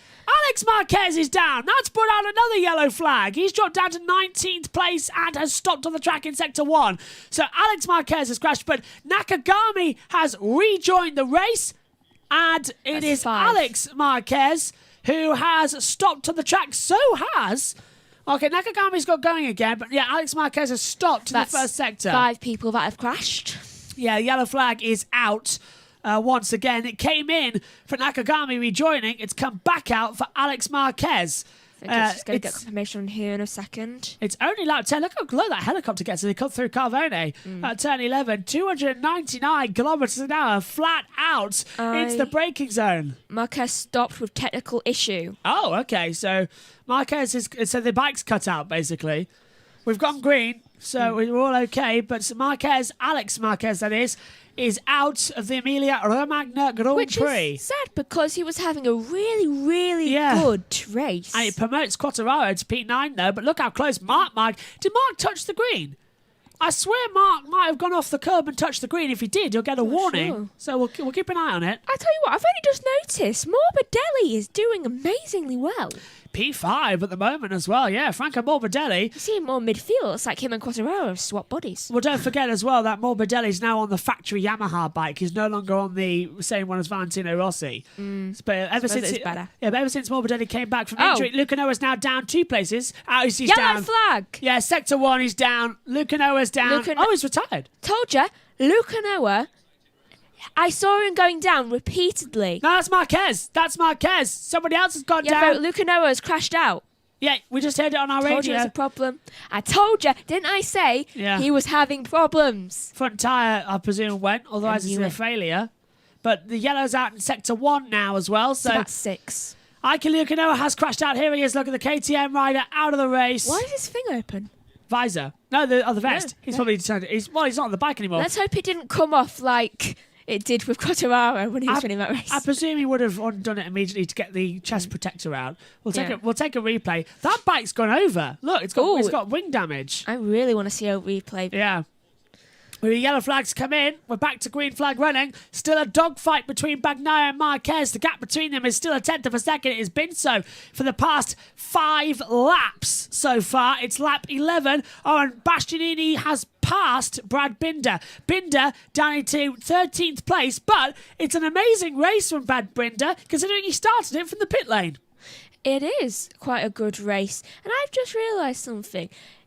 Okay, we have 16 laps to go, right? Oh, what's happened there? Luca Noah's passed Marquez despite the fact that they're both out of the race. So presumably one bike's passed the other on the slip road. We have 5 drivers out. Yeah. I mean, riders. Yeah. And one who crashed out also rejoined the race. Yeah, Nakagami. And that started all at 23 laps. Every lap. We've been having an accident. Yeah, you're right. I'm scared for the next 16 laps. Just saying. You are correct, though. Every single lap there's been an accident, and it keeps it going. So we'll keep an eye what's happening next. But battle at the front. Bagnaia runs a little bit wide. Marquez running in behind him as well. The fight is on. Marquez doing what he usually does as well, just holding enough behind everybody else to really start pushing later on. Alicia Spargo has passed Franco Morbidelli. Oh, he's getting very close to his brother there, isn't he? Yeah, so the two Espargaro brothers once again closing with each other. Mark getting very close then to the back of Peppo Bagnaia. The fight is on, the race is on, and there is so much more action coming up in this Emilia-Romagna Grand Prix. Right, so everyone's time's coming in. It's really not a good lap for the first two, Bagnaia and Marc Marquez, though it is quite a good one for Pol Espargaro because his last 2 sector times were good. So Quartararo improving after he moved up the order. We'll keep an eye on his racing positions. Marquez at the moment still having the go, still having the attacking momentum. He's dragging that bike around. Yellow sector 1. Who's down, Megan? I can't... Martin. Oh, it's Martin has crashed out. The rider is okay. Told you. It's another lap. So, that's a big one. Oh. Is he not? He can't get... No, he's fine. He's fine. He was struggling to get up there, though. He can't get up. That is a bad one for Jorge Martin. His leg, I think. No, he's okay. He's just winded, I think. He can get up. He's just a bit winded. We haven't seen Luca Noah's crash. Yeah. No, we haven't, have we? We haven't seen a replay from any of the crashes. We haven't seen Marquez stopping, Luca Noah crashing. Marquez, we saw him go into a thing. Yeah, we haven't seen him stopping on the track. That's what I mean. So why aren't they showing it? Yeah, that's a bit bizarre. I really wanted to see it.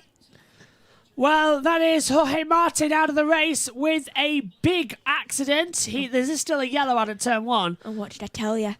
Oh, and Aleix touched the green there as well, so that could be another penalty coming his way. But double yellows now at Sector 1, so they're still not there. Rins dives up the inside of Luca Marini down at Caro at turn 14, gets the move done and gets back on track. Nice manoeuvres between them all. Get yellow retrieved. We'll go to green. So, that's another one a lap. 17 left. Reminder that if Quartararo finishes now in 16th place, the title will still go down to the last race. So if Bagnaia crashes, he'll still score a point coming up. So which means the title will have to go down to Portimao. It can't be done today. That's what we've decided. The championship cannot be won today. So much for a certainty as Quartararo nearly bins it, trying to get past Luca Marini over P8. Everyone's just crashing. Everybody's just finding it crazy. Well, this is the first time they've run in dry conditions all weekend. Even warm-up this morning was a bit wet and damp.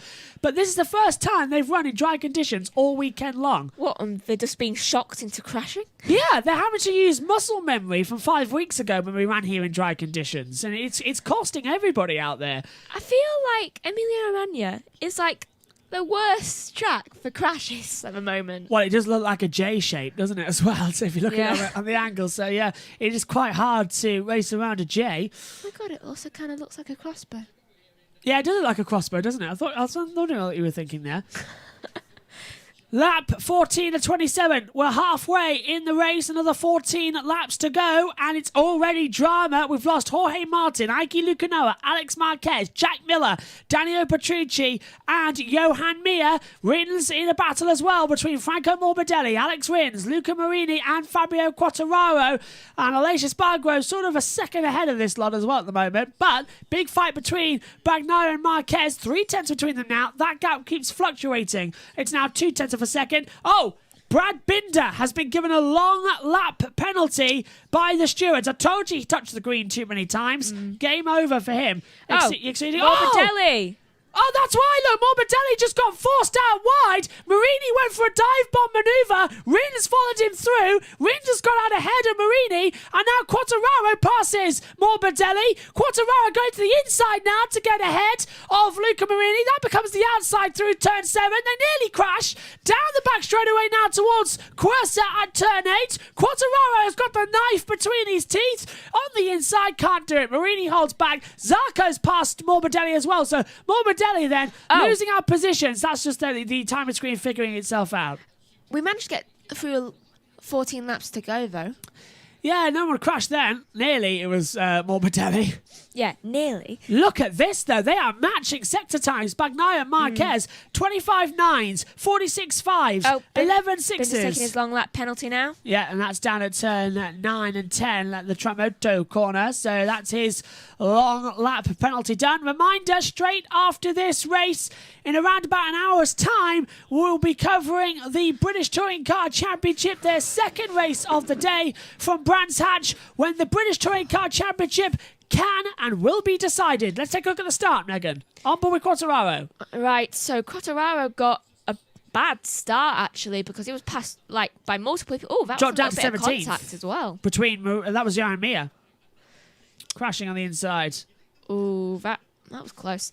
He gave it a lot of room, didn't he? He didn't want to crash, so he kept out of everybody's way. After a poor qualifying, it was about the best thing he could have done, just stayed out of everybody's way. I'll tell you what, that's a screenshot. Yeah, all the riders flashing through turn 1 and turn 2. As well, 12 to go. Marquez is still 2/10 away from Peppo Bagnaia, the race leader.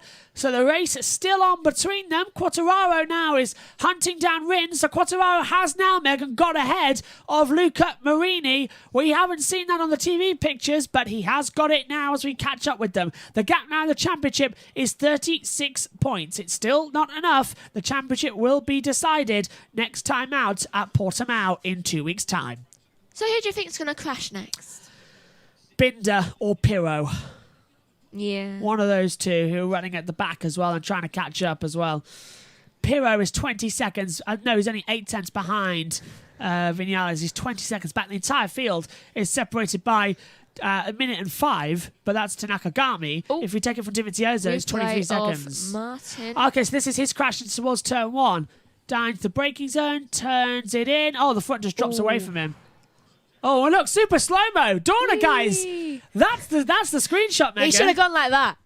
Look at the super slow-mo as the bike just carries on, but look at Jorge Martin on his back through the gravel trap, and it flipped him like a ragdoll effect on Grand Theft Auto 4. Is that all gravel falling out of his suit? Yeah, it's the gravel is caught up. Unbelievable. Still haven't been shown Luca Noah. No, we haven't yet. I want to know why. The rider's okay. Why aren't we seeing it? Presumably we'll find out more in a second, as I've just broken my shoes, I've noticed. There's Jorge Martin back in. So he's limping as well, Megan. So he might be right with what he said about the fact that there's a little bit of limpiness between him. Ligament, maybe? Yeah, pulled a ligament, maybe. So, I hope he can ride in Portimao. He seems to be walking okay, so maybe it's Morbidelli to 11th. Morbidelli is P11 on the board as well. Is he stopped on the track? No, he's still going. No. So, yeah, he's just been passed by Bastianini then. Every time the timing screen moves, you wonder, is it someone falling down on the track? You just kind of want to jump like a squirrel, just like, is crashed, you got to be really alert, haven't you? Then it usually comes up with a white display at the bottom. Marquez, if he gets ahead of Bagnaia, it will be another change in the championship positions. Marc Marquez's last win came last time out at the American Grand Prix. Bagnaia's last win as well on the deck came at the San Marino Grand Prix. So his last win was at this track as well. But Marquez's last was at the American Grand Prix in 2021. So it's closing between them right now.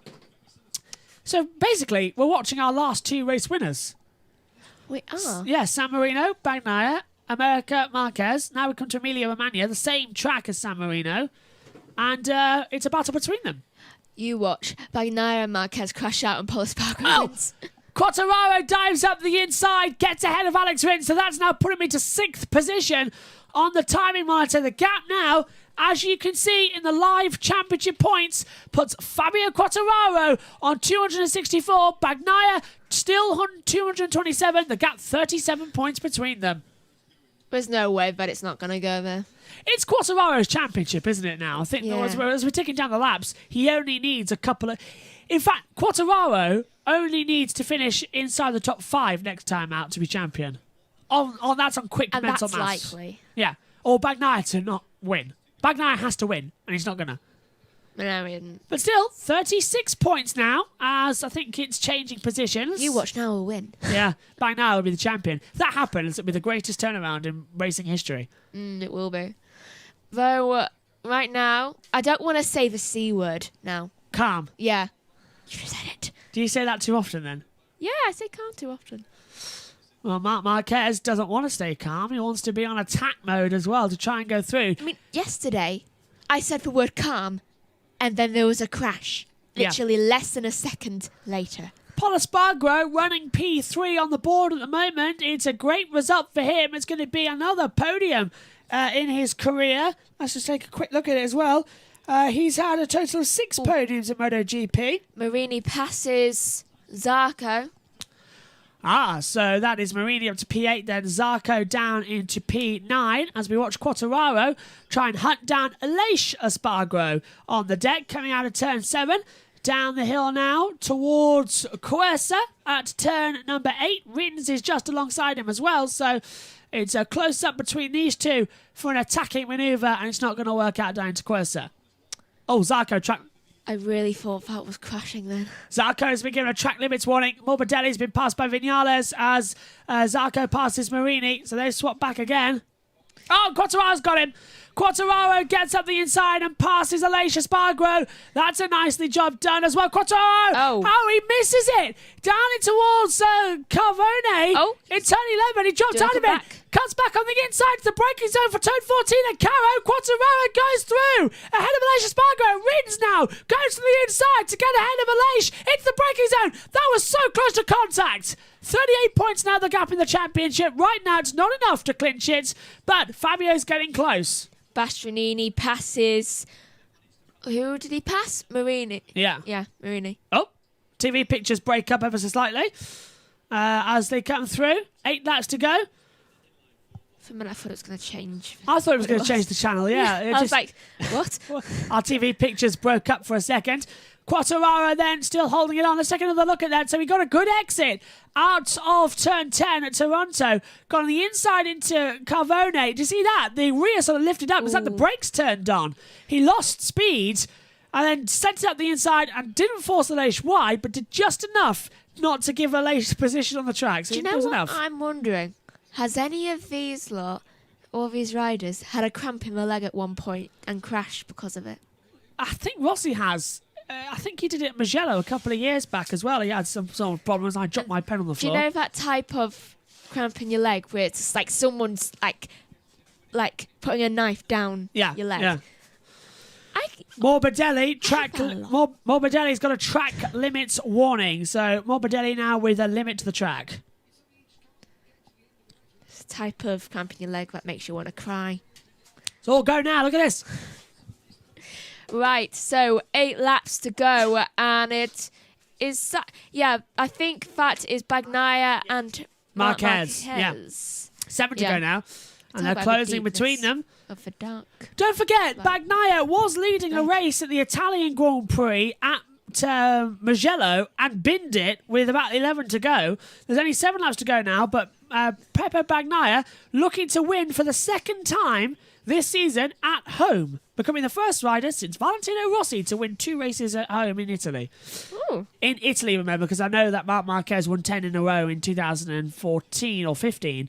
And, no, it would have been 14, wouldn't it? And absolutely dominated it. So this is what happened at turn 16 then. Oh, that's a screenshot and a half. Bagnaia on the curb, running completely. 280 kilometers an hour. That's 180 miles an hour. That's a lot of curb. Fabulous. Fabulous. It kind of looks like he's not even on the ground. He looks like he's flying on that motorcycle, doesn't he? I'm so tempted just to paint these. Gap now between Bagnaia and Marquez, 0.416 with 7 to go. The question is Marquez going to start hunting Bagnaia down now? And will Marc Marquez take the win? Don't forget, the last time these two came wheel to wheel was at Aragon 7 weeks ago. And it was Bagnaia who came out on top for his first ever race win over Marc Marquez. It was. And I just had a really good idea for a painting. Dovizioso long lap penalty. And too many track limits. Do you know what painting is? Painting. Just a really good action shot of Fernando Alonso's car. I thought it would be. Coming down now, Marquez runs it a little bit too wide and too deep in towards turn number 1, but still having a good run, still having a great shot between this running order. The points as they run. Let's take a look, because Bagnaia needed to outscore Quartararo by 3 points. He's done that, which means the title fight goes down to the next race. If Bagnaia crashes any point before the end of this race, Quartararo will be champion. So for the last 6 laps, it is still possible, because Bagnaia could crash and give the title to Quartararo right here today. It could be a very shock clinch of the championship when he wasn't expecting it. Bastianini passes Aleix Espargaro, and it's... I was about to say the calm word again. If Bagnaia and Marquez crash with each other, that gives Pol Espargaro his first ever race win, and he's been here since 2014 at Qatar. I kind of want him to crash now so that he wins. It would give Oliveira his 4th race win as well. Pol Espargaro is the only one in the top 6 who has never won a race. Rossi passes Morbidelli 14th. Oh, brilliant. Rossi's into the points at his last home race. So he got ahead of Morbidelli there. And it's quite weird to see that it's Yamahas in 14th, 15th and 16th as Zarco passes Aleix Espargaro for P8. Ooh, he's going down a lot, isn't he? Oh, Marquez made a mistake in the last corner. The gap now 0.6 of a second. So Marquez made a slight error there at the last corner. Nearly cost him a race-winning position there. Still on the attack, though. Still on pressure. More power. Extreme power as Bastianini passes Rins as well. For P6, Rins goes down to 7th. Just looking at the gap between Rossi and Binder. And, it looks like he's catching him. Closing it down, isn't he? So it's all go. His gap is actually 0.999. So he's on the 10th. Where is it? Point? 14. Yeah, it's closing between them. You're right. Gap now 1 second. So Rossi's going to catch Binder. Rossi's going to get Binder, which is brilliant news. He can even really have a go at Michele Pirro. Oh, Morbidelli, long lap penalty. So Morbidelli now has been given a long lap penalty once again as he's second of the race. So that's what will give Rossi a position as well earlier on in the Grand Prix. We have a total of 5 laps to go here for the Emilia-Romagna Grand Prix. And the battle is on between Francesco Bagnaia and Marc Marquez. Of course, all eyes now also, Megan, remember, the end of the Touring Car Championship with the champion going to be crowned in the next... Oh, it's done! It's done! It's done! He has done it! I do not believe it! I do not believe it! Francesco Bagnaia has crashed out of the Emilia-Romagna Grand Prix! Fabio Quartararo is the 2021 MotoGP World Champion! It's happened! I do not believe it! The commentators cursed, you may say, but we talked about he might do it at exactly the same corner as Jack Miller, with Quartararo going onto the podium. The gap becomes 60 with only 50. Oliveira's crashed out as well. I think there's oil down. Oliveira's crashed at the same point. I think there's oil down. They might stop it. It doesn't matter. It's a Repsol Honda 1-2, but you are looking at the new world champion. Fabio Quartararo is the 2021 MotoGP champion with 4 laps to go. Talk us through it. Bagnaia, what does he actually do? Dropped it. Same as dropped. Miller. Exactly the same as Miller. He dropped it on the deck and the bike goes flying. Marquez leads. Paul Espargaro second. And it is Bagnaia and Oliveira out of the race. As Vinales passes Marini. Look at that. That's the moment they knew. What happened to Oliveira? Don't know. I think he must have just gone down the Oliveira? deck. Zarco's P5. Zarco's past him. Pepper is out. Ducati congratulate themselves on a hard-fought season. Both retiring. You are watching the 22-year-old Fabio Quartararo, born 20th of April 1999. He is world champion. He is my age plus 1 day, and he's world champion. Unbelievable! The Day of Champions! We crown British Touring Car and W Series for sure, and we do crown the MotoGP champion here today. Pepper is out. El Diablo knows it. He's world champion. That was certainly dramatic, and that means Marc Marquez will win, and it will be a Repsol Honda team 1-2. The first in a long, long time as well. Another brilliant thing for Repsol Honda to prove their back. Marc Marquez kept the pressure on all race long as well, and he proved right. Marc's going to win for the 3rd time this year, but with Bagnaia crashing out exactly the same as Jack Miller, he's done it. I knew he would. I knew he would crash. It's always the pressure. I just feel so bad for Bagnaia now. Diego, the manager and physio for Quartararo, watches on. He is watching. Quartararo will now know he's world champion. The gap as it stands, look, 60 points with only 50 left on the board. He's done it. Yamaha, for the first time since Jorge Lorenzo in 2015, are the world champions. Right, I want to know what happened to Oliveira, and it's Morbidelli gets passed by Dovizioso. Oliveira, I think, crashed at the same point. I think he must have crashed at the same point. I wonder why he crashed. 60, I correct myself, 68 points the gap. Jeez. With Dovizioso scoring no points here today, it will put it on for Quartararo. And it doesn't even matter if Quartararo doesn't finish this race. The gap coming in was 52 points. So it doesn't matter. Quartararo is the world champion of 2021. He becomes the first champion of the day to be crowned, because we will crown the touring cars in an hour, and in 2 hours, or 3 hours rather, we'll crown the W Series champion, or you will crown the W Series champion. Between Jamie Chadwick and Alice Powell now, the only two between them. So we've got a Brit champion. Unbelievable. 2 to go in this Emilia-Romagna Grand Prix. It has flipped on its head with 4 to go. It has put Bagnaia crashing out. And we knew it was an outside chance. We've been saying it all weekend long. It was an extreme outside chance that he could take the title fight to Portimao. He had a fantastic qualifying, but Quartararo had a poor qualifying. But just like it always does in MotoGP, it flips on its head. And he has put Quartararo P3 and Bagnaia in 16th. He walks back in. Ducati are done for the year. And Quartararo, the 22-year-old, is going to be crowned champion in a lap and a half. And that also means that everyone here now scores points, I think. Does Nakagami score points? Yeah, Nakagami in 15th scores points. Every rider is going to have points, which is good. And do you know where Rossi is? Where is he? 11th. Oh, brilliant.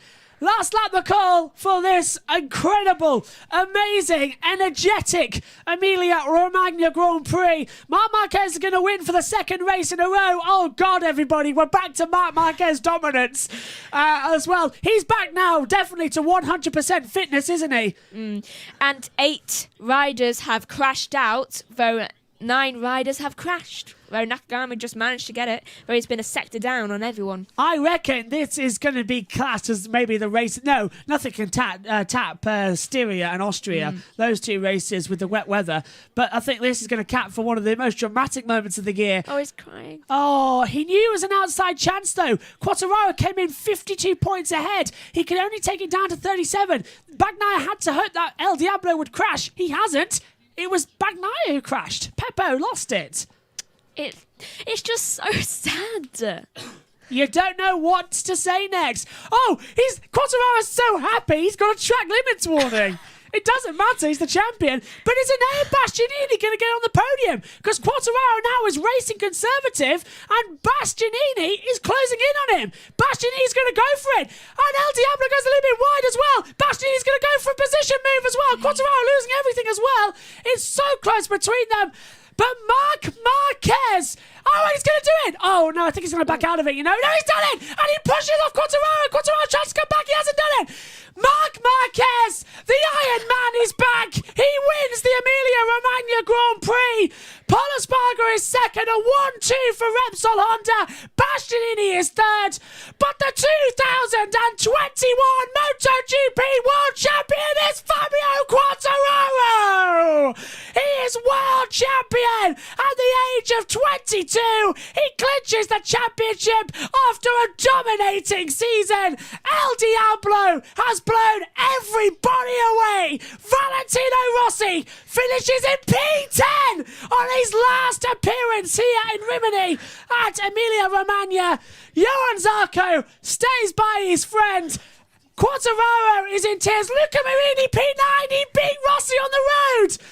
They both finished side by side as well. You could see them just congratulating. A new world champion in MotoGP, the first champion crowned today. Fabio Quartararo is the MotoGP world champion after Francesco Bagnaia crashed with 4 to go while leading the race. Marc Marquez wins. Paul Espargaro second. Repsol Honda get a 1-2 for the first time since 2017. And it is Fabio Quartararo, El Diablo, aged at 22 years as well. Born a day before I was. Somebody my age, exactly, is champion of the world.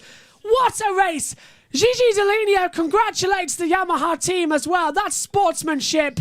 But Fabio Quartararo also becomes the first ever French MotoGP world champion. History made here in Rimini once again. And Luca Marini and Valentino Rossi, the brothers, unite as well on the track and give a wave to the fans. Grazie Vale. for everything he's done. He finishes P10. His bike's on fire, Megan. Valentino Rossi's bike's on fire. As Marc Marquez celebrates with Johan Zarco as well as Fabio Quartararo.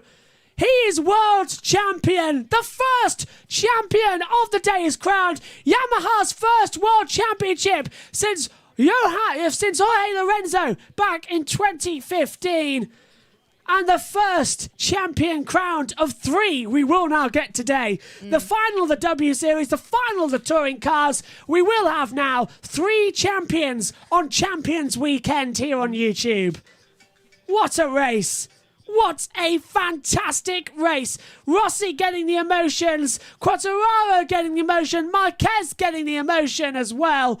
Fantastic race here in Emilia-Romagna. That's a lot of yellow. Hashtag L1Ablo. LD1Ablo. Unbelievable. It happened immediately. Down at turn 4, as soon as Bagnaia went down. I said it a couple of laps before. If Bagnaia crashes, Quartararo is the champion. I said it all race. There was always a feeling it could happen. But it happened. World champion parking spot. Yamaha unite. Quartararo is buzzing all the way around as well. El Diablo winning the title. We knew it was his really since Silverstone with a dominating performance. He clinches it here with 2 races to go. We head to Portimao and Valencia as really dead rubber races. Just for fun races. And I don't mind that. Because look at the scenes we're getting here. Just unbelievable. So Definitely a curse of the commentator moment. I said all Bagnaia had to do now was to fall off and Quartararo be world champion, and that happened. Fabio Quartararo becomes France's first ever world champion in the Premier class as well. Quite an achievement and quite a lot of firsts we've had this year as well. We've in the past couple of hours. The first ever Dutch world champion in Formula E, the first ever Spanish world champion in IndyCar, the first ever French world champion in MotoGP. Luckily, our next series would be another repeat winner. It's time to move over to the United States Grand Prix, where W Series also held their season finale. Alice Powell, Emma Kimalainen were going against Jamie Chadwick, the winner from the first W Series of Championship as well, in a double-header event. Race 1 saw Alice Powell claw back, making a 2-horse race going to the last one between herself and Jamie Chadwick. I wasn't in the commentary box for this one, and apologies that the quality of the video isn't as good, but we've boosted the audio. Commentary for the W Series Championship finale came from Megan Burch and Ian Burch. Where are the lights? Oh, 1 light, 2 lights, 3 lights, 4 lights, 5 lights.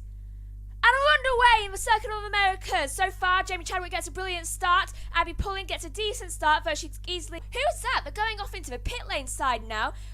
Jamie Chadwick seems to be doing quite fine right now, and I'm pretty sure that was Batsky Visser trying to go... Oh! Who was that? That was Fabian Volveren just... I did say the other day I'd really love to see a car doing a wheelie, though got my wish. What caused it to go up like that, though? One of the bumps round the turns, and so far no accidents apart from that little wheelie from Fabian Volveren. Never seen that before in my racing... like commentating. Yeah, and that could be a MotoGP moment. That could. The grid has changed dramatically, and the person with the best start so far she's gone up into 12th from making her way up from 16th. Kayama is now in last. Though Chadwick seems to have got an amazing start, though Pulling also got a good start. Though Visser, she rocketed her way up into 3rd from 4th. Just like went right past Sarah Moore. Though also Belen Garcia, she didn't have a good start because Emma Kimalainen now has rocketed her way up into 4th from her place in 6th. Let's see how Jess Hawkins have done. She's gone down 1. Where's Alice Powell? Alice is in 7th. Alice Powell has moved up a position. She must have changed with Jess Hawkins. Yeah, she's just in front of Jess Hawkins. You must have taken her on the start of the race. Though so far, things seems to be going around there. We've got a 2x2 from looks like Tomaselli going against, I think it's Argon? Yeah, it looks like Argon she's going around with. Though Okay, right now I'm seeing Jess Hawkins with Cook behind her. Cook seems to be very determined, I would say, to try and find a way round Jess, and she's gonna try this. And I'm just noticing there's only one of Abby Pulling's team on there right now. Wait. Yeah, because the that's other because one's Marta Garcia's not well. Also, she's a lone wolf for that team. Right now, Jamie Chadwick gets the fastest lap of a 2 minutes 6 second .781, and Vicky Pira's got a new personal best of 2.8.822. That surprises me because all the experience Pira's got, you'd think she was a lot faster than that. Yeah, so this is an interesting. Abby Pulling, her personal best is a 2 minutes 7 seconds. Exactly. The interesting thing I'm is taking a that the picture of ones that are actually improving are the ones at the back of the grid. You know, the ones at the front of the grid seem to be stable, going round at the same pace. Although Jamie Chadwick's just put in a personal best and she's just done a fastest lap of 2:06.781.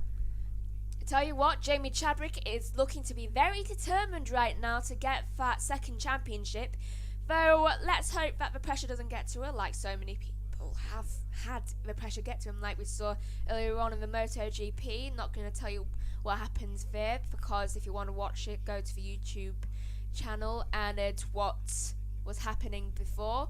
On the last thing, I think, broadcast, or the second to last thing, though that was with me and Joshua. I like the dad dancing right at the end by the guy that's won. That's all we can say if you haven't seen it. The guy who won.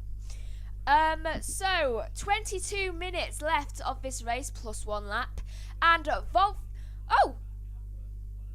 Caitlin Wood has passed Vicky Piria. I'm not looking good. Let's look at the further back. Yeah, it surprises of the me. grid. Vicky Piria is one of the most experienced drivers in this field. She's driven in many of the categories around Europe, and I do expect more of her. Even Bruno Tomaselli, who has the opposite, got almost the least experience in this, apart from Abby Pullen.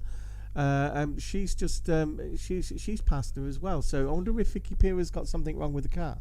I am not sure, though she has just been passed by Miki Koyama, and it's maybe we should look out for that. Good spot. There might be something wrong with the car, because we saw that yesterday with Abby Eaton, because she kept going around like really far back, and obviously slowing down. She's not got as much power as she needs. This is a very hilly circuit, especially at the beginning. So you need the power. 11 degree first hill up to the first corner. It must be very nerve-wracking, though, going up all these hills, and I'm just glad that it hasn't rained. I'm hoping it isn't going to rain for any of them, because I can't see that being very good for anyone. I used to just close my eyes and hope for the best. I doubt that would work, because there's a lot of corners. Oh, we have corners. Oh, we didn't. We just had autobahns. Right, so going round is a hairpin. I don't know which one that is. I think that might. Some of them used to flash the lights at us. Those guys in the little black and white cars with the blue lights on the top. They used to flash at us all the time, but we just kept on going. There's Ted Kravitz. I'm seeing the voice of on the screen. That is certainly interesting to have. Ted's the British commentator in the pits this weekend, which means that he's not doing his famous notebook for Formula 1. Yes, that's because the usual commentator for this, Amy. She's on maternity leave at the moment. Not sure whether she's actually had the baby yet, so wish her all the best. Well, last time I saw Amy, she was looking like it's about full term, so you know she was massive. I think she may have had. She's such a thin girl as well, and just this great big baby there. It looks unusual on a girl as fit as her. Jamie Chadwick sets another fastest lap of a 2 minutes 6 seconds .701, and it all seems to be very calm. Zinfo asking, is you'd expect is the W Series 22 calendar revealed yet? I don't think it is revealed just yet, but I will check that for you now. Yeah, the interesting thing there is that the top 8 in the championship get there automatically, but also the 2 Puma drivers, because they're sponsored, also. So 10 of the lineup are actually secured their place for next year. The others have to fight it out, and the fastest 8 go into next year's championship. They're hoping that yet again it would be mirrored with the Formula 1 championship, because that has been quite successful this year, and it's also brought a number of the girls to the attention of the Formula 1 teams, whereas before they were just lost in the DTM championship. And although the teams knew of them, it wasn't like you could go talk to them and have a coffee, and so there was no marketing of these drivers. But these drivers are starting to get into Formula 1. Jess is with the Aston Martin team, isn't she, Jess Hawkins? She is, and I have checked info, and I unfortunately cannot find any. Yes, it is. I cannot find whether the 2022 calendar has Dave that she hopes for more. Catherine said she wanted more races, so I don't think she's fully decided what is going to go on yet. And Synthil says, "Come on, Visser." Obviously, Synthil, you're a big Visser fan, and I wonder why. We all are. It was so sad when Visser couldn't get through in 24 hours. In bite of this Dutch, the same as Synthil. I am not sure. Whereas we've got Jamie Chadwick, Abby Pullen, but we've got to remain impartial, like I do with Lewis. I always remain impartial. Come on, Jamie. Come on, Abby. Apart from when it comes to Fernando. Come on, Alice. Right. Sarah. So, Sarah Moore passes Baisky Vista. Simply, you're not going to be happy. And it's. So Sarah Moore's up into 4th place, isn't she? Or do you see? Yeah, Sarah Moore's up into 4th place. Your timing screen's not updating again. Let's have a replay of this. No, it is updating. It's a classic one at this circuit where there is a great overtaking. If you take the wrong line and you telegraph the line you're taking, you can take an inside line. Race control. And I mean, like Abby's doing so fantastic in it. A bit like move that Moore did was, I noticed it was quite Danny Ricciardo-esque type of move. I wonder if they've been talking about it. Danny, I think Danny did that at either the Malaysian Grand Prix, or you might have actually done it at Monaco as well. Do you know the flats at Monaco? I think Danny does it all the time. So it's good to see some of Danny's movers rubbed off on Sarah Moore apparently. Though something just happened in the field, though I can't tell what happened. So I think another fastest lap for Jamie Chadwick. That's what it was. It was Jamie Chadwick setting a 2 minute 6 second .505, and right now it is Alice Powell's team radio. Though obviously, I think Alice has been I think they're pointing out to Alice that she's got to get a move on, because Jamie could actually take the championship if they finish in this order, can't she? It is likely that's what they'll be saying. So 14 minutes and 50 seconds left of this race plus 1 lap. It's a nice prize, £500,000 and $500,000, sorry, and things. Black and white flag for. Black and white flag for. I've got them all over the place. Is this a transponder issue or is it a crash? I need to know. Transponder issue. That's the thing I hate most. Cook. This thing I hate Saber Cook. About W Series. The trouble with transponders. Koyama passes Vicky Pirio once again, though they really need to get Saber their transponders. Cook, wasn't it, whose transponders went down a minute Then again, ago. we can talk.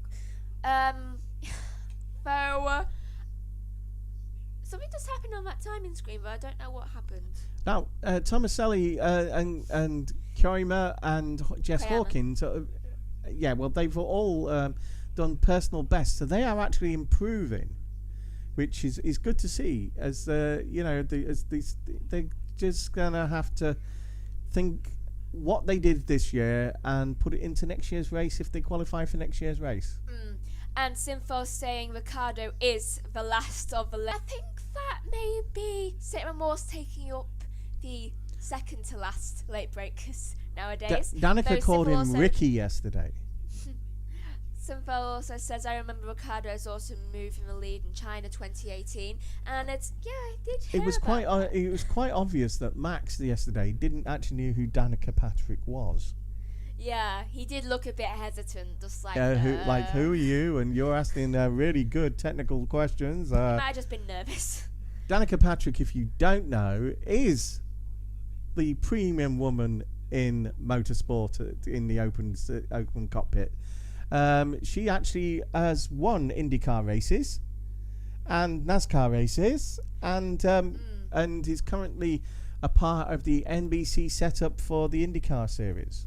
Yeah, and it's right now, Timfell also says, I think the transponder issues occur when they go a bit wide, but not sure. That could be why, and because right now the transponder just said that Chadwick was in third, though she's not.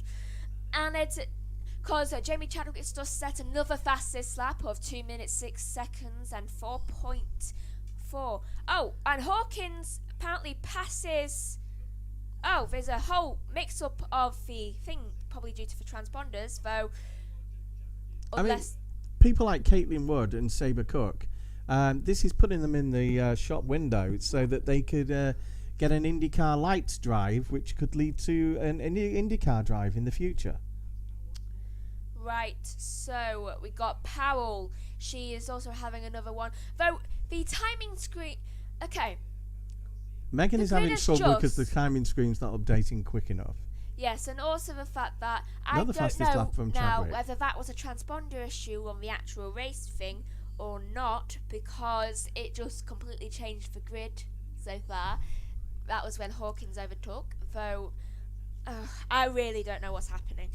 Well, because think about it's just going haywire. Think about it, and look at the thing down here, and we'll work it out from there. By the look of it, Jess Hawkins is currently in 9th place. Well, I know that in front of Marty, and she's closing in on Sabre Cook, who is directly behind Alice Powell. I know that, though. I'm also very Bell and Garcia should be worried because Alice Powell is literally 0.487 seconds behind her. Now it's getting closer and closer. I think the closest one is the gap between Powell and Bella Garcia, isn't it? But have you seen how close as well? Kimmelainen is now behind Abby Pullen. She is quite close. She is 0.95 seconds behind, and Fabian Volverend has accordingly entered the pit lane, so should be seeing her going down. Volverend might be actually.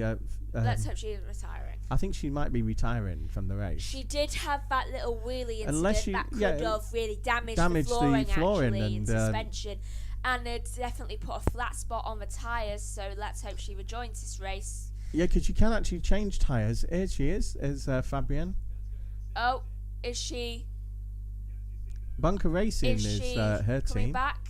I'm they're not testing. sure. They're testing the struts to see if that, like you said, that she got damaged because she's obviously her timing's not she good. Would have serious damage right now because she literally went all Slovene arm on the track, and she isn't doing as well as she did yesterday, is she? She is not, though. That I think it's all due to the earlier incident. Yeah, I think so. And that's why this team has brought her in and checking it out. I still feel that Fabian Wolfend. I'm doing too much MotoGP. I keep thinking Quartararo right now. Quartararo. Don't mention Quartararo. Why? Because it's Fabian Wolfend we're talking about. I know, I'm just linking back. Here's a replay of earlier between Belen Garcia and Alice Powell. That was a very good... Was it turn 7? Tried to overtake in turn 7? Likely, yeah, probably. Fabian Volverend has reportedly retired from a race, and no surprise from the earlier incident. Oh, yeah. Though She has got damage then to that, to those suspension struts. I thought she would. I thought she wouldn't make it to the end of the race from that incident. No one could, because it would be too much damage to the floor and maybe the suspension. Would have hurt her back as well. It would have, because I can imagine quite. She's not happy though. There she is. She's not gonna. She doesn't look to be very happy right now, though she is. Phil says the screen lagging a bit, but audio is fine so far. On the A164. He flew into a tree. He flew into a tree because these basically these cars are only we have a crash. Oh, we have a spinner yellow in sector 2, and I don't know crash, how actually, to put the numbers on. I really don't. That is Saber Cook, who's crashed. Track is clear now. Saber Cook was in front of Jess. So here's a replay of what happened. She just clips the side of Jess, and they both just spin round. And they both. Was it Agrin? Agrin came wide to get past them both. They luckily both are saying okay, thank you very much for that. And still are. And Tomaselli follows. Driving, and it looks like Tomaselli was just really shocked when she was coming. Agrin and Tomaselli are now up into 9th and 10th place, which is good for the two young rookies. Sinfos says, stupid move, I guess she locked up and kind of torpedoed. Yeah, it does look like that happened. Well, actually, the one on the outside kind of turned in. I think she might have been trying to avoid her. I remember years and years ago that happening with a back marker. Who was the guy that went to IndyCar? Montoya. Yeah, Montoya was leading the race, and one of the back markers did that to him and spun him round. And now I've said it. I think it happened to Max last year. It did. Yeah, Max got spun round at virtually the same corner. I think it was in Italy. I think it was. And Sinfos says maybe a bit of a racing incident. Yeah, it looks to be that way. So we can actually see that as it stands with 5 minutes to go, if they remain in this position as they are with Chadwick involving cars 21 Hawkins and 37 Cook will be investigated after the race. There's only 5 minutes ago. With Jamie in first, Emma in third, and Alice in seventh. If it finishes like this, that means for the second time, Jamie Chadwick will be W Series champion, and she'll get another $500,000, and even more importantly, more points for her super license. It will be a lot more points of super license, though it's looking unlikely that Powell will actually be able to get up there, since she did start so far back in the grid. Though Jamie's development driver with one of the Formula 1 teams, is she with Williams? Yeah. Oh, and Sinfos says Verstappen got spun out by Ocon in Brazil 2018 while he was leading. Yeah. Thank you for the information, Sinfel. I'm remembering that now. It was actually, I remember actually laughing. Yeah, it's very similar, and if not the same corner that Montoya it happened to Montoya, or the same style of corner. Yeah, and Powell passes Belen Garcia finally. Maybe she'll be able to work her way up into the field now with only 3 minutes and 40 seconds left. Yeah, and this is the last chance saloon for Alice. She's got to take every chance she can now. I think 3 laps are going to be left now, because if they do 2-minute laps, then it's...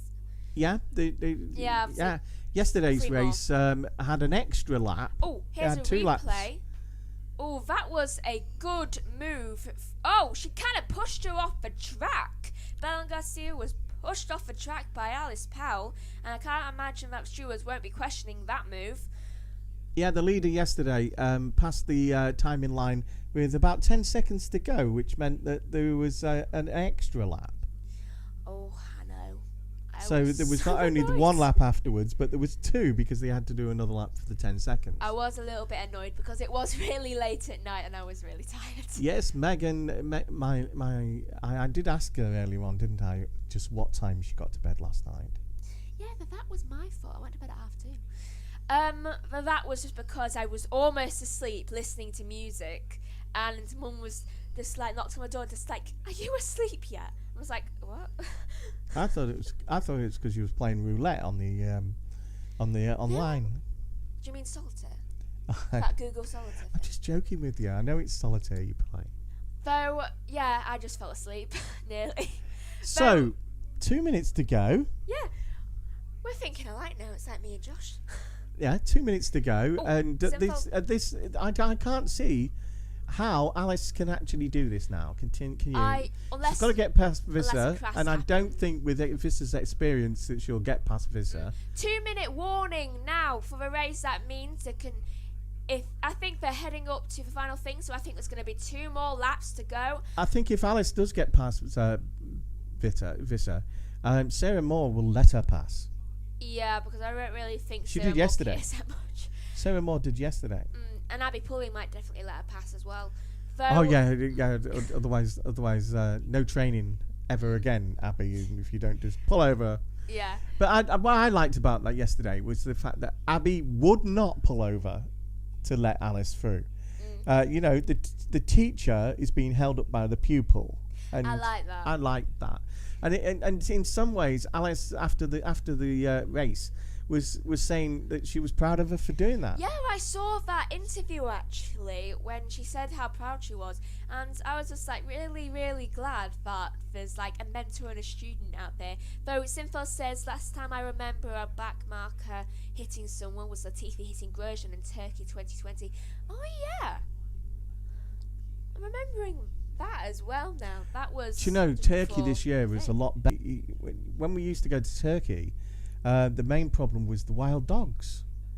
Do you remember the one 2 years ago? That got out into the paddock and then running all over the place and then back again. Was that in British touring cars?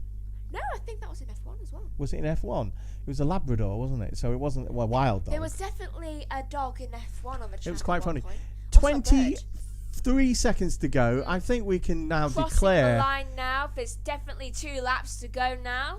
Jamie, they've done it again. Habit of 10 seconds to go crossing the line. Seem to have that little habit. So we are going to get 2 extra laps, aren't we, Meg? And yes, we are. But I think we can safely say that this is Jamie's championship to lose at this moment. Unless she decides to spin. This is going to. This is like. She's got to have the same mentality now as Emma did in the tennis. Time is now out. 2 laps to go. She's got to be focused and not make a mistake. We had this with Max and Lewis, even with all their things they've done in their careers.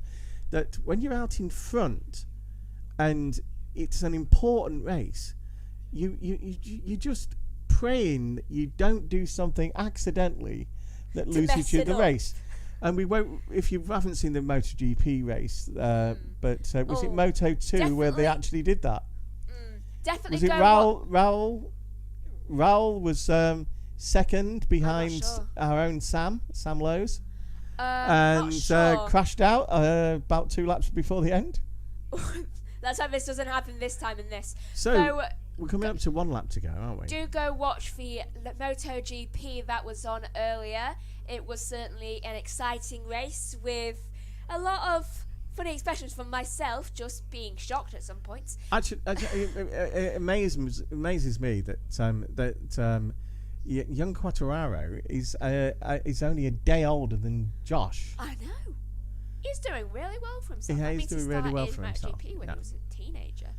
Though I think it's the final corners for this lap. Though, Caitlin Wood passes Tomaselli, and we're just about to enter the final lap now. Cook passes Vicky Piria as well. See it. Seeing is believing. Yeah, but Jamie will safe. probably turn around and say, "It's not the money. The money is the things. It's those points for the trophy." Right. Unlike British touring cars, where I understand that confirmation. Asher's won that. Confirmation of the final lap now. Do you know in the touring cars you don't get to keep the trophy? Don't get to keep trophy? No, it's taken off you on the same day. Yeah, and put back in its case. I think I've had a few words to say about it. You know, yeah, I mean, you know, you battle all season to win this trophy and lift it a few times. Let your family and your friends and your mechanics and anybody who's going to come into the garage to celebrate with you, and then it gets taken away from you. Yeah. That's a bit sad, actually. Yeah. I'm tempted just to give him a little trophy, just like, well done. Actually, that trophy has all the different names on the yellow, bottom. Sector 1. Don't know whose it is. Green flag again. now, though someone must have gone off. And I think there's loads of transponder issues right now. Though I can tell you that Cook, Piria, and Hawkins have all gone down. I think it was just Hawkins that yellow was for, personally. We'll see later when it gets confirmation. Though camera's out of focus. Yeah. It's like, that's what Ed's saying. What's that way? That British Touring Car Championship trophy actually is the two best drivers' names on there are Jack Shears, who's a British Touring Car legend, right, and also Jim, Formula One legend who we lost in 1964. Yes, very sad that was. That was only 14 years after. Yes. And Jamie Chadwick has now won £500,000. Yeah, 500,000 times. So Jamie Chadwick crosses the line to take her second championship, and there's also a yellow in Sector 1. Don't know why that's there. It seems to be a habit recently. Though I can just almost feel the excitement on her face. Abby Pulling is second. Bad luck Emma against Alice is and third. vice versa. Sarah Moore fourth. Visser fifth. Powell sixth. Garcia, Bellum that is, 7th. Marty is 8th. Argan is 9th. Wood comes home in 10th. Tomaselli is 11th. Sabre Cook. Koyama is 12th. Sabre Cook in her home race is 13th, unlucky for some. 14th is Piria, and Hawkins is at 15th from what looks to be the yellow that happened before. Though I didn't even see that coming because it didn't look like it was on the last lap at all. See, I can't function without Josh there. You cannot function without Joshua. I need his knowledge of the track. So Jamie Chadwick becoming a 2-time W Series champion and already also saying she has no plans to return to W Series next year. Instead, she's intrigued by the LMP2 category as well to go into the World Endurance Championship. There's even a seat for her maybe at Formula 1. Moving away then from the W Series and going into stock cars. Yes, it's the British Touring Car Championship. Once again, their championship went to the last weekend of the year, but the championship was decided in round 29 instead of the usual round 30. Ash Sutton went into the weekend with the championship in hand. All he had to do was keep in the points throughout the 3 races and he'd be the touring car champion. Tom Ingram and Colin Turkington once again were hot on his heels. Round 29, I was in the commentary box and our familiar pit reporter Josh Playz was down trackside providing us with images as well. This is going to be tension. This is going to be the championship defining moment. Round 29 of the Quidfit British Touring Car Championship. All 5 lights are on. Lights out. Race on. And away we go. It's a good start from Cook. It's a good start from the inside of Gordon Shedden. It's a Senna Proctor who's not made the best start. Sutton and Turkington are still racing together. Look, there they go. Flashing past Josh as they all go through Paddock Hill Bend for the first time. The 2 BTC Norland cars side by side. Proctor goes locks out. There's one in the gravel. It's Senna Proctor into the gravel and into the wall, and there's drama further back from where you are, Josh, as well. 2 cars spinning round, and that puts Ash Sutton right in the championship protagonist positions as well. Take a quick look at where they are on the circuit. No sign of the safety car. Surely it must be deployed any second now, though. And there's contact more. Sutton gets hit once, and there's all sorts of drama. The track looks completely blocked. 3 cars off Ollie Jackson, smashing everybody off. This is going to have to be, I think, a red flag. The track is blocked, and in round 29 the drama just keeps on coming. Every safety car is deployed. Safety car, SC, safety car deployed. So no sign of the red flags, but we've got 3 cars stranded on the outskirts of the track. So that was Hamilton and Andy Neat coming in. Ollie Jackson stranded as well. Senna Proctor's at the top of the hill. I can't see how they're not going to have to stop the race. Josh, you're down at Druids. Any action with Senna Proctor's car on the gravel? Can you see anything? Yes, I can see Senna Proctor's car is just being assessed by the JCB. I'm trying to get a good angle. No worries, take your time. Of the incident. So safety car is deployed on lap 1. The race not red flagged immediately, but with the amount of damage on the track, you have to wonder if it will be. Sutton remains in P6 at the moment. There's the action. Let's go straight over. Josh, as I said, is trackside for us.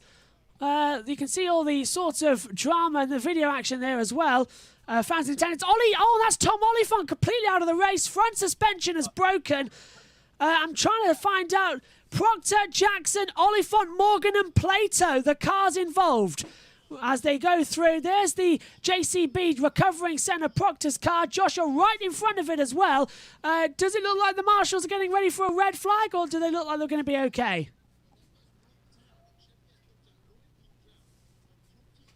I don't know about the other incident, but it looks like Senna Proctor's car is going to be well, but I don't know about the other incident. Well, we had another spin at the top of the hill as well. All looks okay from that angle. The big accidents happened as they came in towards Surtees as well. Big slide from Nick Hamilton. He managed to save it as well with not any drama. But it's Ollie Jackson getting involved. 4 cars are out. Proctor, Jackson, Oliphant and Morgan. We know where Proctor ended up, so the 3 cars that hit each other. Jackson went into a spin down at Surtees. Then he got collected by Oliphant, and Adam Morgan escaped through the grass as well, and that caused the secondary incident. So it's a safety car situation. They haven't had to red flag the race, which is fantastic news. I was very worried they might.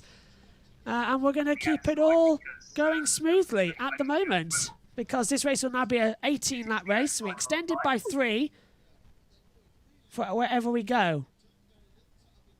As they all run around, some of them with damage. Plato's come back into pits. He's lost 6 places from where he started as well. As everybody now is on board with Ash Sutton. Sutton is P6 at the moment. So far, in a championship paying position. Back with pictures from Brands as well. There's Senna Proctor just locking up. Don't mind me just nearly trying. Don't mind me just dropping my phone, nearly making it land on Vox. Oh, be careful. Absolutely. I had that, honestly, at Snetterton when I was setting up. A big gust of wind nearly knocked the tripod over and the camera nearly went smash on the floor. Just seeing a replay. So Ollie Jackson had a half spin as well. He got rammed in the back by Oliphant, and Adam Morgan just got hit the side as well. Tom Ingram was involved in that battle as well. Ingram's dropped down to 23rd place. So if his championship was in any position coming into it, it's now definitely done, if it wasn't already.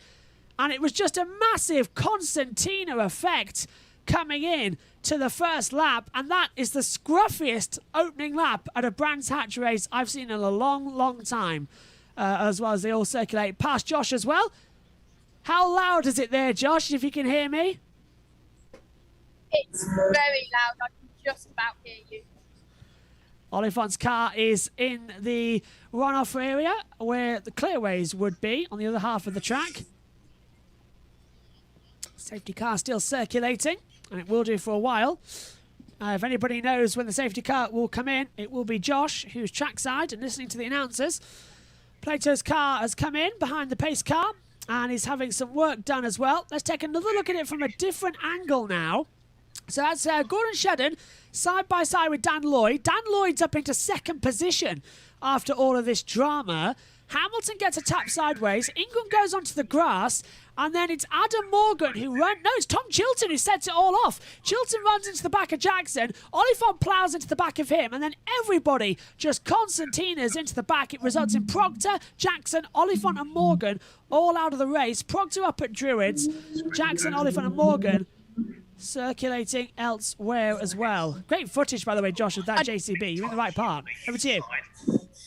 No problem. I don't know what happened with Plato, but he's currently just come out of the pit lane and he's on an out lap.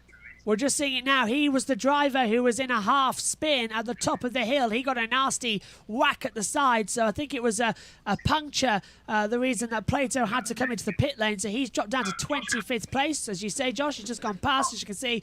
Safety cars in this lap has just popped up on the bottom of the timing screen. And it is. It's coming in now. The car's coming past as we go green flag. They're going past Josh in just a second as well. Safety car in. Race restarts here at Brands Hatch. Josh Cook leads the way. Lloyd second. Let's listen. Cars flashing by where Josh is at Druids as well up the Hayward Hill. No one going for a big manoeuvre early on as well, as Turkington is ahead of Sutton at the moment. That's not going to be great news for Sutton.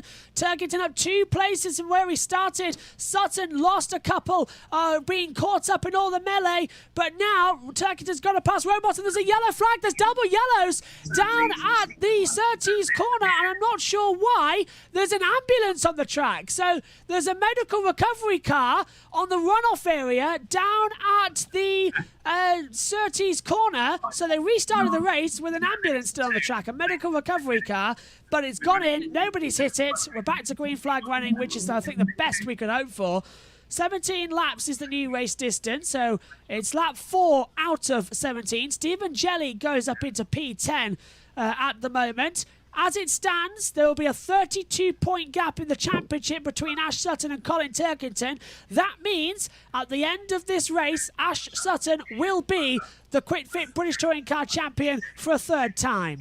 Are the crowd going to go nuts there, Josh? Do they all know what's happening, that Sutton could clinch it here today?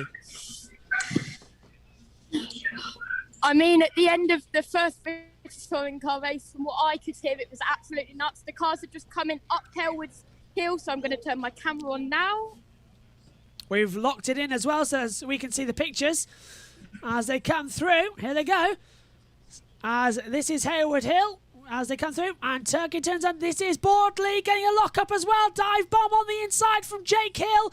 Hill's got the fastest lap, and he's gone through. You can see it on Josh's camera vantage point, the move being completed there as well. I do enjoy the fact that you've got 2 screens in one that you can take a look at. You've got an amazing trackside experience as well. I know just what it's like as well from Snetterton, as I'm sure you're a veteran. Is this your 2nd week in a row at Brands? Yes, this is my 2nd weekend at Brands. I was here last weekend for the Bennett's British Superbike finale with Taryn McKenzie coming out as champion. And back to British Touring Cars, we're currently on lap 5 of 7, and everyone is on medium tyres, and the people who are not running, Proctor, Jackson, Oliphant and Morgan.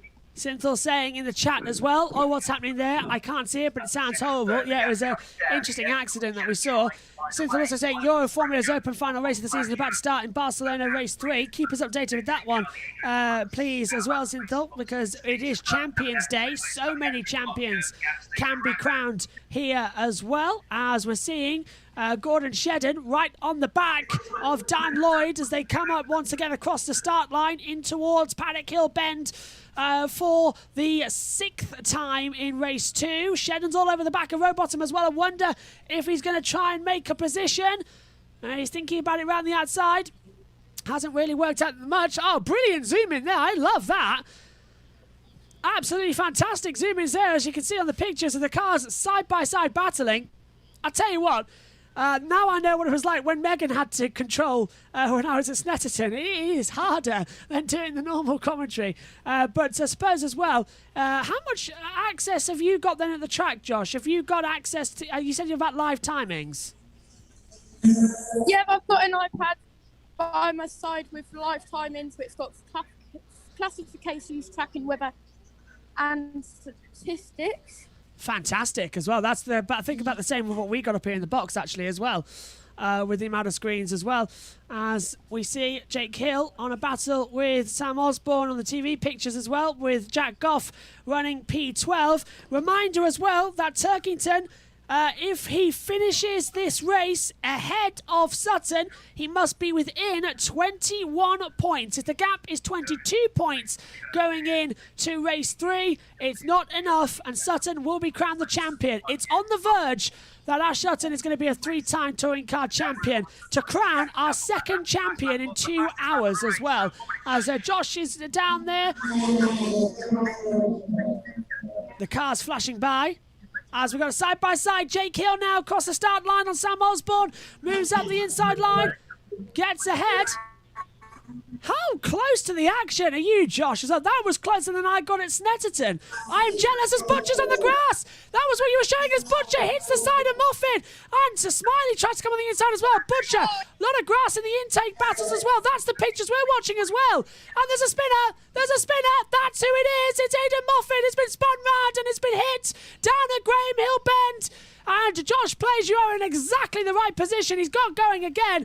But you saw that spin. I saw that spin. Jelly and Goff now in a battle with Tom Chilton. Jake Hill hitting the side of Goff as well. It's like when Matt Neal did it in 2013. It's all sorts of action and drama at the moment as they head side by side down Hawthorne Hill, out to Hawthorne Bend as well. Goff has the inside line. Hill has to back out of it. Sam Osborne angrily flashing his lights as Jelly now looks to the inside of Chris Smiley. Tom Chilton on the inside as well, not working off. Well, that was a dramatic spin as well over there, Josh. Presumably, the entire crowd either cheered or went in shock. Oh, Goff! There was a bit of shock. Here they come across the line. Cook, Lloyd, Shedden, the top 3. And still... Just hearing the cars, it's more dramatic than watching the pictures as well, as Goff's got a lot of drama now. He's side by side. Jake Hill to the inside, down, side by side, across the pit lane, in towards Paddock Hill Bend we go. Hill's got the inside line. He goes for it. Sam Osborne dives up the inside as well and takes him. So Goff again has to lose another 2 positions, but Goff's back alongside him to the inside. It's wheel to wheel coming into Druids. And through goes Jack Goff. Osborne backs out of it. He saw the move completed down there as the cars went through. Replay of Rory Butcher getting forced onto the grass by Aidan Moffat. That didn't have the best of endings. Moffat went sideways in the end of the action as well. Lap 8 of 17 then. We're past half distance here at Brands Hatch on the Grand Prix circuit for the round 29 of the Quick Fit British Touring Car Championship. Dry conditions at the moment, and that was Moffat tapping the back of Chris Smiley. Smiley going into a half spin but saving it. Moffat running out of talent and running out of luck, dive bombing at that part of the track. Josh. Sorry, Josh, I thought you said something there. Yeah. No, it's fine. I'm just moving over to the exit of Druids, as known as your favourite spot. Oh, yes. I love that corner so much. The Druids section of the track seems to be the best vantage point. They come across the line. Yeah, it's Cook, Lloyd, Shedden, Rowbottom, Turkington, top 5. They're going to blast past you as well up the hill. I've got to get to Brands. Megs, you might be doing a Brands next year, controlling the streams. There they go, look, circulating through.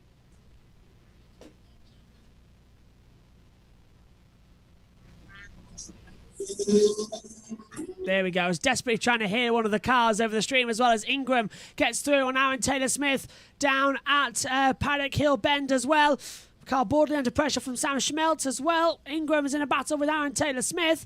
And lap 9 now. Dan Rowbottom has the fastest lap of the race on a 1:30.964. So they are changing over dramatically as well. As we're still watching, Jade Edwards has made her way up into 19th place. Oh, Smiley pits as well. And so does Rick Parfitt. So Parfitt pits, Smiley pits. So we're down to just 21 runners out there on the track. Well, we did take 4 out on lap 1 as well, so it's about as dramatic as a race 2 can get here. Don't forget, after this, we go for a couple of hour break before race 3 gets underway later on today at 5:10 British summer time as well. I think it's running slightly delayed once again, but it should be good. And of course, yes, we are running slightly delayed after the couple of SCs. They did cut the lunch break out, so that caught some of the time. They're coming up through Kelwood's Hill, up into Druids now, and down to wherever I am. How many cars are competing in the BTCC, says Synthel? 29 are entered this weekend, as we see. Cars flashing by where Josh are. Down at Druids. Side by side, Tom Ingram trying to have a move. Pit lane, it looks like. Who's that? That would be, I think, it's Parfit. Rick Parfit coming out. Oh, slow at the exit as well.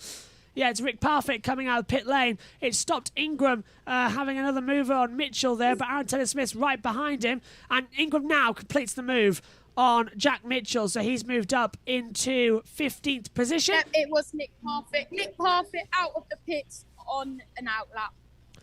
Thought so. So he's going to be... He's actually 22nd overall, with Moffat in 23rd place. So they're switching between them.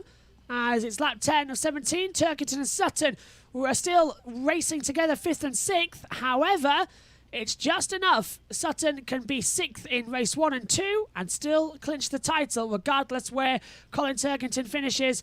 So we'll go into Brands. The race 30 effectively is a dead rubber race. There'll be no champion crowned. It'll be just for fun. As well, which I think is nice to have a relaxing one because we don't have a dramatic last touring car after the year we've had. Cars coming by, I think, as Josh pointing out there on the video, just coming through the first couple of corners. That's Ingram leading the way with Cook as well. Battle for third, Shedden, Rowbottom and Turkington. And Shedden getting a loose rear as well. Here comes his teammate and here comes Turkington as well. So it's all gone through on the inside. Turkington goes through on Rowbottom as well. Shedden just about holds on at front. As you can see on the battles, Sutton now has got to deal with Rowbottom.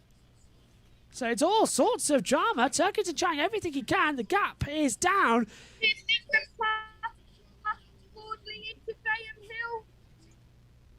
They're side by side. You can see on the pictures. Bordley has the inside line and just about holds it off over Ingram. Ingram tries to cut the cut back though. Side by side of the exits you were showing, Josh, up towards Surtees we go. And Ingram got the inside line. Ingram gets it. Fantastic manoeuvre. Ingram then moves up to 14th. As lap 11 of 17, the racing continues. There's still a while to go. You literally read my mind.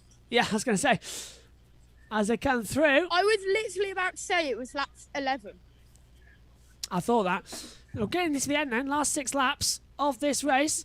Tell you what, though, as I said, the action you get there at Brands Hatch, you're very close to the track there. That is closer than you can get at Snetterton. So I'm extremely jealous. I'm definitely picking Druids and Paddock Hill and Graham Hill Bend for the first race I get to do at Brands there, which I really hope is the Indy circuit, because then they come by every 5 seconds. Here's Cook, Lloyd, Shedden, Turkington, Rowbottom and Sutton. All coming through. On the other side of the circuit, Synthel saying... By Boxer, Tilton, Jelly, Hill, Goff, Osborne. Incredibly... And Ingram, Mel, Fordley, So they're all racing past, Josh. Parfit, Hamilton. The last couple of two just coming round Paddock Hill Bend, which you'll see in a couple of seconds. They come out of the exit of Druids, and it's Playz, Wilrock, and you've got Parfit. I know my timing screen's wrong. So Moffat just below, yeah. The track, as the timing screen is currently wrong for my. Let me just refresh it. So I got Turkington up into P4, Rowbottom's down to P5 as it stands with that fastest lap. But it does mean at the moment as well that in the championship it's going to be Sutton separated by Turkington by 30 points. So let's listen to the cars. It's all sorts. Oh, and Nick Hamilton's off. Hamilton's into the gravel trap, and he has beached it. That is, I think, he's gone off at the exit of Dingle Dell coming into Sheen Curve. So that might deploy the safety car, but it's lap 13 to 17. It could be a possible red flag. Let's take a quick look, in the driver tracker, because look, there's the yellow sector. Sector 3 all in yellow. Hamilton has stopped, and I think it is at the exit of Dingledale into Sheen Curve. So if that has happened, we'll wait. Keeping an eye on the... Yeah. If it is safety car... I'm keeping an eye on the LED boards at Graham Hill. Let me just get them in camera. And safety car deployed, safety car deployed. So it is... The safety car will be coming out, and there's the safety car coming out onto the track. So the Porsche, the red Porsche then, is out on the circuit, as you can see. That's live pictures from Brands Hatch, provided by Josh Playz as well, who's at the circuit, watching along with the spectator area, which I'm very, very, very jealous at, because I did that in Snetterton, enjoyed myself thoroughly, but with it being 4 different race meetings, I'm stuck here at the moment in the comms box, but I'll get to a touring car next year again. The safety car then has come out. Nick Hamilton has put it in the gravel. We're down to 22 runners now in this British touring car event. Puncture! Aaron Taylor-Smith. Puncture on the front left tyre, and he's got half the lap to do on that tyre. That is a shocking situation going on right now as the field are about to blast past Druids. But yeah, we knew it was going to happen. Oh, okay, so yeah, there's the Nick Hamilton in the gravel. He's gone off at... Here's the running under the... Oh, that's how Aaron Taylor-Smith got his puncture down at first corner. We might have lost Josh's audio there, but we can still see the pictures. As we see Nick Hamilton. Can you hear me? I can hear you now, Josh. I can hear you now. Cool. Incredibly difficult with the cars flashing by, and I know the level of that interference. Safety car is out then. Hopefully it'll only be out for this lap. If they slow the field down, we can have a 2-lap shootout. Now, remember, this could give an interesting perspective on the championship, because if Sutton was to drop out of the race, the gap would be less than 21 coming into the last race of the season. So if Sutton falls off the track in the next couple of laps, that will be the big goodbye to his title hopes, because Turkington will be a man on a mission. Remember race 2 last year when he came through from 17th on the grid to take victory in race 2 to keep his title hopes alive? Nothing is impossible. Let's take a look at the start then for some reason on the main TV pictures if you're watching along with us as well. It's a long hold on the start procedure. I don't know that Josh will have the first access when the safety car's coming in. He'll be able to tell us, because he'll hear it over the PA system, and he'll see the lights of the safety car coming in as well. The cars will flash by. Second safety car of the race. The third safety car of the day to take part. And after this, we have a 2-hour break from touring car action to get ready for the remainder. I've got to film and edit a Formula 1 highlight, so that could be another bit of a pain. Ready for tonight's show. More there action. Goes Taylor. Yeah, you're right. There goes Taylor-Smith down into Graham Hill Bend. He's just come out the pit lane. He was P20 on the board, and he will remain in P20. Paffett and Moffat are laps down on the field. As there you go, the field blasting by where Josh is at the exit of Druids. As Nick Hamilton's car, I think, has now been fully recovered. Safety car is in this lap. Safety car in this lap. Game on then for the end of this touring car championship. It is the penultimate round. This could be the one in just 2 laps' time. Ash Sutton could be a 3-time QuidFit British touring car winner. So everyone's watching and just hoping. Just listening to what we're saying on the side of the track there. There goes Josh, look, once again, he's already in position down there at the exit now. Paddock on the run up Halewood Hill into Druids. See, that's what I like about it. You can cross from one to the other quite quickly. But the cars are coming round. Burch has got loads of grass on the front of his car now. There is some of the lapped cars. just taking it through as well.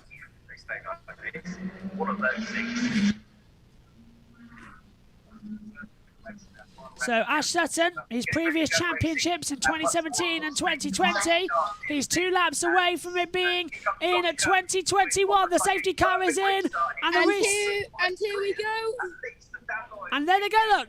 The race is back underway. Josh has got the cars on the screen as they race out of Paddock Hill Bend, up the hill. 18 laps. The race extended by a couple more laps as they all flash by where Josh Playz is now on the circuit as well. Few manoeuvres side by side as well. That's Tom Ingram trying to go on the inside as well. Osborne's battling with Goff as well. Ingram's having a side-by-side moment up the hill as well. And it's all going up. That's Ingram getting involved in the Goff and Osborne fight. Osborne goes too wide. Ingram tries to cut back. Did it pay off? Yes, it did. Because Osborne has to back out of it. No, Ingram backs out of it. Osborne goes a bit too deep into Graham Hill Bend. Sam Schmeldt at the exit there as well.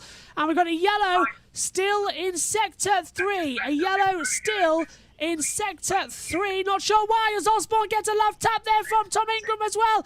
Osborne goes a bit wide. Ingram goes through on the run out of Surtees into Pilgrim's Drop.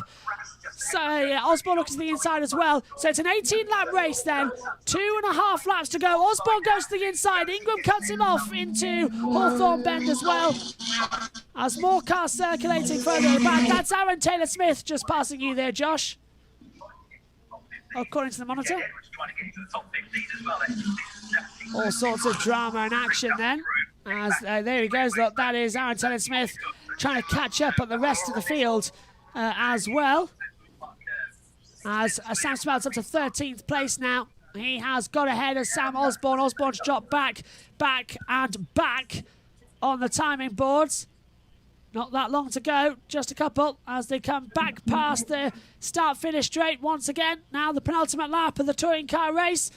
We're a lap and a half away from Ash Sutton being crowned champion, and for once it's not in darkness and it's not in rain. It's been a sunny day so far at Brands Hatch. Ingram gets a big kick of dirt coming out of the exit of Paddock Hill Bend up through Hayward Hill towards Druids, on now with Jake Hill.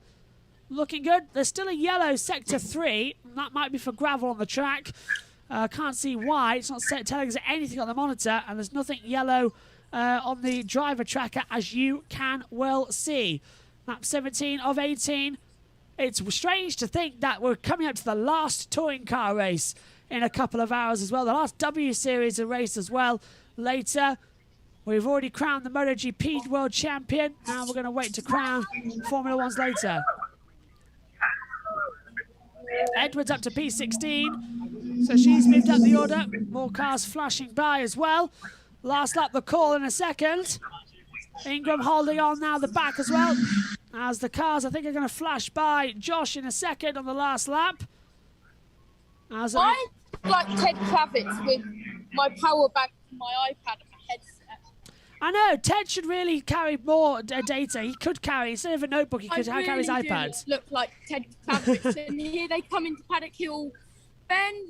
Turn the camera round. Well, pit reporter Josh Playz then on the track side as well for us. It plays even better. Last lap, the call here, as the cars will flash by through Paddock Hill Bend for the last time.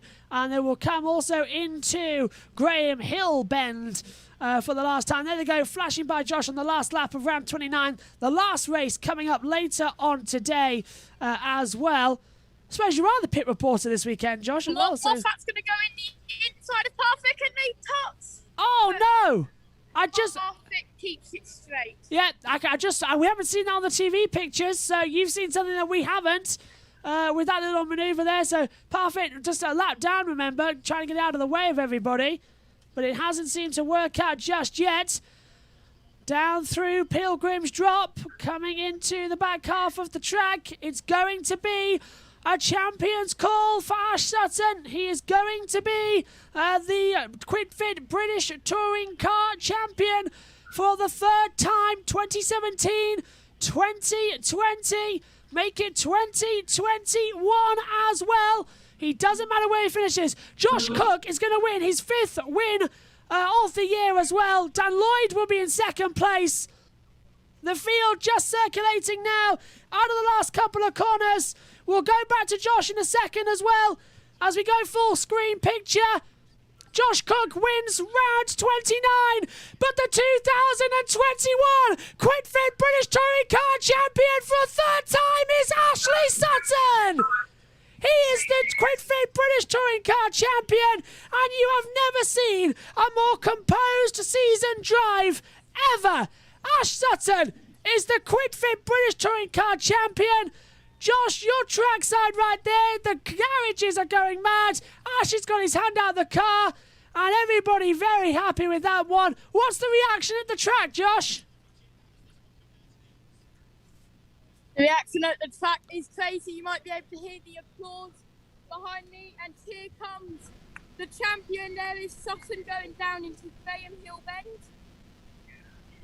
Magnificent live shots of the new QuidFit British Touring Car Champion Ash Sutton, with Josh Playz trackside as well.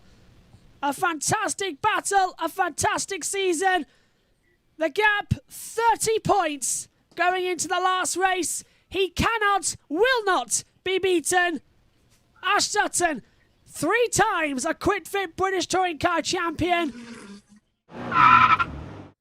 So Ash Sutton becoming a 3-time touring car champion as well, joining the likes of Colin Turkington as well on the grid, Gordon Shedden as well. It's proving to be another great year of the touring cars. My personal highlight of the year for the British touring cars was being trackside for the first time at Snetterton. It was very much a lot of fun being out there for the day. Moving on then to our last race of the year as well, and it was also perhaps one of the most dramatic and controversial. Formula One's title decider in Abu Dhabi brought ahead a season-long battle with Lewis Hamilton and Max Verstappen. After the previous week's race in Saudi Arabia, where the two already came together several times in a very dramatic race, they went into Abu Dhabi level on points, 369.5 each. It was simple. Winner takes all in Abu Dhabi. But manipulation was at hand. Here's the 2021 Grand Prix of Abu Dhabi. Commentary came from myself, Megan Burch, Ian Burch, and down in the pits for us was Josh Playz.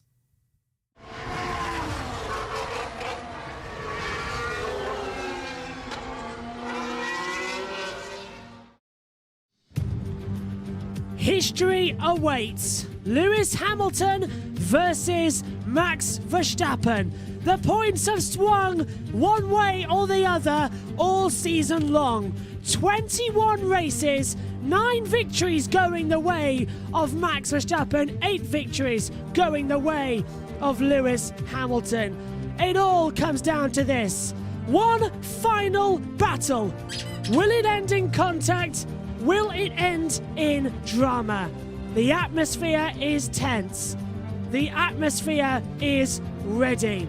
For the first time since 1974, the title rivals enter the last round of the championship level on points. The sun is setting, the atmosphere is building. It's the final round of the 2021 Formula One World Championship. Max Verstappen versus Lewis Hamilton. For only the second time in my lifetime, I'm standing in a commentary box and I am shaking, as I have generally no idea who is going to win the championship. 3.282 miles around this newly reconfigured Abu Dhabi circuit, 2 DRS zones that could provide key data here this afternoon, 5 less turns than what we've had previously. Turn 5 modified to be a new battle hairpin. The same goes for turn 9, a 12-degree banking on the track as well. The atmosphere certainly is as tense as it can be.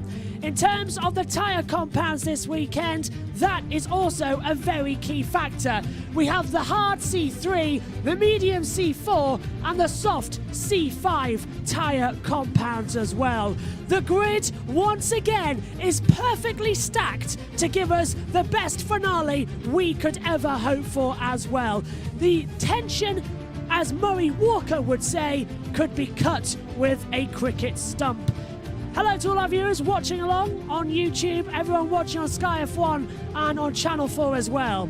Here's the starting grid then for the last race of the season. The two championship rivals can't be separated even in qualifying. Max Verstappen on pole position for the 12th time in his career, Lewis Hamilton alongside. Lando Norris starts third with Sergio Perez starting fourth on the grid.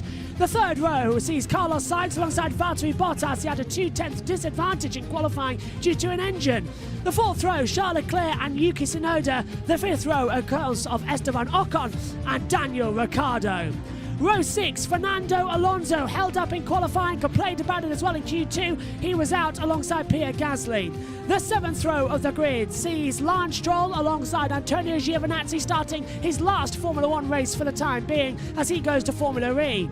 Row 8, Sebastian Vettel alongside Nicholas Latifi as well. The 9th row, also George Russell alongside Kimi Raikkonen, his 349th and last Grand Prix start. Mick Schumacher starts 19th. He should have lined up alongside his teammate Nikita Mazepin, but this morning Nikita tested positive for COVID-19, which means he will not take part in today's race as well. The music can go down, but the tension rises. Two people alongside me in the commentary box. One has seen more championship deciders in his lifetime than either of us combined, but Megan Burch as well, who is very much a bit bitter that she never won the Constructors or the Commentator Challenge. I am not bitter. I won the first one, you won the second. Next time, I'm going to beat you so bad that you will be crying. Thank you, Megan. Ian Burch alongside us in the box. Dad, honestly, who's going to be world champion? It's still too close to call, even after qualifying. Yeah, and it might be still too close to call after the race. I don't know. Max is a brilliant driver. Lewis is the greatest of all time. It's what the two cars are the best they've been this year. All I can say is, it's possibly other people that will decide this championship other than the front two. Josh Playz is down for us in the pit lane. I'm not sure if he's there, but either way, the green light goes on and the formation lap begins. Here we go. What is the distance going to be today then? We've got the starting grid, we've got the starting tyres as well. And Megan does usually take us through this. Is everyone going to get away from the grid? Yes, Though indeed. I did just notice that Max got an amazing start with formation lap just then. That's better than what he did last time then. A bit of are a you there, stormzy Josh? on the grid today. Josh has got his lights flashing all the way around as well at the back of the box. Josh, down in the pit lane. Good afternoon to you. It's tense. Everybody's anticipating a crash. But 2 seconds before we come to you, Megan, take us to the pit stop. One stop on the mediums is going to lap 19 to 26, going on to hards. One stop on the softs, going to lap either 13 or 20 on the hards. That's the fastest. Let's hear from George Russell, who says it's been the best 3 years. Let's see what's going to happen. Josh, can you hear us down there, or are we having a connection issue again? Can you hear us? Can you put him on as well so you can see his Christmas tree? Maybe. Yeah, hang on. Let's just get this one right as well. If I can drag it across. I can't. There we go. Yes, there we can. Drag it on. There we go. Josh has got the Christmas tree out as well. There we go. There you go, Josh. What a race we're going to have here today, Josh. I know, and I've got a few additions up here. It's the first because of where the camera. Who will win the F1 Championship, Lewis Hamilton or Max Verstappen? And the Christmas tree have joined me in the box. And I've also moved the angle, so where I'm standing now is where my camera used to be. So I can go all the way back here or all the way up here. But it's going to be a really interesting race. Fantastic. Are you excited? Oh, yeah. Yes. Yeah. Thanks, Josh. We'll be with you throughout the race as well. And we've got some more team radio cropping up as well. The best thing is, Josh can now just say stuff and we can throw it on the air for you all extremely easily. Let's go to the chat quick as well. Beth's in there as well, up there as well, getting ready. Announces the winners of the 2021 Jazz Awards. Every winner receives a cheque of £5. I'm not doing that. Most accurately predicted season, Megan. She's 68% right all the time. Most definitive views on NASCAR anti-overall American racing. But Jack's won an award. I'll have to text him. Most hot beverages spilt. That's me. 5 occasions. Thanks, Beth. And best 2021 sofa. Josh Playz. I think, Dad, you've won something as well. I'm not too sure about that one. But here we go. At least it... Award. Megan. At least it proves I'm always right. Oh, look. The people maneuver of the millennium. Renault Espas. So you have won an award, Dad. Right. Yeah, but it just also proves I really am the genius of the family. Yeah, here we go then, folks. It's time for the talking to stop and the action to begin. 369.5 points. They are level. Whoever wins here today or finishes ahead will be the 2021 World Champion. Max Verstappen starts on the outside of the grid. That is the left-hand side of the pictures. On the right-hand side, the inside line to turn 1, that is Lewis Hamilton. I've got butterflies in my stomach as well. It's starting to crawl together. We've crossed the world in 9 months. We've done 21 races. It's been the longest season ever. It's been the closest season ever. The lights are coming on. Who's going to be world champion today? All 5 lights are on.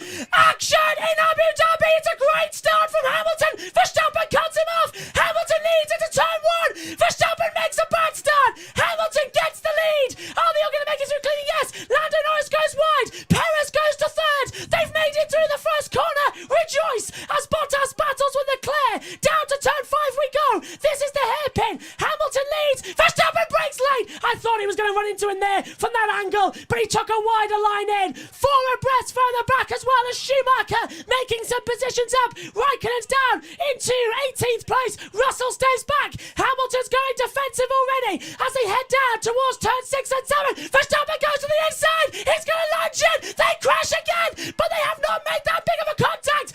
Hamilton has to cut the corner. Verstappen showed in the line, but Hamilton says not today, sir. Hamilton keeps the lead, but here comes Sergio Perez now behind Max Verstappen once again as they hurtle down towards turn 9. Verstappen team radio. Yes, he gets that back. Is he going to get the place back? Verstappen went in very, very deep. You pushed him off. Your view, Dad? He pushed him off. It's going to have to go down. He wasn't anywhere near alongside. Thanks,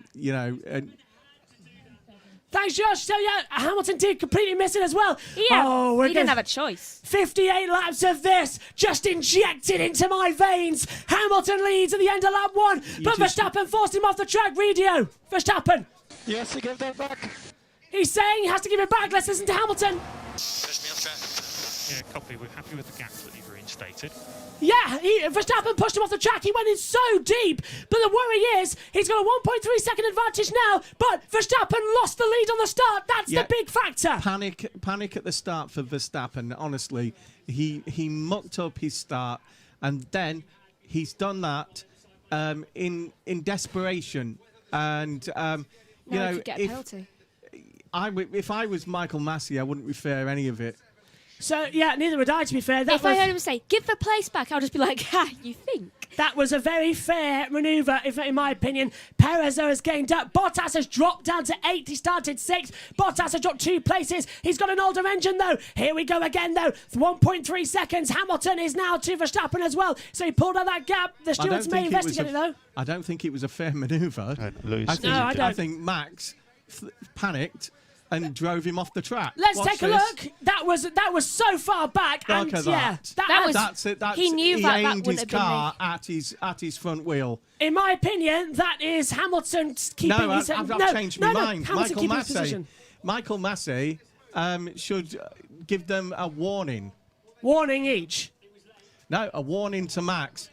In cars 33 and 44, no investigation necessary. Thanks, Josh. What we thought they'd do. But, even the stewards are just like, having seen it again, he aims that car at that front wheel. He aims his race, his rear wheel against Lewis's. The rear tyre side of the car as well. You're going to have that all the way through this race. Saddle up, folks. Get the popcorn on. Sit at the edge of your seat. This is going to be one for the history books already, as Hamilton's got the fastest lap. 1.2 seconds. DRS has been enabled. Verstappen won't have it down this back straightaway. He's going to have to be using more of those tyres and using more of the ERS power as well to try and have that advantage, but it's still not paying off. 1.4 seconds. And race control also saying DRS enabled. It's fight on. It's game on. Rainbow Radio. Go ahead, Jonathan. So, I've just seen it again. Max is ahead at the apex. Jonathan, stays on the track. Jonathan, he's forced him out there. That's why we asked him to give back Lewis all of the advantage. Left the track, and you told him to give back all the advantage. All the advantage was already given back prior to the first lap ending. I'm not sure we agree, but understood. Yep. Red Bull grasping So, at strings. So Michael Massey has told Lewis Hamilton as Norris passes Leclerc. Norris passes Leclerc for P5. Very well played, Michael Massey. Yes. Keeps it going. So he told Lewis to lift off and give that advantage back. Yeah. He still has a good advantage. Oh, this is tense. My legs are shaking, you know. I'm not sure how long I can stand up. Murray Walker had this in 86 once. He couldn't stand up in the box the whole time. He said, let's hear from Max. Okay, mate, so just get your head down. No investigation on the shortcuts or the advantage that he's gained in terms of gaps. So let's just get on with this and win it on track, mate. That is incredible. What are they doing there? They haven't told him that the advantage was given back. Macamazzi told Jonathan Wheatley that... Though they haven't told Verstappen. That means they want him to be angry. Yeah. I'd just like to point out to Beth that it wasn't a dark cupboard because there's a light in there. Oh, good point. Oh, mind you, it does go off when you close the door. Yes. Yeah. Right. No, it goes off when you switch the light. Is anyone else hot in the box? Yes. Do you want me to turn the fan down? Car 47, 1 minute 33.612 deleted for track limits at turn 7. What's Schumacher Thanks, Josh. done? That's Schumacher going wide at turn 7. Then that's down this braking I always zone. think that when they delete the time during the race, the lap during the race, the only thing that affects is the fastest lap. It doesn't actually affect the position. No, it doesn't. Does it? Yeah, it's directly for the fastest lap as well. Let's take a look at the start then. Doesn't really matter if you're outside the top 10 either. Great launch from Lewis Hamilton from second place as well. Verstappen got a poor getaway. Hamilton got the perfect line. He took the racing line. He even locked up into turn 1. Verstappen went wide. Off went Lando Norris. Get your head down, Max. I was shortcuts. That's the radio. I was confident that Max would fluff his start when I saw him getting in the car because it's the first time I've ever seen Max worried. By a tenth.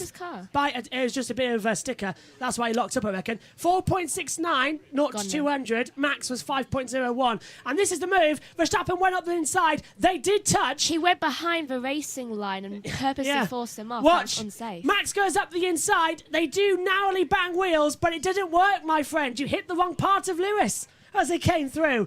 Max, immediately, we now know his intention in this Grand Prix, don't we? It's just Lewis just dive bomb. Gradually going around the corner. It's shocked that he was there. Max's style, and it's cost him 54 points, according to Karun. Over the part of the season, 1.9 seconds now. Verstappen's just keeping his head down. Lap time deletion for turn 15. So that's going to be changing around there as well. Beth's on about best F1 coverage for 2021. Joshua Burch and the entire team. Thank you, Beth. Can I just say that we wouldn't be having this final thing if at Silverstone, Max I'd like to thank all of my sponsors and everyone else involved. Yeah, we would Got like sponsors? to thank all our sponsors. Where's as well. my cushion? Oh, not that thing. Raikkonen's passed the Tiffy, so Raikkonen's got up into 16th place in his last ever Grand Prix. That's mainly me. Yeah, as we're on lap 5 of 58, as you can see. Now about to start lap 6 as well. The gap now 2 seconds between Hamilton and Verstappen as they keep raining through.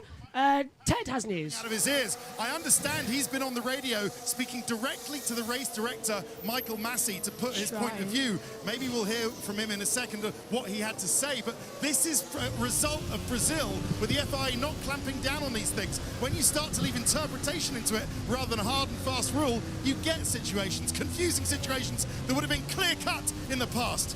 Decisions. Thanks, Ted. Well, because it's on Channel 4 today's race, we can actually hear from Ted a bit in this broadcast as well. As we're on board now with driver's eye with Charles Leclerc as he comes down to the turn 5 hairpin, third gear, 100 kilometres now at the exit. It's doing extremely well. Christian Horner's on the pit wall. Lewis gave his advantage back, which we've failed to see yet. So, as you can imagine, we're not best pleased. Is this what goes around comes around, Christian, with turn 4 Brazil and into some first corners in earlier races? No, it's a total lack of consistency. So, we're disappointed with it, but focus on the race now, and we've got to do it the hard way. Okay, I just have to say this from Christian Horner. Shut up. You're allowed to, Christian, you're allowed to brake so late that you stand no chance. I'm hurting my tires a lot. Anybody on the right. The two Aston Martins are side by side. Vettel on the inside. Vettel on the inside. Let's hear from Christian. Lewis gained an advantage by going off track. He didn't concede it. He didn't give anything back, so that was our position. But anyway, we're focused on the race and still a long way to go. Christian, thanks ever so much for joining us. Max at all with this. No, they're not, are they? They're just increasing his anger, and he works better when he's focused on something, I don't know. not angry. Hungry and angry. Maybe that will be the same thing Red as Bull. well. Radio. FIA. Michael, we still don't understand it. That was a hard, aggressive pass by Max, but Max stayed fully on the track and he was ahead at the apex. He did everything right. He stayed on the track. And at some point, the second car has to back out. Jonathan, the stewards have reviewed it and determined that all of the lasting advantage was gained, and that Max forced that position there. So they've said that they have reviewed it but are not investigating it. That was the FIA Red Bull and the Jonathan Wheatley speaking to Michael Mazzi. Jonathan Wheatley and Red Bull desperate to get Hamilton penalised, but it was Verstappen who forced him off the track. He came from so far back, dive bombed him into turn 6, and we knew that was coming. It was the a latest crunch score point. here, it's Red Bull 0, Michael Massey 1. Massey with a great equaliser last week, but now he's taken the lead. Back to you. It's game on completely here in the championship with 7 laps in. Look at this. They're all shaking as well up here. They can't wait. It's lap 7. About to start lap 8 of 58. We'll have 51 laps to go after this one. And Verstappen set the fastest first sector. But Hamilton is looking mighty quick in the second sector and sets the fastest lap again. 1:28.550. He's lapping around about a tenth and a half quicker than what Verstappen is. Remember that Max had to lead Lewis. Yeah. Right? Because of the soft tyres, he had to lead Lewis. And this is why Sonoda. Red Bull is so upset. Push more on the fronts. Sonoda being told to push more on the front as he tries to catch up to Charles Leclerc. Back to you. But honestly, their strategists will be working something out right now. You've seen the two best teams at strategy. Oh, there's his Jos dad. Verstappen. Not very happy with what's going on. What's the tyres for both, not the type of tyres, because I know that, but how many laps have each Hamilton and Verstappen done? The thing is, they're both done 10. Actually, also Perez. Can I just say that all 10? Jos will be upset that happened, but he will, right, blame Max. Yeah. He doesn't pull any punches, right? Max went too deep into that, and that's why Max doesn't lead the race. Max started on the soft compound tyre. Lewis started on the medium. Logic dictates that Max will stop first and go for a one-stopper. And had to go off onto you see the the track. thing that He also had that lock-up. Thing is, though, he starts on the C5. Can I just say? Yeah, go on, Dad. The thing Red Bull aren't saying to the FIA or Sky You're doing a good job. is the fact that yes, he when he braked, right, when he braked late, right, he was alongside, right. But there's curvature of the corner is taken into account. But the big point is, as soon as he was alongside, he didn't leave room for the other car. Yeah. If Hamilton pits and that is why he has no chance of getting this. Rhea's starting to struggle a little bit for Verstappen. What lap did I say? Lap 9. No, Hamilton won't stop first. Hamilton's on the alternate tyre. I'm saying, if Hamilton or Verstappen pit soon, then they'll find themselves right behind Bottas. So that's so down in P8. So they're going to go long. You see, we thought that the tyres would go off around about lap 9. They are. We thought it would be the front right. He's saying the rears. So he's controlling that front right quite well. I reckon he can go to 16, 17 before he changes. The PRs shouldn't have pushed. The only C5 option. Push, wasn't he? And wait there. The only C5 option that is a one-stopper that is as quick as the C4s that Hamilton's are on is if he pits on lap 13 to 20 and takes the hard C3 tyre compound right to the end. But if Lewis pits 6 laps later, he'll be faster at the end of the race compared to Max. Neither of them should have pushed so hard to get in first position at the start of the race because it's both worn out, both their tyres. Let's take a look at it. I've got a feeling that both of them are plumping their strategy on a safety car round about lap 30 to 35. Round about that, yeah.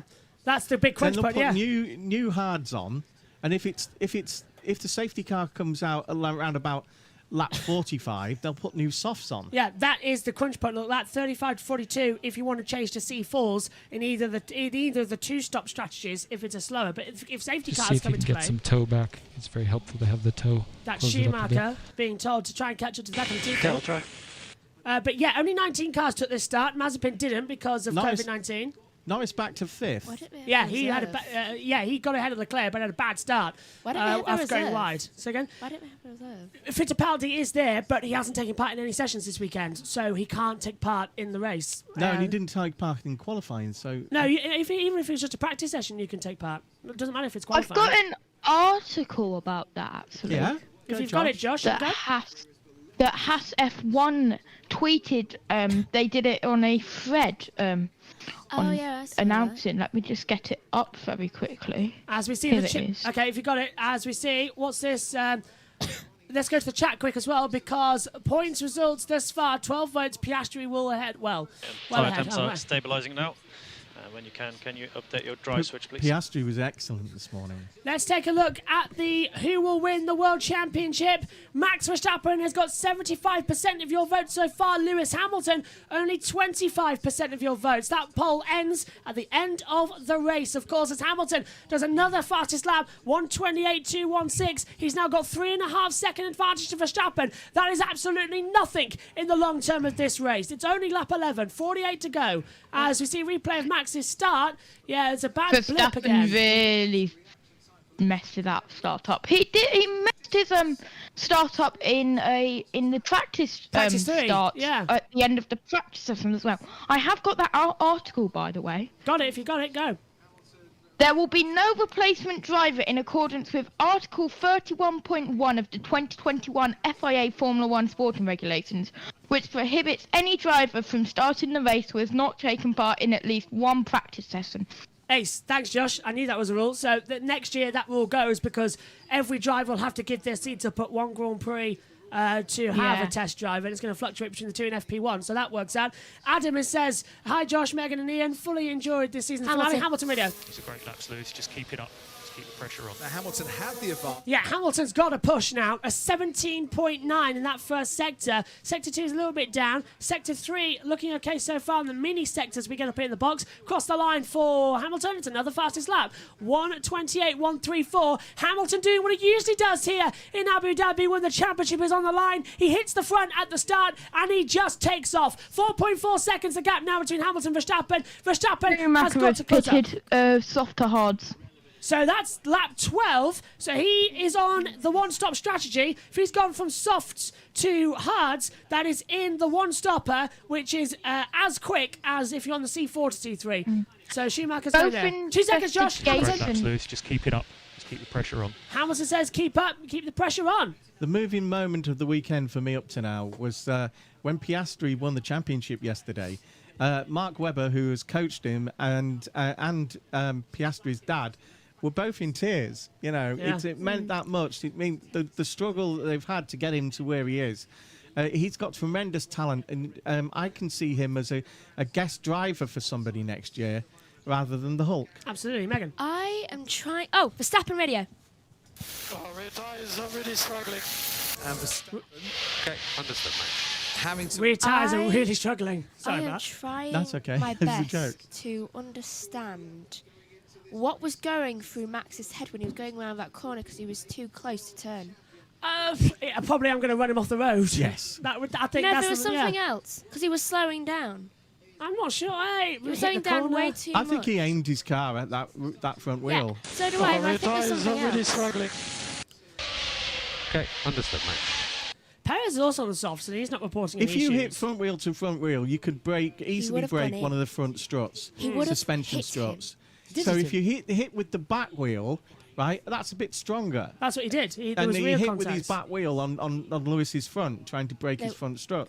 I mean, if Hamilton hadn't moved slightly, the hit would have been worse. Oh, yeah, completely. If Hamilton hadn't ducked out the way. It was Do you think the first Max time you slightly can locked see up that Max panicked. No, Max never locked up. There's something odd in of a way that he did that manoeuvre. I just can't work it out. We'll take a look at it again if they show it on I a replay. guarantee that in a few years' time, when Max has got a bit more experience, whether he wins this championship or not, he won't do that sort of thing anymore. Because, as Karun has pointed out, as Dill has pointed out, right, the amount of points he's lost this season by doing these things, it's one thing like Keke Rosberg having an aggressive driver reputation. but it's another nowadays about how many points you lost. Yuki, we are rear left limited, so watch wheel spin and we can push in the high speed. Push in the high speed. Yeah, so Noda's then saying the rear tyre grips are limited, push in the low speed line, and Norris in the rear. We keep losing gears. Oh. This might continue to happen. And that... Movement in the Red Bull garage. Who's coming in? Verstappen's in the pits. Verstappen is in the pits. Thanks, Josh. And there we can see it, and it's going to the hard tyres. tyre. So this is White a walled. one. This is going to be a one-stopper. He can take these to the end. So Verstappen bites first. He's trying what he did in America. He's going for the undercut as Verstappen. What was the pit stop time? Come on, come on, come on. 2.1. 0.1. Yeah, that's a great one. Yes, Red Bull have actually won already the pit stop trophy for this year. And Lewis has won one as well for fastest laps, hasn't he? Where's Bottas? There's Sainz. Leclerc, Sonoda. It's pretty okay. The wind still who's that making off? a difference. Who was that flying off the track? It's a Ferrari. It's Leclerc. It's Leclerc. Leclerc locks up. He's locking up way too much. White helmet. He got the dust and the wrecks of the track. I think Verstappen came back on the track, caught Leclerc by surprise, and Leclerc just went straight on at the top of turn 4. Yeah, Sainz is third. And here comes Verstappen on the inside. Norris with the EQ issues as well. Leclerc goes on the outside. Sonoda coming into turn 6 and 7. Sonoda defends the inside line. Leclerc tries to come back in though. He'll have the second DRS run Hamilton. Box. Lewis is coming in as here comes Leclerc. Look, Sonoda's defending the inside line. Leclerc goes nearly all 4 wheels off the track, but gets the advantage. Leclerc is ahead up to 6th place. Verstappen. Medium to hard for Hamilton. Yeah, here he is. Look. Car 16 off track and continued at turn 4. So, thanks, Josh. So, here's Hamilton then. He changed over to a set of hard compound tyre. He had one new and one old. 2.4 second stop. Perez, have they kept him out? Yes. Perez leads the Abu Dhabi Grand Prix. The big question is, can Hamilton get out ahead of Verstappen and Leclerc? Where's Hamilton? Hamilton's exiting the pit lane, and he had the advantage over Verstappen. Yeah. Sainz now separate the two title protagonists after that first stop. Hamilton to second. Here's Max behind him. Yeah, and Hamilton keeps second place over that of Max Verstappen. But Sainz Where's Sainz gone? Well, where's Verstappen gone? Verstappen's 3 seconds off. Yeah, what's the gap between them? It's a long one, isn't it? 16.4 seconds. That is a long gap as they come through. There's Verstappen coming out of the pit lane. Oh, Leclerc just lost it on his own. Leclerc mid-corner lost it and managed to keep it down as well. I wonder if Verstappen coming out of the pit lane put Leclerc's eyeline off. Yes, he did. Knew. Yeah. Yes. Put the eyeline off. I always think that there should be a barrier near there. No, what's the rule there? You're coming onto the track really strongly in front of another car. Balancing a bit all over the place. Bit understeer high speed, bit oversteer low speed. Tyres feel like 8 overall though. That's Russell having issues with the car then in his last Grand Prix start for Williams. Perez team radio. Hamilton's pitted. Plan A. Correction. Plan B. Plan B. Yes. So plan B well, make is... up your mind. I knew they were going to make Perez lead.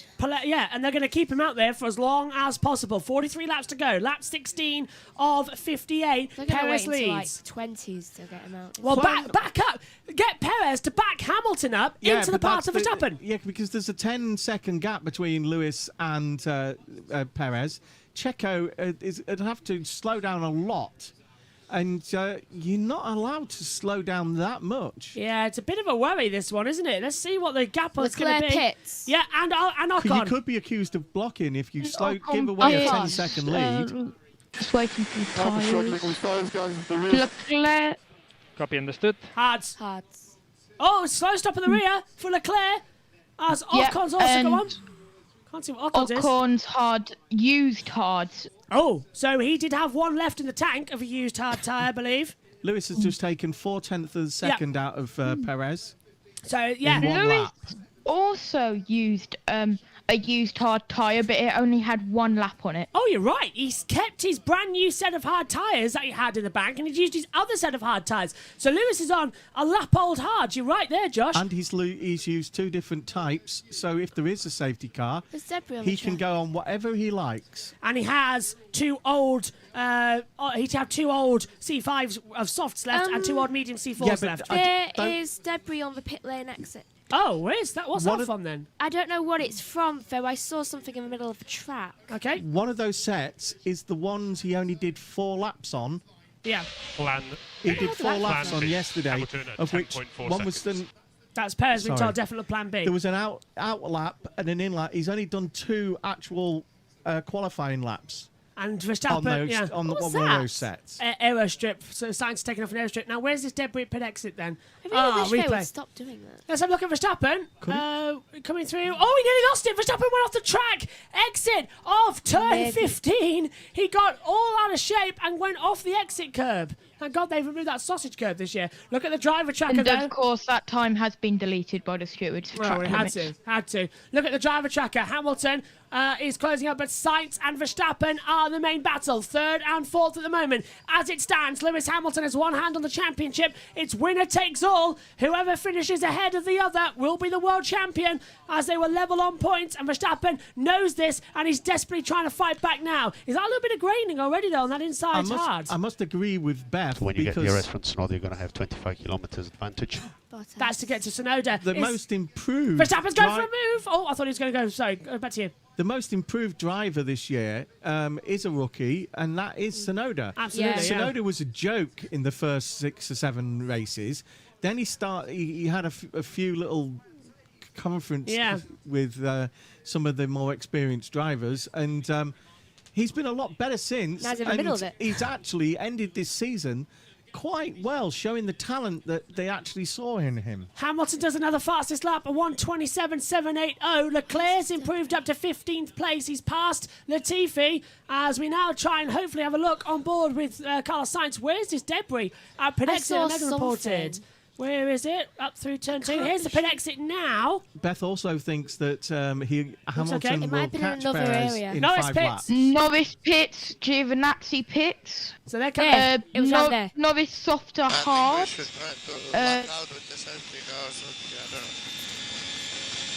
we come to the pitch and we free down.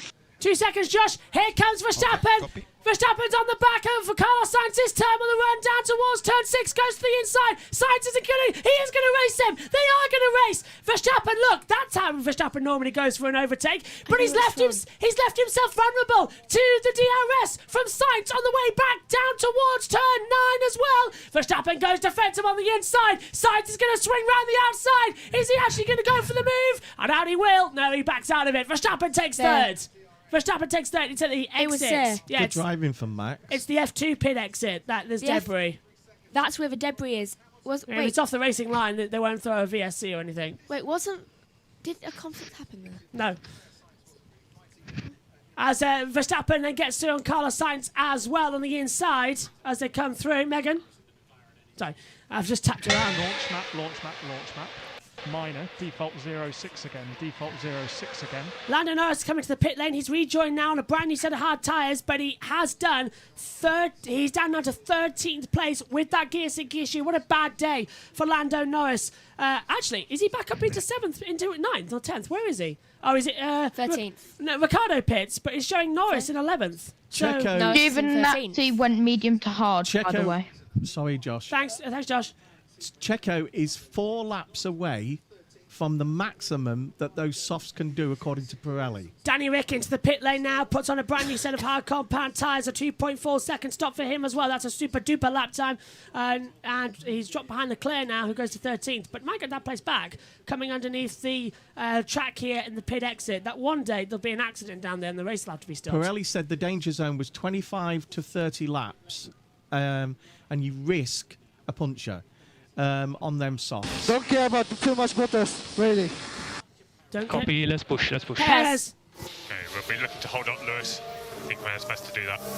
Yeah, and now... To the regulations. Yeah, because look, Perez has now dropped that 10-second gap to a 1.1 second gap. And Martin's saying the same as me, that the regulations say that if you lose a 10-second gap, you could be accused of blocking. And here comes Hamilton then to try and get ahead. Perez now needs to hold Lewis up and let Verstappen get it. Go on, Josh.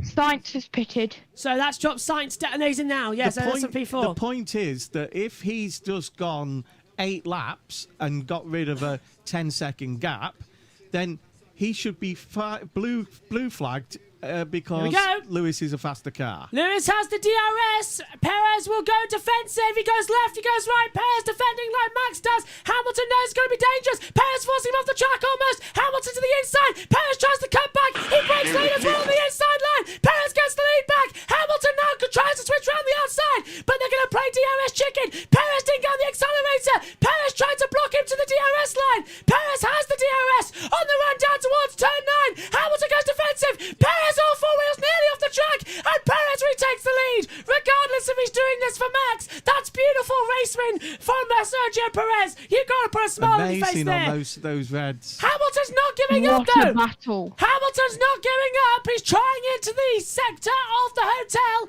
Good sector to overtake. If he can get it right, Perez is going wide. And parked on the apex. Yeah, Perez is slowing him down now. Verstappen 6.3. He's taken 2 seconds out of this battle as they rise up now. Perez is defending. He's playing the team game. He's crossing everything over. Going again. Here we go. Hamilton coming out of the exit of the turn. Down towards turn 1. Hamilton can try and go around the outside. Down towards the first corner. That's a dangerous part. Hamilton backs out of it knowing full well. Just get the toe to the inside of turn 2. He backs off. This is great racing regardless of whose side you're on. Perez defending like a king out there. Hamilton radio. And Hamilton dives to the inside. Perez braked way too early. He took the wide line as well. DRS will be in Hamilton's favour once again. If they're going to make contact, surely they're going to make contact. Perez goes defensive. Here comes Max Verstappen. And Perez did it. Hamilton takes the lead. He blocks off Perez. Perez coming back at him round the outside. Max Verstappen joins the party. And Sir Lewis Hamilton takes the lead with a brilliant battle with Sergio Perez. But guess what? Super Max is right behind them now. It's game on in the title. What a season we are having. They're going to do a swap. Yeah, they're going to swap. Max and Perez will pull off. Perez is on there really you go. Bad tyres, but well done to Perez. Playing the team game there. That was excellent driving from Perez. I enjoyed but every Lewis, second. You got past safely. Wait. Go on, lad. Go for it. I liked how Perez literally, just as soon as he saw Max, he was just let Lewis pass. Verstappen. Oh, Checo is a legend. Absolute animal. Checo is a legend, says Max. That's the job he was brought in for. I tell you what, I don't care that was deliberate. That was some beautiful racing. Josh, go on. Perez pits. Finally. Soft to hard. Soft to brand new hards. And he's pitted lap 22. Have you seen the state of the rear left? It's destroyed. He couldn't have done that for another lap, could he? No. 10 seconds down to 0.1. 1.9. Here we go.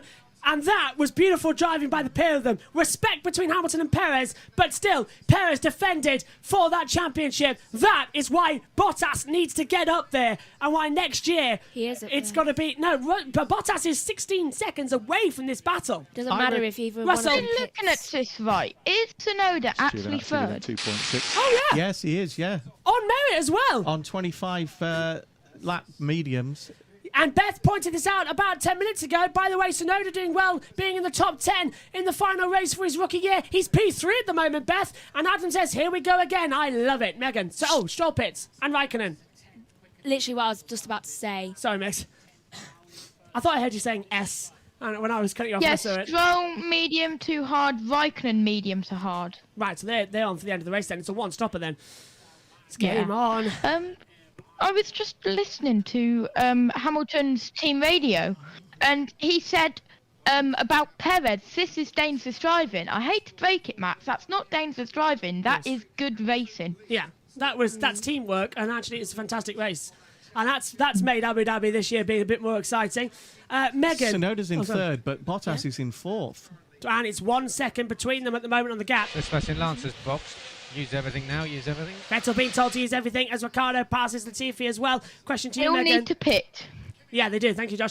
Question, Megan. How long until Verstappen catches Hamilton back up? The gap now 2.2 seconds. But is this now Max taking it easy to the end of the race and then pushing? Or is he going to pounce now? He's going to take it easy for a while because he doesn't exactly have things. Debris on the track. That's down the back straightaway. There's a big bit of debris. That's from Perez. Oh, it could be from his rear tyre. It looked like it's from a rear tyre. Yeah, his rear tyre had gone down to the carcass. It was about to blow. And I think that's what Lewis was pointing out. The doing that sort of driving with that sort of tyre, it's really weird. Game on then, as Perez has rejoined the race in P5, but Tsunoda and Bottas have yet to pit, as Josh pointed out. They're going to take it easy for a while, Red Bull. Well, Verstappen's going to take it easy. Perez isn't, because he's got to fight Bottas. Though Verstappen doesn't exactly have anyone behind him. He can just take it easy for a few more laps. Perez radio and coming then up. hit it. And just hit it full throttle. And I think it's going to be a two-stop race. I think it'll have to be a two-stopper, if that safety car comes out. Let's hear from Perez. Did we lose position? Negative. Didn't lose any position there, and he's starting to close in every time. Hamilton does the fastest lap, 1:27.663. It's give and take between the two. Let's hear from Perez again. So we're going to the end. We're looking what we can do to help Max. Yes. Tsunoda has pitted. Plan A for now. Plan A. Yeah, Perez will go for the fastest lap if Lewis still has it. Tsunoda pits Bottas at third. That will increase the drama. Either way, it will just if either one of them pit now. Tsunoda medium to hard. Oh, it's a slow stop as well for Tsunoda. That's disappointing. Still keeping in the top 10 though, as Vettel has come into the pit lane. He had a big enough gap to Leclerc, so it's okay so far. Megan. If either Hamilton or Verstappen pit, and if Bottas keeps this gap, they'll meet him on the pit exit. Oh, this is close. For now. Consider plan A. So medium to hard. Right, so there goes Tsunoda to P10. Vettel joins in P13 is to the hard tyres. Everybody now on the hard tyres at the moment, I can see on my monitor, bar Latifi and Russell, who are still out there on the medium compound. Everybody else on the hards. As we've got a red flag. On the mediums as well. Red. We've got a red flag. We've got a red. Why is there a red? Monitor? Red flag. It's just a time. It's just a timing monitor. Okay. It's that stayed on way too long. Manager. Yeah, it's a timing glitch. No worries there. I thought, why did the red flag come out? For a minute, I thought Bottas and Perez had knocked each other off. There's 8 seconds between each other. That's not going to happen. I thought someone had come. I thought they just red flagged it, but it's a phantom red flag. So don't worry. It just appeared on our timing screens as a red flag. I don't want a red flag to happen. But it also appears on the driver's thing. Yeah. So did anyone lose or gain a 10th there? Yes. It seemed like Gasly gained a Alonso. bit of momentum. Yeah, Gasly and Alonso. Yeah, understood. 29.4. It didn't come up on the graphics though, so maybe it was just the timing monitors. But they did flash red flag, and they stayed on for a while. Yeah, it stayed on for like 5 seconds. Yeah, so I thought the race has been stopped then. I don't know what that was about. But okay, phantom red flags. What else can be thrown our way in 2021? We'll get real red flags now. Well, here comes, look, Verstappen 3 seconds off the pace now of Hamilton, but he's still closing in. Let's go to the chat. It's getting very feisty there as well. Beth saying, what a privilege to watch this, but if everyone can manage their tyres, it's Checo. Humperdinck says, that battle with Perez reminded me of Alonso at Hungary. It did actually, didn't it? That when Hamilton was battling with Alonso there in the last couple of laps. M says, I think Red Bull are going to go for a 2-stop at this point. It's all or nothing. And in terms of who do you think is going to be world champion this year, 64% of you say Max Verstappen, 36% of you say Lewis Hamilton. That poll runs until the end of the race here. Right, I'm just going to run a little analogy here. 2 seconds, Russell. Bad upshifts. Oh. Upshift very bad. Oh, Perez set the fastest first sector though, 17.7. I want Russell to finish his last race for Williams though. Perez has a hydraulic problem, or is it electrical? I'm not sure, but he's setting fastest times. He said his upshift that's very Russell. bad. That's Russell. Is it Russell Yeah, doing Russell. that? Yeah, Megan. Little analogy of what is going to... Yellow. That is not a phantom yellow. You're absolutely right. Here. So who's gone off? Now it is yellow. Yeah, where's this yellow flag then on the driver tracker? I can't see it on my monitor. But Raikkonen. It's right. Oh no, it's Raikkonen. Raikkonen has stopped at the end of turn 6 and 7. And what has happened to Kimi Raikkonen? Don't go out with a bang, Kimi. In his last Grand Prix. Dangerous, can you... So far they're racing, Toto, hard racing. Kimi Raikkonen has stopped. Kimi Raikkonen, I think, is out of his last ever Grand Prix. Kimi has stopped at turn 6. Kimi Raikkonen is out, but we might not be going to a safety car. I think he might have got it going again. He has. Kimi's got it going again. Thank goodness. Kimi's got it going. The green flags are back out. No idea there, but we've missed Probably it. restarted it using the battery. No need for a safety car then. Kimi got it going. He's got it going before, hasn't he? Yeah, look, he's crawling, though. Raikkonen is crawling. But Raikkonen stopped at the exit of turn 6. He's got going. DRS was disabled, though. But Verstappen and Hamilton, 3.5 seconds the gap at the moment. It's closing together. Right, little analogy what I think would happen if Verstappen pitted in around 3 or so laps. Right, so Verstappen would lose around, given the pace he was before. 2 seconds, Raikkonen. 19 seconds. Brakes fails. He's got wing damage as well. So his brakes fails, and he's touched the wall. Have we got a replay? We do. So down in towards turn 6. Oh, the brakes failed massively, and that put him into the wall. Oh. Raikkonen. Why is the driver tracker went really fast for a second? Yeah, he did, didn't it? Catching I saw up. that. He caught up with because it got red flagged, didn't it? So far, keep going. So like when I tried to break down into 5 and then exit, I had like. Raikkonen's in the pit lane. Russell a lap down. Russell's got a lap down. Fixing his wing. I think Kimi Raikkonen is retiring. Russell's got a problem. Russell's got a problem at the end. He's cut turn 6 and 7. That's why Russell's going off. Raikkonen's changing his wing, but Russell in trouble. Lost drive. Russell's out. Russell is out. That might bring out the safety car if he stops on the circuit. And Raikkonen is out. 2 retirements at the end of the racing. Kimi Raikkonen in his 349th Grand Prix and his last retires from the Abu Dhabi Grand Prix. Go out in a bang. What? If there's a safety car, would they change again? They'll have to. Don't anyone else to go? Because I think they would. They're still refueling it. Kimi, from the bottom of my heart, thank you for an incredible 20 years in Formula One. The 2007 World Champion, the man who went up against Michael Schumacher, Fernando Alonso, Lewis Hamilton and got a title. Kimi, you will be missed. Let's hear what happened to Russell. Stop delivering the power. Yeah, the engine cut out. He's in 5th gear, so he lost gearbox. The engine just cut out. That's very bizarre. Mito and the kids will just be glad that he's finished the race safe. And Kimi, we will leave you alone now. Perfectly put, actually, yeah. Kimi Raikkonen retires from his last ever Grand Prix. Why is it every time a world champion leaves the sport, he always retires his last Grand Prix? I remember that DC had a... Yeah. It wasn't a world champion, but DC had a different coloured car. I think he's retiring. Yeah, Russell's out. Right, so... Russell out! When can I talk through this analogy of what I think would happen when Verstappen Give me pits? 2 seconds. It's lap 28 of 58. 31 laps to go. Russell is out with a hydraulic issue, and Kimi Raikkonen out with a brake failure. Bye-bye, Kimi. You will be missed. We'll leave you alone. As George Russell, in his last Grand Prix for Williams, retires from Abu Dhabi as he'll go off to Mercedes next year. That's a bitter end there. Megan, talk through the analogy. Right, so Verstappen, when he pits, judging by all the analogies of how many people have been pitting, he will lose around 19 or 18 seconds. Because, Hamilton, every time. Copy. Didn't need to know about Lewis. Just saying. Two-stopper. It's going to be a two-stopper. Right, so, judging by my analogy now, Verstappen will lose around 17, 18, 19 seconds, judging by everything on the team speed. Yeah.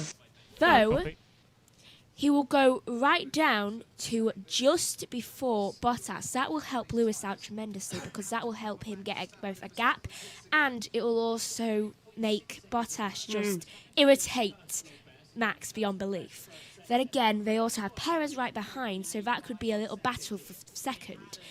That will also mean that Alonso will be able to catch up eventually because everyone else will start pitting. Lewis will then have to join the fight eventually around lap 35 to 40, I'm guessing, and then that will be a battle first. 2 seconds.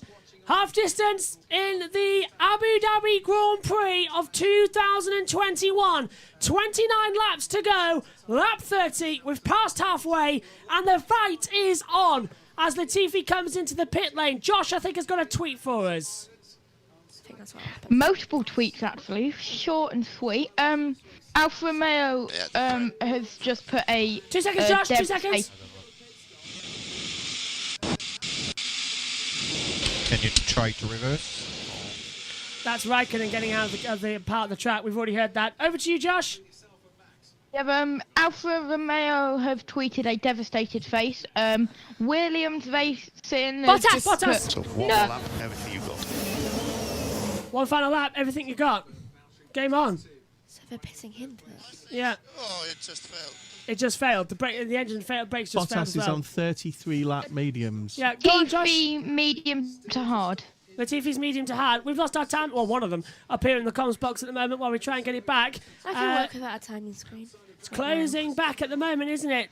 It's starting to get that tense moment. Sorry if you can hear that. If they're putting Bottas first, and that mucks up my analogy, because that will then mean that Bottas Well, they will had go to because he was on near 33 Alonso. laps. Yeah. That will join Alonso with the fight as well, though. It's game on in this fight, isn't it? You don't know where to look next in this incredible 2021 season. You see, I think Mercedes were keeping Bottas out to see how long they could go on the mediums. Yeah. And, you know, so it gives them an idea of how long they can go on the hards. We got our driver tracker back, and then it's got... Oh, there we go. It's all synced up again. Isn't that nice? Well done. So it's lap 31 of 58 then. Every half distance, if you notice, it always crashes.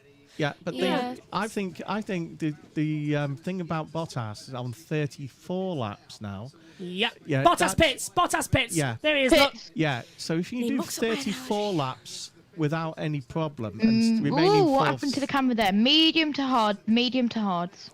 So, I here would say Whoa. that gives them the fact that Lewis could go to the end and so could Max on these things. So I think they'll wait for a safety car to make a different decision unless they start to go off dramatically. Another tweets come out here. Go on. Scuderia, AlphaTauri and Aston Martin.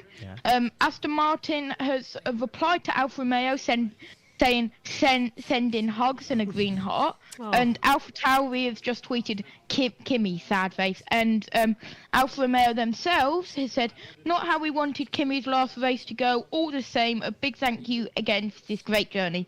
We'll miss you always. Absolutely. Thanks, Josh. And I think so say all of us here as well. That's a devastating game for Kimi. Ferrari have put a strong arm emoji to Alfa Romeo.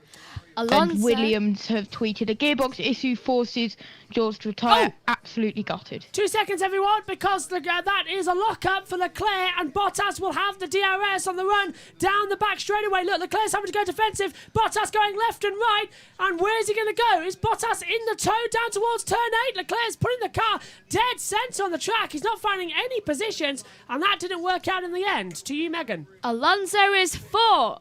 And Gasly is 5th. That's right now. and they haven't stopped yet, I don't think. 31. Yeah, They haven't. No, they haven't. They're the only. And Russell No, Alonso, Gasly are the only people to pit. Russell still needs to pit, but of course he hasn't tired, so that does not count. Mean anything. Technically, he's already pitted. For the people, if there's anybody new to Formula One listening, the reason he'd done 34 laps and it's only lap 32 is that you use the tyres from Q2 in qualifying. That's why they have had to pit earlier on, and why the gap is currently 5.1 seconds between, now 5 seconds between Hamilton and Verstappen. It's feeling like Verstappen he hasn't given up, but he's just drifting back. He's saving his tyres. He's letting Lewis push as hard as he can, and Max will pounce in the latter half of this race. 27 laps to go for this world title. I think Valtteri Bottas desperately now on a fight back, trying to get up there to try and help out Lewis as well. Megan. DRS for Bottas going to Leclerc. I can see it now as they come down towards the turn 6-7. He looks to the inside. It's not going to work out there. Maybe on the run down towards turn 9. Hamilton at 1:27, 4:44. Fastest lap of the race so far. Here comes Bottas once again. Then Leclerc immediately weaving left and right. Bottas in a much better position this time on the run down towards turn 9. Looks to the inside, but Leclerc brakes later, switches it round on the alternate line through the hairpin, and it hasn't really worked out for Bottas. He's stuck behind the back of Leclerc.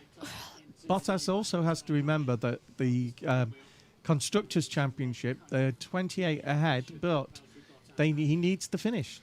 He does. Hamilton radio. Oh, okay. We'll get ready for that. Is it coming through? Where is it? Here it is. Let's listen. This should be some tonight. Anders, if we were to stop under safety car, would you prefer medium or hard? Both times felt good. There's much out. 2. So your choice. So, whatever you like. Open. Yes, Do you think Hamilton will do it on his dashboard, which he'll prefer? Yeah, I think he would. So he doesn't say it over the radio. I think that's a great point there, Josh. He'll do it on the So dash. he said both now, but actually he's going to now press a button on his steering wheel to say what one he would like. Yeah, medium, hard. It'll be C3, C4, C5. Which one do you want? Bottas has gained DRS again. There we go. Down towards turn number 6 and 7. The chicane. Don't think he's going to make a move here. However, he's too far back to do so. He won't. And the gap now 4.9, now 5 again. It keeps fluctuating between Hamilton and Verstappen. At least it's remaining consistent that lap time around. Verstappen was faster. As here comes Bottas again down towards turn 9. Pulls to the outside on Leclerc. Leclerc goes defensive on the inside. Bottas is stuck behind Leclerc.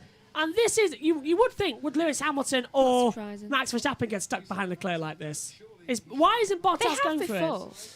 Reminder, 28 points the gap. If Red Bull finish where they are, because with Hamilton winning, they'll win change the constructors. position quite regularly, depending on the corner, whereas Bottas tends to guess the same as what the guy in front's done. What do you always say, Josh? Mercedes are no good behind cars. Yeah, they're not. Mercedes are terrible behind cars. Their aero package relies way too much on having the ability to lead and get ahead at front. That's why we're seeing Hamilton 5 seconds ahead at the moment. If Hamilton was behind Verstappen... Oh, okay, let's listen. Yeah, doing a good job. Really good job. But not enough. He's doing well, as he's currently P8, holding Bottas back as well. But DRS again. Here we go again. Is he going to make the manoeuvre down towards the hairpin? DRS open now for Valtteri as he drags down towards turn 9. Let's hear from no, he's not going to. No, he's too far back this time around. He might do it. Oh, he is going to do it on the inside. Turn 6 and 7 on board driver's eye with Leclerc. Oh, what a treat! Yes. Bottas goes through. Leclerc tries to get the cut back. Hasn't worked out that time. But Leclerc has the DRS on the run down towards turn 10. Bottas weaves left and right. We're seeing, just as Leclerc would see, on his eyes, down now towards the hairpin at turn 9. Tried to go around the outside, but Bottas is too far ahead. What a position that was. What a wonderful camera angle to see that action on the circuit. That was a lot better. Let's see it again, actually, off board. Bottas cuts the inside, had the DRS, brakes late, and doesn't turn in late, but just gave enough to put the clear off. It did sound like the engineer had said to him something like, you're going the same way as the other one all the time. Go different, go opposite. That's what Lewis does, that's what Max does. Just do something. That's what Alonso does. What is this? Who's that? Is that Antonio Giovinazzi? Getting out of the way, though, I think. He's not stopping, is he? It doesn't surprise me. Vettel's been trying to get behind him. Giovinazzi radio. Oh, no, maybe it's an issue. Or he's got a problem. He's pulling to the side of the track. He is pulling to the side of the track. Yep, and Giovinazzi's got an issue in his last Formula 1 race. This could trigger the safety car. This could trigger the safety car needed to put the alternate strategy on. And he stopped on the track. Yellow flags are out. And this is going to be either a virtual safety car or a full safety car, depending on what it's going to be needed. Antonio Giovinazzi, in his last Grand Prix in Formula 1, is out of the race. And this will have to be a safety car because he's got out. Have to be a safety car because he got out, surely. Has to be. It's in too dangerous a position. It can't be pushed back. It's around a fast corner. Who's going to jump first? I'm not seeing anything so far on the board. No sign of any yellows or reds at the moment. So no sign of safety cars. There's a car off the track. Where is the yellows? And we've got a virtual safety car deployed out there at the moment as well as they come through. 2 seconds, Josh. We're back to you shortly. Virtual safety car is out, so the field now slows down, and that has happened at the worst possible point on the track for these two because they don't get a free pit stop. And they've delivered the virtual safety car, not a full safety car. Your opinions on that, please, Megan? I think that it's kind of messed up both of their plans. Yeah. They were depending on someone getting out, and I think it's quite coincidental that 2 people who are leaving the sport are both now out. And we're hearing from Josh in the pits that Leclerc's coming in. Hamilton on the radio. Staying out. Hamilton staying out. That's a surprise as that's mediums, used mediums go on for Leclerc then as Josh said in my ear. You would give up position, wouldn't you, if you went in now? Yeah, 2.2 seconds though. That's a great one. But if Verstappen went in, they would change their mind and come straight in. Yeah, we're at red. Say, go on, Josh. In Red Bull. We're here. Oh, yeah, look, Red Bull's got movement. We're here from Josh, who's watching the PLC. Verstappen pits. And this is a crucial point in the championship. Box and pick confirm, please, Max. Box, pick confirm. And once again, that could be Mercedes throwing away a world championship with the wrong strategy call. They've done it. Red Bull have done the opposite. A brand new set of hard tyres. They had a set left. Verstappen gets a free pit stop. And look at that. Mercedes were ready in the pit lane, and they know what Bono has just done. Bono has effectively just lost Lewis the title, possibly, because now Verstappen's on much faster tyre. Unbelievable. Perez pits too, Josh said. Perez pits. So, it's advantage Red Bull. Hard to hard. Hard to hard. Yeah, they're all going hard to hard. If this virtual safety car lasts another lap, it'll be helpful for Hamilton because he'll pit to defend. But as it stands, if that... FIA radio, Mercedes FIA radio. Let's listen. He's after him in a moment. Michael, please no safety car interferes in the race, please not. That's Toto Wolff's. Toto calling for no safety car, but a virtual has been released. No official safety car, but I think that's a delayed message because I think Toto will be on now saying safety car it, safety car it, safety car it. So it's advantage Max. I don't believe it. This incredible title takes another swing, and look, Toto knows what he's done. The team Actually, hard to medium, Alonso hard to medium. So they're all going to the medium, which is faster in these sets of tyres. Megan, it's still out there. Virtual safety car not ending. Is Hamilton going to get to the pit lane? Is he going to stop again? I think if it lasts a bit longer, then they will bring both Mercedes in. Because if everyone else is pitting, they'll have the disadvantage on the track. It's going to come in. The car's behind the barrier. It's coming in. Yeah, it's coming in. Hamilton hasn't pitted. Oh no. This could be a big swing in the championship once again. The virtual safety car is ending. Hamilton radio. Send it. The gap to Verstappen now 17.9 seconds. How is it 17? How has he not lost 20 Race back on. seconds? VSC. We're going to be in trouble. Let us hope. So, yeah, you are. Because Bono didn't stop you. Bono, what on earth have you done? It's game advantage to Red Bull, who have put both their cars on brand new hards. Hamilton hasn't stopped. He's on 24-lap-old hards. And I can't believe it. I can't believe it. It's like playing at Wembley. That's the way the cookie crumbles, though. Oh, it's like playing at Wembley and having an own goal. I don't believe it. What has happened to England? The cup final, and Hamilton has sent it sky high. Sonoda goes into 7th, though he immediately gets passed again by Alonso. So Alonso back ahead as well. Let's go to the chat. As even M says, WTF. I think that's everyone's opinion. That's a good call there. I don't know what's going to happen. They haven't got the time. 16.9 seconds in the pit lane, and somehow it's still Hamilton with the title, but can he hold on for 21 more laps? Okay, there's that gap at 17.0 for Verstappen. He will need 0.8 a lap on us to catch. So but he's getting that. Keep that in mind. He's getting that. He's getting those gaps. Look, it's now 16.6. This is still...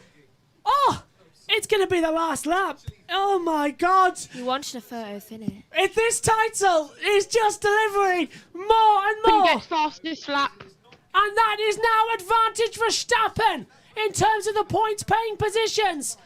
A 1:26.321, it takes his advantage off. And I think... Sector 3. What was that, Josh? For Verstappen. Oh, good, sector 3. I thought you said yellow. You thought you said yellow? No, bro, I love these lights behind me. I can change them to whatever colour light flag is on. Handy. There's we need that for next year, don't we? red. 2 seconds, Hamilton. Flying laps. Yeah, the potential to lose track position, Lewis, too high. Yeah, but why? The potential to lose the race is too high. It's 16.1 now as well. I don't know. I tell you what, there's only one man. 19 laps to go. There's only one man I know who could script a season like this. And involving cars 22 and 14 noted.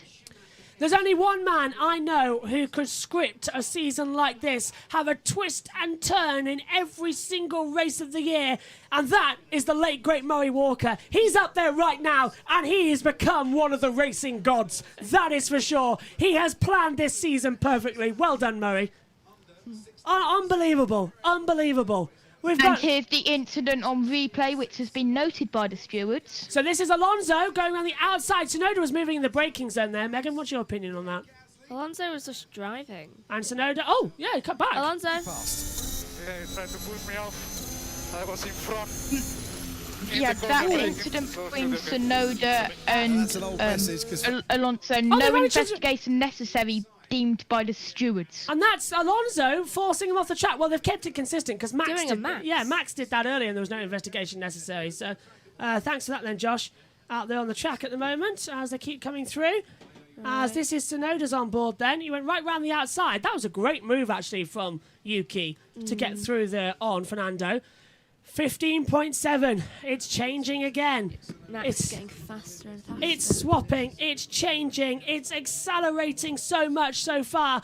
And Megan, the advantage now is in Verstappen's court, surely. Has to be. It is at the moment, yes. Though the only way I think that Lewis is going to be able to get that advantage back is if he picks in the next 5 laps. Yeah, well, I won't be able to keep this pace up otherwise. Yeah, copy Lewis. Yeah, we should both be on a dead curve though. So even they're having a problem there then. He needs to be fast for the last. Hamilton can't find it. Hamilton can't find that pace. It's changing again. He needs to pit. 18 laps to go. Megs, just overall, if he pits, he loses track position to Verstappen, and he'll be put out in between the two Red Bulls. Be faster. But he will be faster. I would pit him within the next 5 laps because then he's fast for the last 10 laps of the race while everyone else is slowing down with tyre degradation. Softs. He's got 2 sets of old softs left. Softs have been proven to be quite fast here, and since they only work in short intervals properly, that would prove the most prudent. But he'll need a safety car. He'll need a safety car, surely. Well, who's most likely to cause a safety car out of here? It seems to be both Alonso and Tsunoda. I'm not sure, to be fair. It's all changing quite dramatically at the moment. As Norris has been having some trouble. Verstappen radio. Laps to go. 19. Okay, that last lap was 7 tenths. Lewis's tyres 26 laps old. Let's go to the group chat. M says, I thought it's over. Of course it's not stupid me, it's 2021. Can Hamilton pit to mediums and full charge mode? 14.9. Verstappen is catching him. It's a close one. I don't think Hamilton can't pit unless there's a safety car. And even then, he'll come out now. He's lost his advantage. Norris was having trouble with gears earlier, and they said that could continue. So far, we haven't really heard anything from Norris, so maybe that will continue and cause him to lose power. Both the Alphas went out. That's the Ferrari power unit. So watch out for Leclerc, who's dropped to 12th with an unknown issue, and Sainz running in 4th. I'll tell you one thing, though. This incredible 2021 season is going down to the last laps once again. You can't write it at the moment. Lewis Hamilton has match point, and he is standing to take the World Championship. Just keep me posted on lap times of people around. Bottas. And there's a side-by-side. There's Gasly and Alonso now. Gasly goes ahead of Alonso. Bottas just had DRS with Norris, failed it. Alonso has DRS, and so does Ricciardo. And they're all caught up with each other now as well. Ocon's in the battle too as they all head down. It's going to be a 4-way fight, but 2 different battles. Alonso goes to the inside, and then Gasly goes to shut the door on him as well. Alonso still stays down. Ricciardo didn't get past Ocon either. So it's currently okay on that board.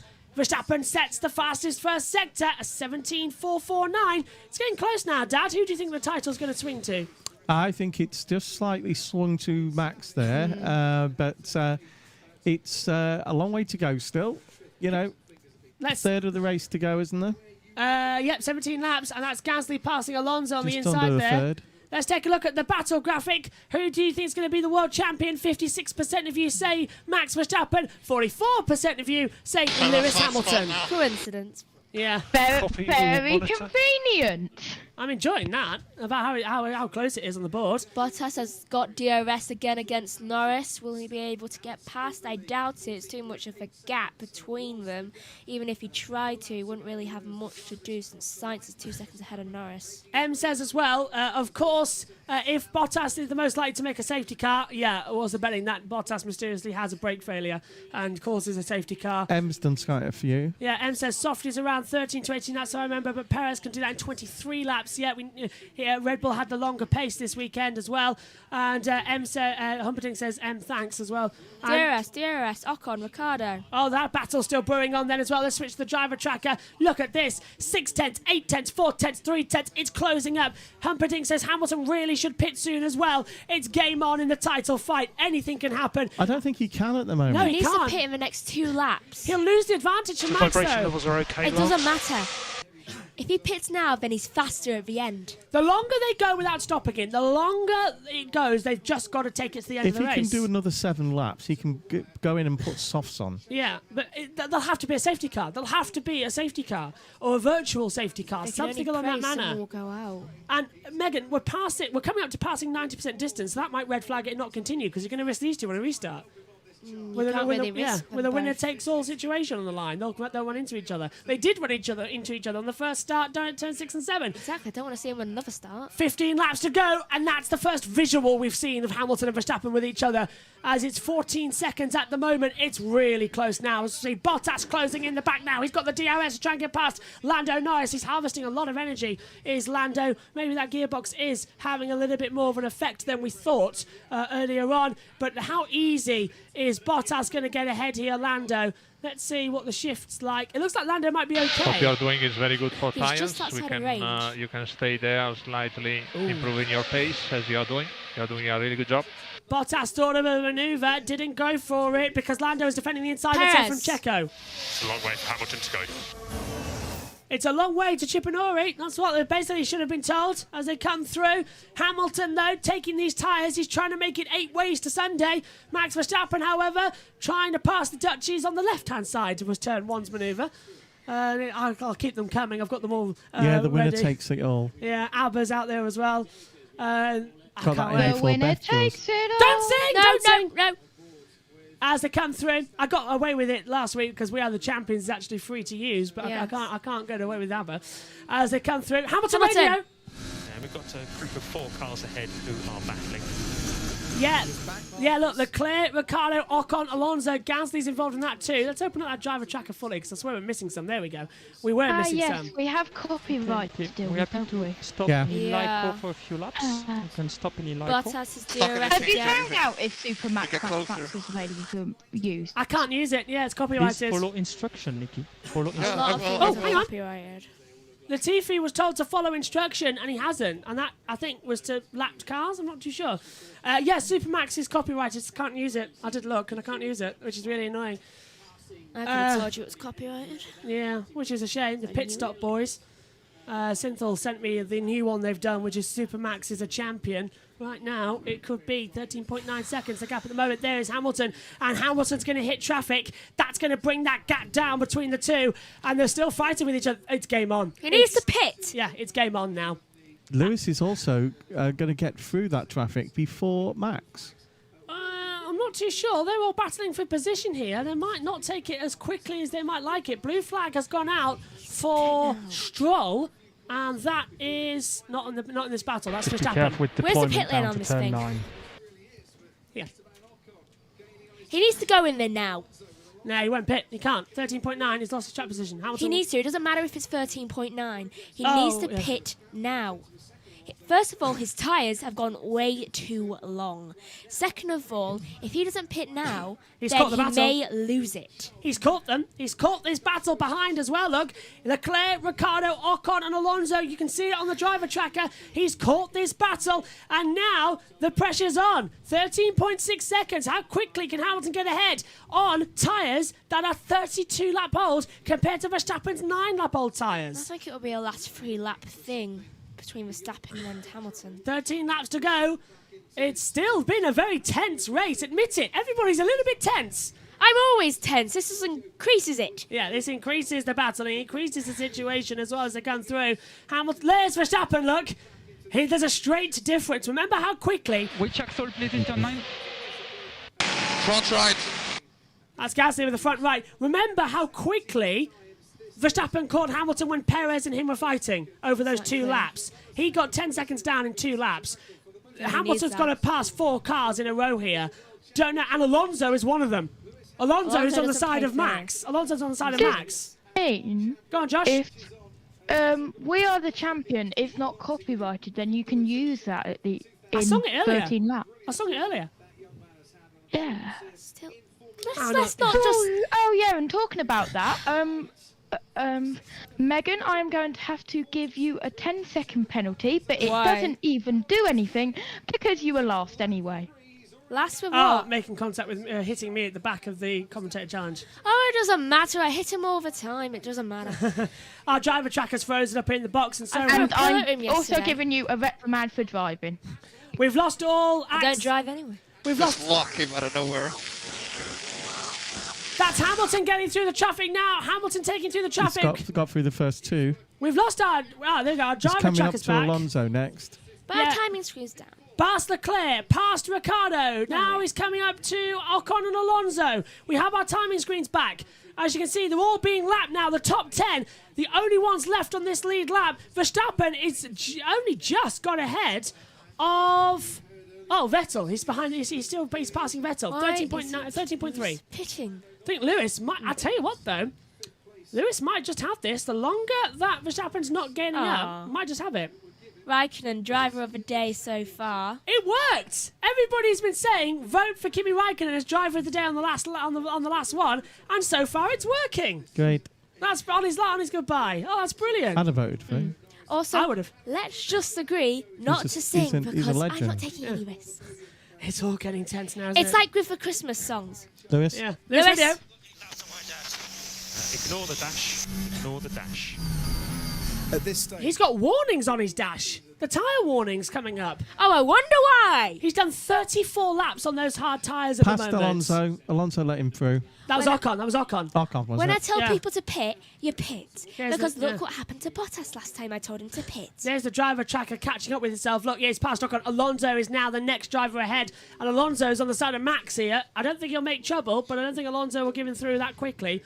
But 11 laps to 34 laps, 12 seconds at the moment. I Hamilton. don't know. Alonso quite Yeah. a fair guy. So. Hamilton's turned beast. What was that? Did you see the camera shaking? That was Megan sticking a gun in Mel's side. I thought the camera was shaking there. I thought someone had hit the Only wall, but joking. everything's okay. No sign of a yellow.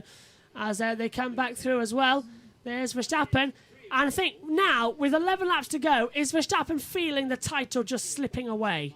Yeah. He's starting to feel it, isn't he? He's 12.2 seconds back with they're 11 both to go. feeling it. That's a second a lap he's got to catch. I don't think it's possible. The Dutch fans' hope begins to fade away. Hamilton radio. Let's listen to Lewis Hamilton. As Josh says, he's coming on the radio. Maximum deployment. 11 remaining. Gap to Verstappen, 12.3. How's it close? I'm down to 12 already. It's just that back marker traffic, Lewis. He's going to have to get through it too. Hamilton. Yeah, but I think on fresher tyres, he can do it a lot faster as well at the moment. As we lost our driver tracker again. I don't think so. Because you've got two cars in there that rely on Mercedes. So Yeah, 10 laps to go. Alonso now does let Lewis Hamilton through, which is he the right took a long decision. time to get past Vettel, and he's got the other one to come. He Yeah. has actually got past one of them. He's got past Vettel. Christian Horner's on the pit radio. Will be ready. hard down there, but we're going to need a miracle in these last 10 laps to turn it around. So he'll give it everything, but you know, the clock's ticking.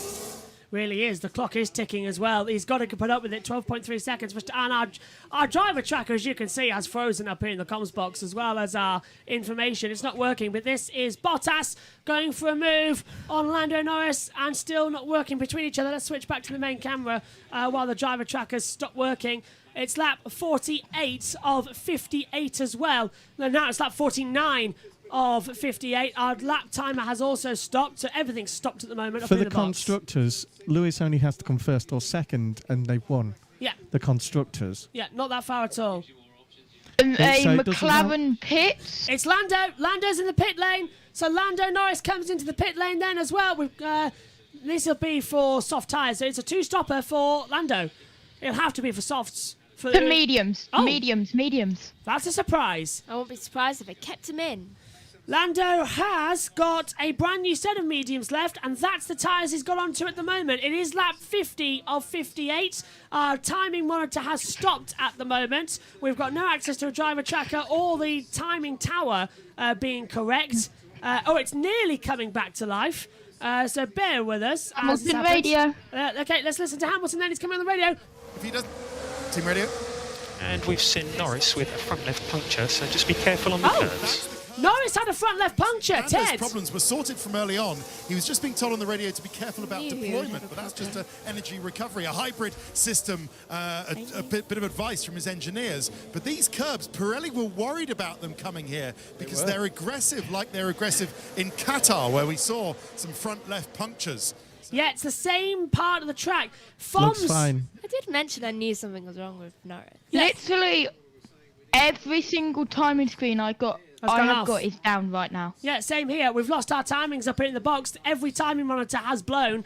So we'll try and keep you across on the pictures, and hopefully we'll get our timing pictures back soon. Let's hear from Lewis Hamilton on the radio again. So we think the problem curbs maybe just turn 15, turn 16.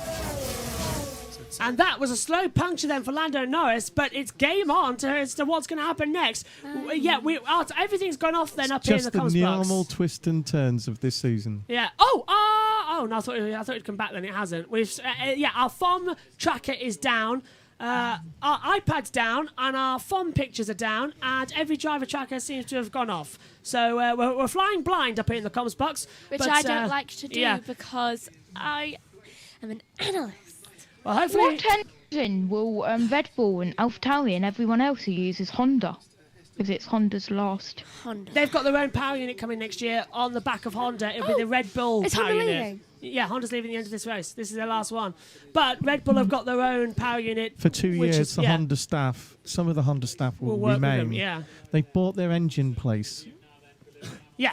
Which is about 30 miles from Milton Keynes. I've just liked Honda ever since they caused Alonso's demise for a while. I tell you what, we've lost access to everything, so I'm taking the lap counter away because it's broken, and we'll hopefully get it back ASAP. We're on lap 51 of 58. Lewis Hamilton is the leader, Max Verstappen second, Perez is third, Sainz fourth, Bottas is fifth. As it stands, Lewis Hamilton is on 394.5 points, Max Verstappen 388.5 points. That doesn't really matter, as it's winner takes all.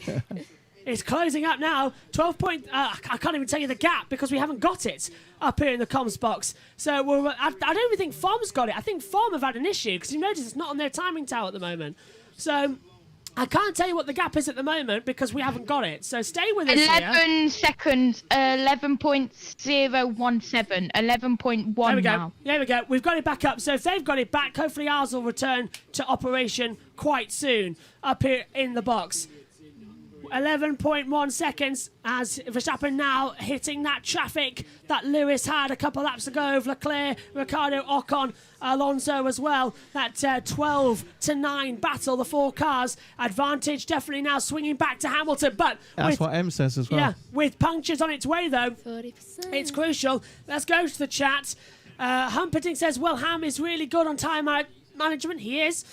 M says, why FOM? Why is it happening in the last race that it's happened? I know, our iPad's gone off, everything's gone off as well. Max says, Max, Super Max as well. And the Dutch supporters is watching on in horror at the moment, but it's closing in, 11.4. And the Drivers' Championship, the point situation here, the votes, 58% of you still say Max Verstappen, 42% say Lewis Hamilton will win the championship at the moment. But at the moment, we've got nothing on in the box at the moment. Our entire array of timing monitors have blown. Which is annoying. It's very annoying. Something always happens in Abu Dhabi. Yeah. Giovinazzi, Russell and Raikkonen, the cars out of the race at this moment in time. As I'm going to try and refresh the page, see if that works. I doubt it will, but still. Let's have a look at Norris passing Alonso down into turn 6 and 7. That was kind of breezy right there, just going right round the inside. Nicely done as well. Yeah, no active session, so We have 0 timing monitors at the moment as FIA has lost it, as that's Lando getting out of the way of Max Verstappen then. So Max is closing up, still 11.8 seconds though in the closing laps of this race. It's closing up dramatically here at the moment in the standings. Megan. Right, so Verstappen seems to be doing good so far. A bit worried about how he's going to keep up the pace. I mean, he's losing seconds now for some reason. I think maybe his tyres are... don't want to say degrading, the streams are currently like. Broken. Oh, Latifi in the wall. Oh, Latifi's in the wall. We haven't seen that. Where? There could be a safety car here. Safety car's out for sure. Safety car is out. And this changes the championship again. Latifi's put in the wall just like he did in practice. Safety car deployed, confirmed. Thanks, Josh. Safety car deployed. This championship. Lewis, pit now. Lewis, for God's sake, pit. It's an advantage that Mercedes needed. It's an advantage Mercedes have got with only a couple Go! Stop. Will they red flag to clear it up and have a restart? Remember Baku. Remember yesterday? It's the same part of the track, isn't it? That yesterday with Raikkonen. And we knew if someone went in underneath this part of the track, they'll have to stop it. They might just stop it completely. They might. No, they've restarted it now in Baku. Close. Let's just see if they red flag it. We've got no timing. Max coming into the pit. Has Lewis continued? Has Lewis stopped? Lewis just pit. Verstappen's in the pit. So Hamilton team radio. So Max pits. He puts on soft tyres. Let's have Lewis. Yes, it is. Hamilton's team are getting tyres ready. Negative. Box negative. Box negative. Just box. They're banking. Sorry for radio. If the race restarts, it's going to go to Verstappen. He'll have the advantage over Lewis. If they red flag it... Idiots. We'll be back with you in a second, Josh. If they red flag it, it's disadvantage for everybody out there. We've got no monitors. And this Perez pits. And this will be for soft tyres too. They all had some left. This amazing championship takes another turn, and we're relying on the TV pictures to tell us if the race is going to be stopped or not. Will they finish? How long do they need to get Latifi's car? Too long. Do they need to red flag it? What are they going to do? If it is red flag, are we restarting? Or what? Are we going to have a 2-lap sprint to decide this season? Hamilton Radio. You better be saying box. Wow. So look, we're on lap 54. If they remember Baku. Remember Baku as a principle. The words out. Oh, it's on fire. They'll red flag it. Red. They'll have to red flag. Not when it's smoking. Yeah. Latifi's car's on fire. There's a lot of smoke around the exit of the track now, but they've got no sign of a red flag at the moment. Let's take a look at a replay then. Right at the moment. Schumacher.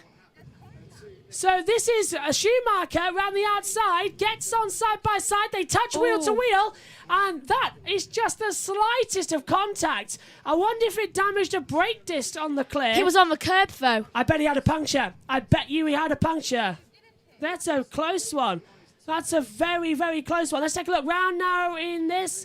Rounds it. Raikkonen did it, and Latifi did it in practice as well, and they've just hit the wall. His entire wings off. No sign of the red flag, but surely they got to. I don't know what they're going to do. Debris everywhere. We've got no live timings at the moment working. There are massive chunks of debris in the middle of a track. I would red this. Hamilton can't pit. Yes, he can. He did. He was told not to. He was told not to. Who cares? Run us through and in between Oh no, yeah, they were told not to. So they wanted to pit Lewis to put him on the mediums, and then thanks, Josh. So no red flag were being told.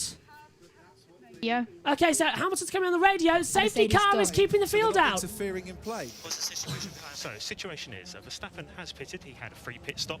We would have lost track position to him. 4 laps remaining when you cross the line. So this field has to bunch and then have to send lap cars through. So it may not restart. Is he right behind me? He will be. Once they've sorted out all the order, this is going to take a while to sort out. Which is why I think they'll red flag. It's going to be a last lap. We would have lost track position if they red flag now, the race won't be restarted, will it? Baku! Remember Baku? 3 laps, and they restarted it with a 2-lap showdown. If they red flag... Yeah, but you have to have a formation lap. Gasly has pitted. 57 for a formation, 56 for the formation, 57 and 58 for a 2-lap. If they red flag this lap, then we will have a showdown. I'm quite interested to see. This is the final throw of a fantastic season. We've got it, Josh. Don't worry. We're back with you in a sec. Dad, over to you. It's the final throw of a fantastic season. I think this is going to be a 1-lap shootout. But Lewis is on all tyres. Max isn't. Yeah, Mercedes are obviously pumping for the fact that they won't bring the thing in, but I think they will. How can they restart the race with that oil? They're fools. The safety car's not going full gas down the straight. Copy, Lewis. Understood. It's trying to get the gap to give it back. We've lost all the data screens up here in the box. We've got no idea. We're relying solely on the TV pictures. The TV hit the wall, so at least he didn't bring out the Tech Pro. But there's a lot of carbon fibre over the track. There's a lot of oil there on the track. Oh. That was a big one into the wall there, wasn't it? Literally caused sparks. What is going to happen? This incredible 2021 season. It's on the edge, isn't it? Yeah. It's on fire. It's basically just on fire right now. Oh, my word. And that's why there's so much oil on the track. So, Josh says the brake's on fire. That will take ages to handle. The race will be over by the time they'll probably 3 get to a handle on go. that. They can't red flag it. They can't red flag it. This race, I think, is going to end behind the safety car, which would make Lewis Hamilton a world champion. I think that's the way it's going to go. But surely they should have red flagged it and restart. Who's this coming into the pit lane? Which one is it? Is it Verstappen or Perez? I can't tell. It's Perez to retire. But Perez is out of the race. And that's the Constructors' Championship to Mercedes. Mercedes are an 8-time Constructors' World Champion. They've taken it here with Perez failing to finish. It's impossible. We need to retire the car. We need to retire the car. He did run over that race. Really? Yeah, box. And Lapped cars can now overtake. Lapped cars can now overtake. It's going to be a lap showdown. Oh, not be allowed. I apologise. Lapped cars will not be allowed to overtake. I think that's it. I think the race is over. I think that's it. Josh. It's now saying safety car, which is a good sign. We've got our laps back. But the timer is not counting down. Yeah, we've got our lap counter back operational, so we're under the safety car. There's the driver tracker look. And Lewis Hamilton desperately now trying to go there. Refresh that. Again. What on earth is going to happen? Right, let's get a gapper here, because we need to know what it is. Hamilton leads, Verstappen is second with the fastest lap. We're under the safety car. We have our monitors, I think, coming back to us ever so slowly. We have our driver tracker back. Yeah, we've got Yes! 8.3 seconds, the gap between Hamilton and Verstappen at the moment. There's a lot of lap traffic in the way. We've got no messages from race control, though, as to when or if the safety car will come out or come back in. Verstappen radio. Lap cars will not be allowed to overtake. Yeah, of course. Typical decision. Max again thinking everything's against him, which I understand. I'll try and look at this. They should have red flagged that. They should have red flagged it like they did in Baku. I don't know why they didn't, Josh. I mean, there's literally a car on the track. With fire. What's going to happen? 8.8 seconds. You know, they look resigned to actually. By the way, I've been trying to show your mum Kelly Piquet's dress because, you know, it's suit your mum down to a ground. It's lovely.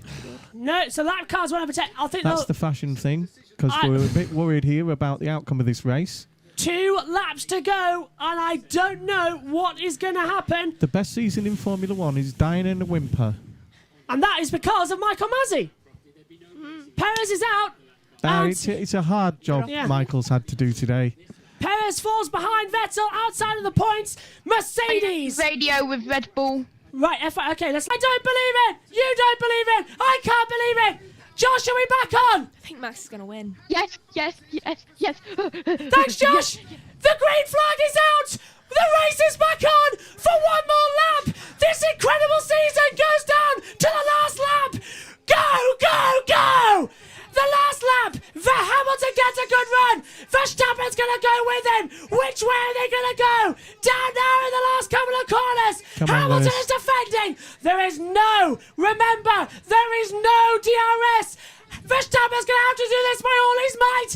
Down to the hip, here we go. Is he going to make a move? Hamilton turns in. He forces it wide. Verstappen takes the lead on the last lap. Hamilton can't do anything short He's 4 tenths behind, but he's in the 2. Verstappen moving left and right. Hamilton's in the 2, down towards turn 8 and 9. Where's it going to go? Hamilton goes to the outside. He's trying to find a way through. It hasn't worked. The safety car played a blinder, but here comes Lewis Hamilton. Here comes Hamilton, down towards turn 9. Is he going to get ahead? He pulls to the outside line. They nearly touch, and over 200 miles an hour. Hamilton's giving it his all. Verstappen goes wide, but Verstappen leads in Azerbaijan in Baku. Hamilton is down to second. The title goes the way of Verstappen in what a very controversial way. My goodness me.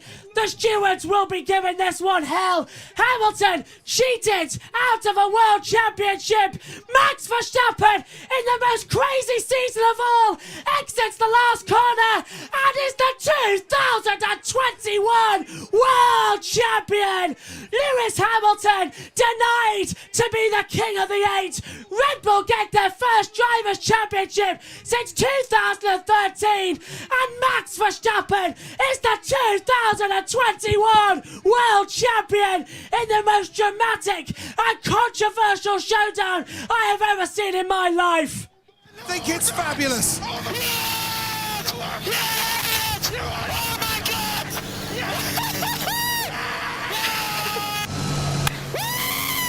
Yes! Oh my God!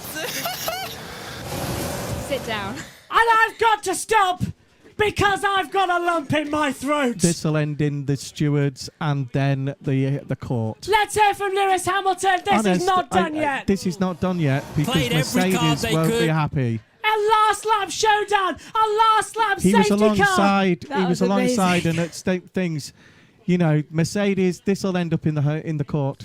The FIA, Michael Masi, wanted to stay out of it. He's manipulated the facts. Michael Masi, you better get out of here quick. You're going to be attacked for sure by that. But No, he's not. Max Verstappen, in the most craziest way possible, it went down to the last lap, and it was a great lap. He is the 2021 world champion. Dutch, the Netherlands, their first ever world champion in Formula 1. Lewis Hamilton is denied an 8th. Max Verstappen, you are the world champion! The world champion! Mate, you absolutely deserve it. You absolutely deserve it. You have no luck. Not the rub of the grip. Recharge on, please. Recharge on. Listen to the crowd. We are so proud of you. Oh my God, guys. I love you so much. You have driven like a champion all year. You deserve that. We needed a bit of luck. You got it. You made it happen. Jos is in tears. And we love you. We absolutely love you. Toto Wolff was adamant that he was going to protest the decision. Mercedes even brought a judge with them to Abu Dhabi and put him on the payroll just in case anything happened after the week previously in Saudi Arabia. They took it for 2 weeks, but on the Thursday, just after they said, that's it, we're not going to protest. Instead, the FIA is setting up a commission to investigate what happened. Mercedes saying, OK, we're happy with that one. Since then, it has split the fandom in half. One half saying that Lewis Hamilton was robbed and that Max Verstappen was gifted a world title by Michael Masi, the race director. The other saying the better man won over the course of a season. It very much has split the divide. Lewis Hamilton is now circulating rumours that he's not going to return to Formula 1 in 2022. He's taken a break off of social media. Max Verstappen, on the other hand, is living the high life as a first-time world champion as well. What will happen? Well, we won't know until 2022, which is only tomorrow as well by the time you are watching this. On a personal note, thank you very much for joining us here on YouTube throughout 2021. It has been an absolute pleasure to call the World Championships here, and we will do the same in 2022, bigger and better than ever. Look, we've even got branding as well, which was a very nice Christmas present from one of my friends, so thank you very much to that.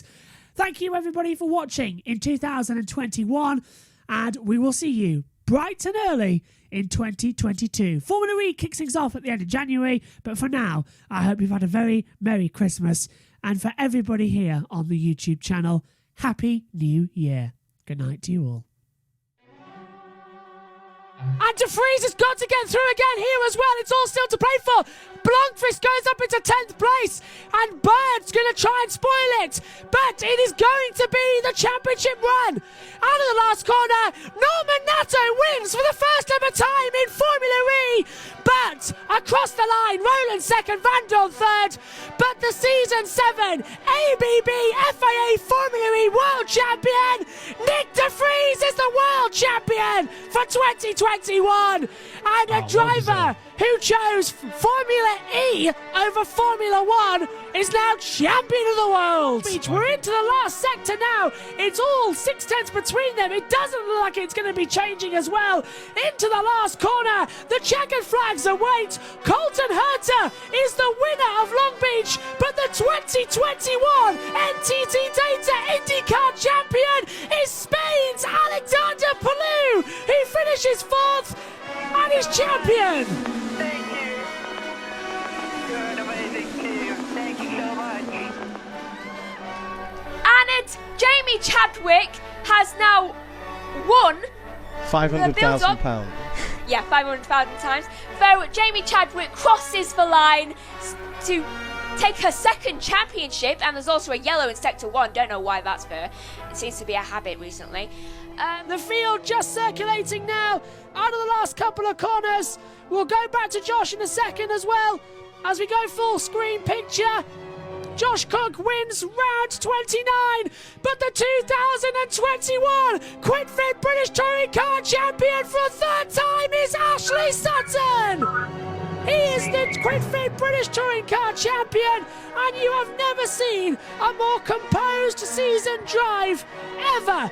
Ash Sutton is the QuidFit British Touring Car Champion. Josh, your trackside right there. The garages are going mad. Ash has got his hand out of the car. We have a total of 5 laps to go here for the Emilia-Romagna Grand Prix. And the battle is on between Francesco Bagnaia and Marc Marquez. Of course, all eyes now also, Megan, remember, the end of the Touring Car Championship with the champion going to be crowned in the next... Oh, it's done! It's done! It's done! He has done it! I do not believe it! I do not believe it! Francesco Bagnaia has crashed out of the Emilia-Romagna Grand Prix! Fabio Quartararo is the 2021 MotoGP World Champion! It's happened! I do not believe it!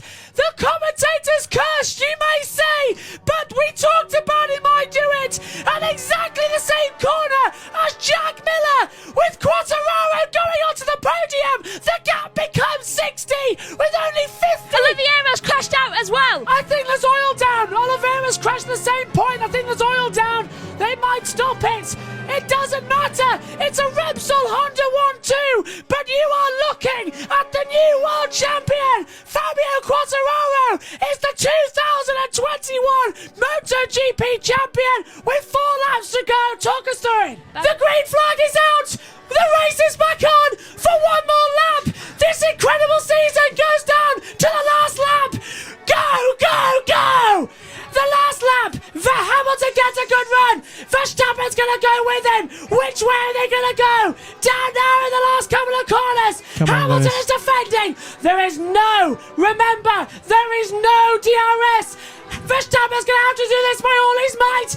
Down to the hip, here we go. Is he going to make a move? Hamilton turns in. He forces it wide. Verstappen takes the lead on the last lap. Hamilton can't do anything, surely. He's 4 tenths behind, but he's in the toe. Verstappen moving left and right.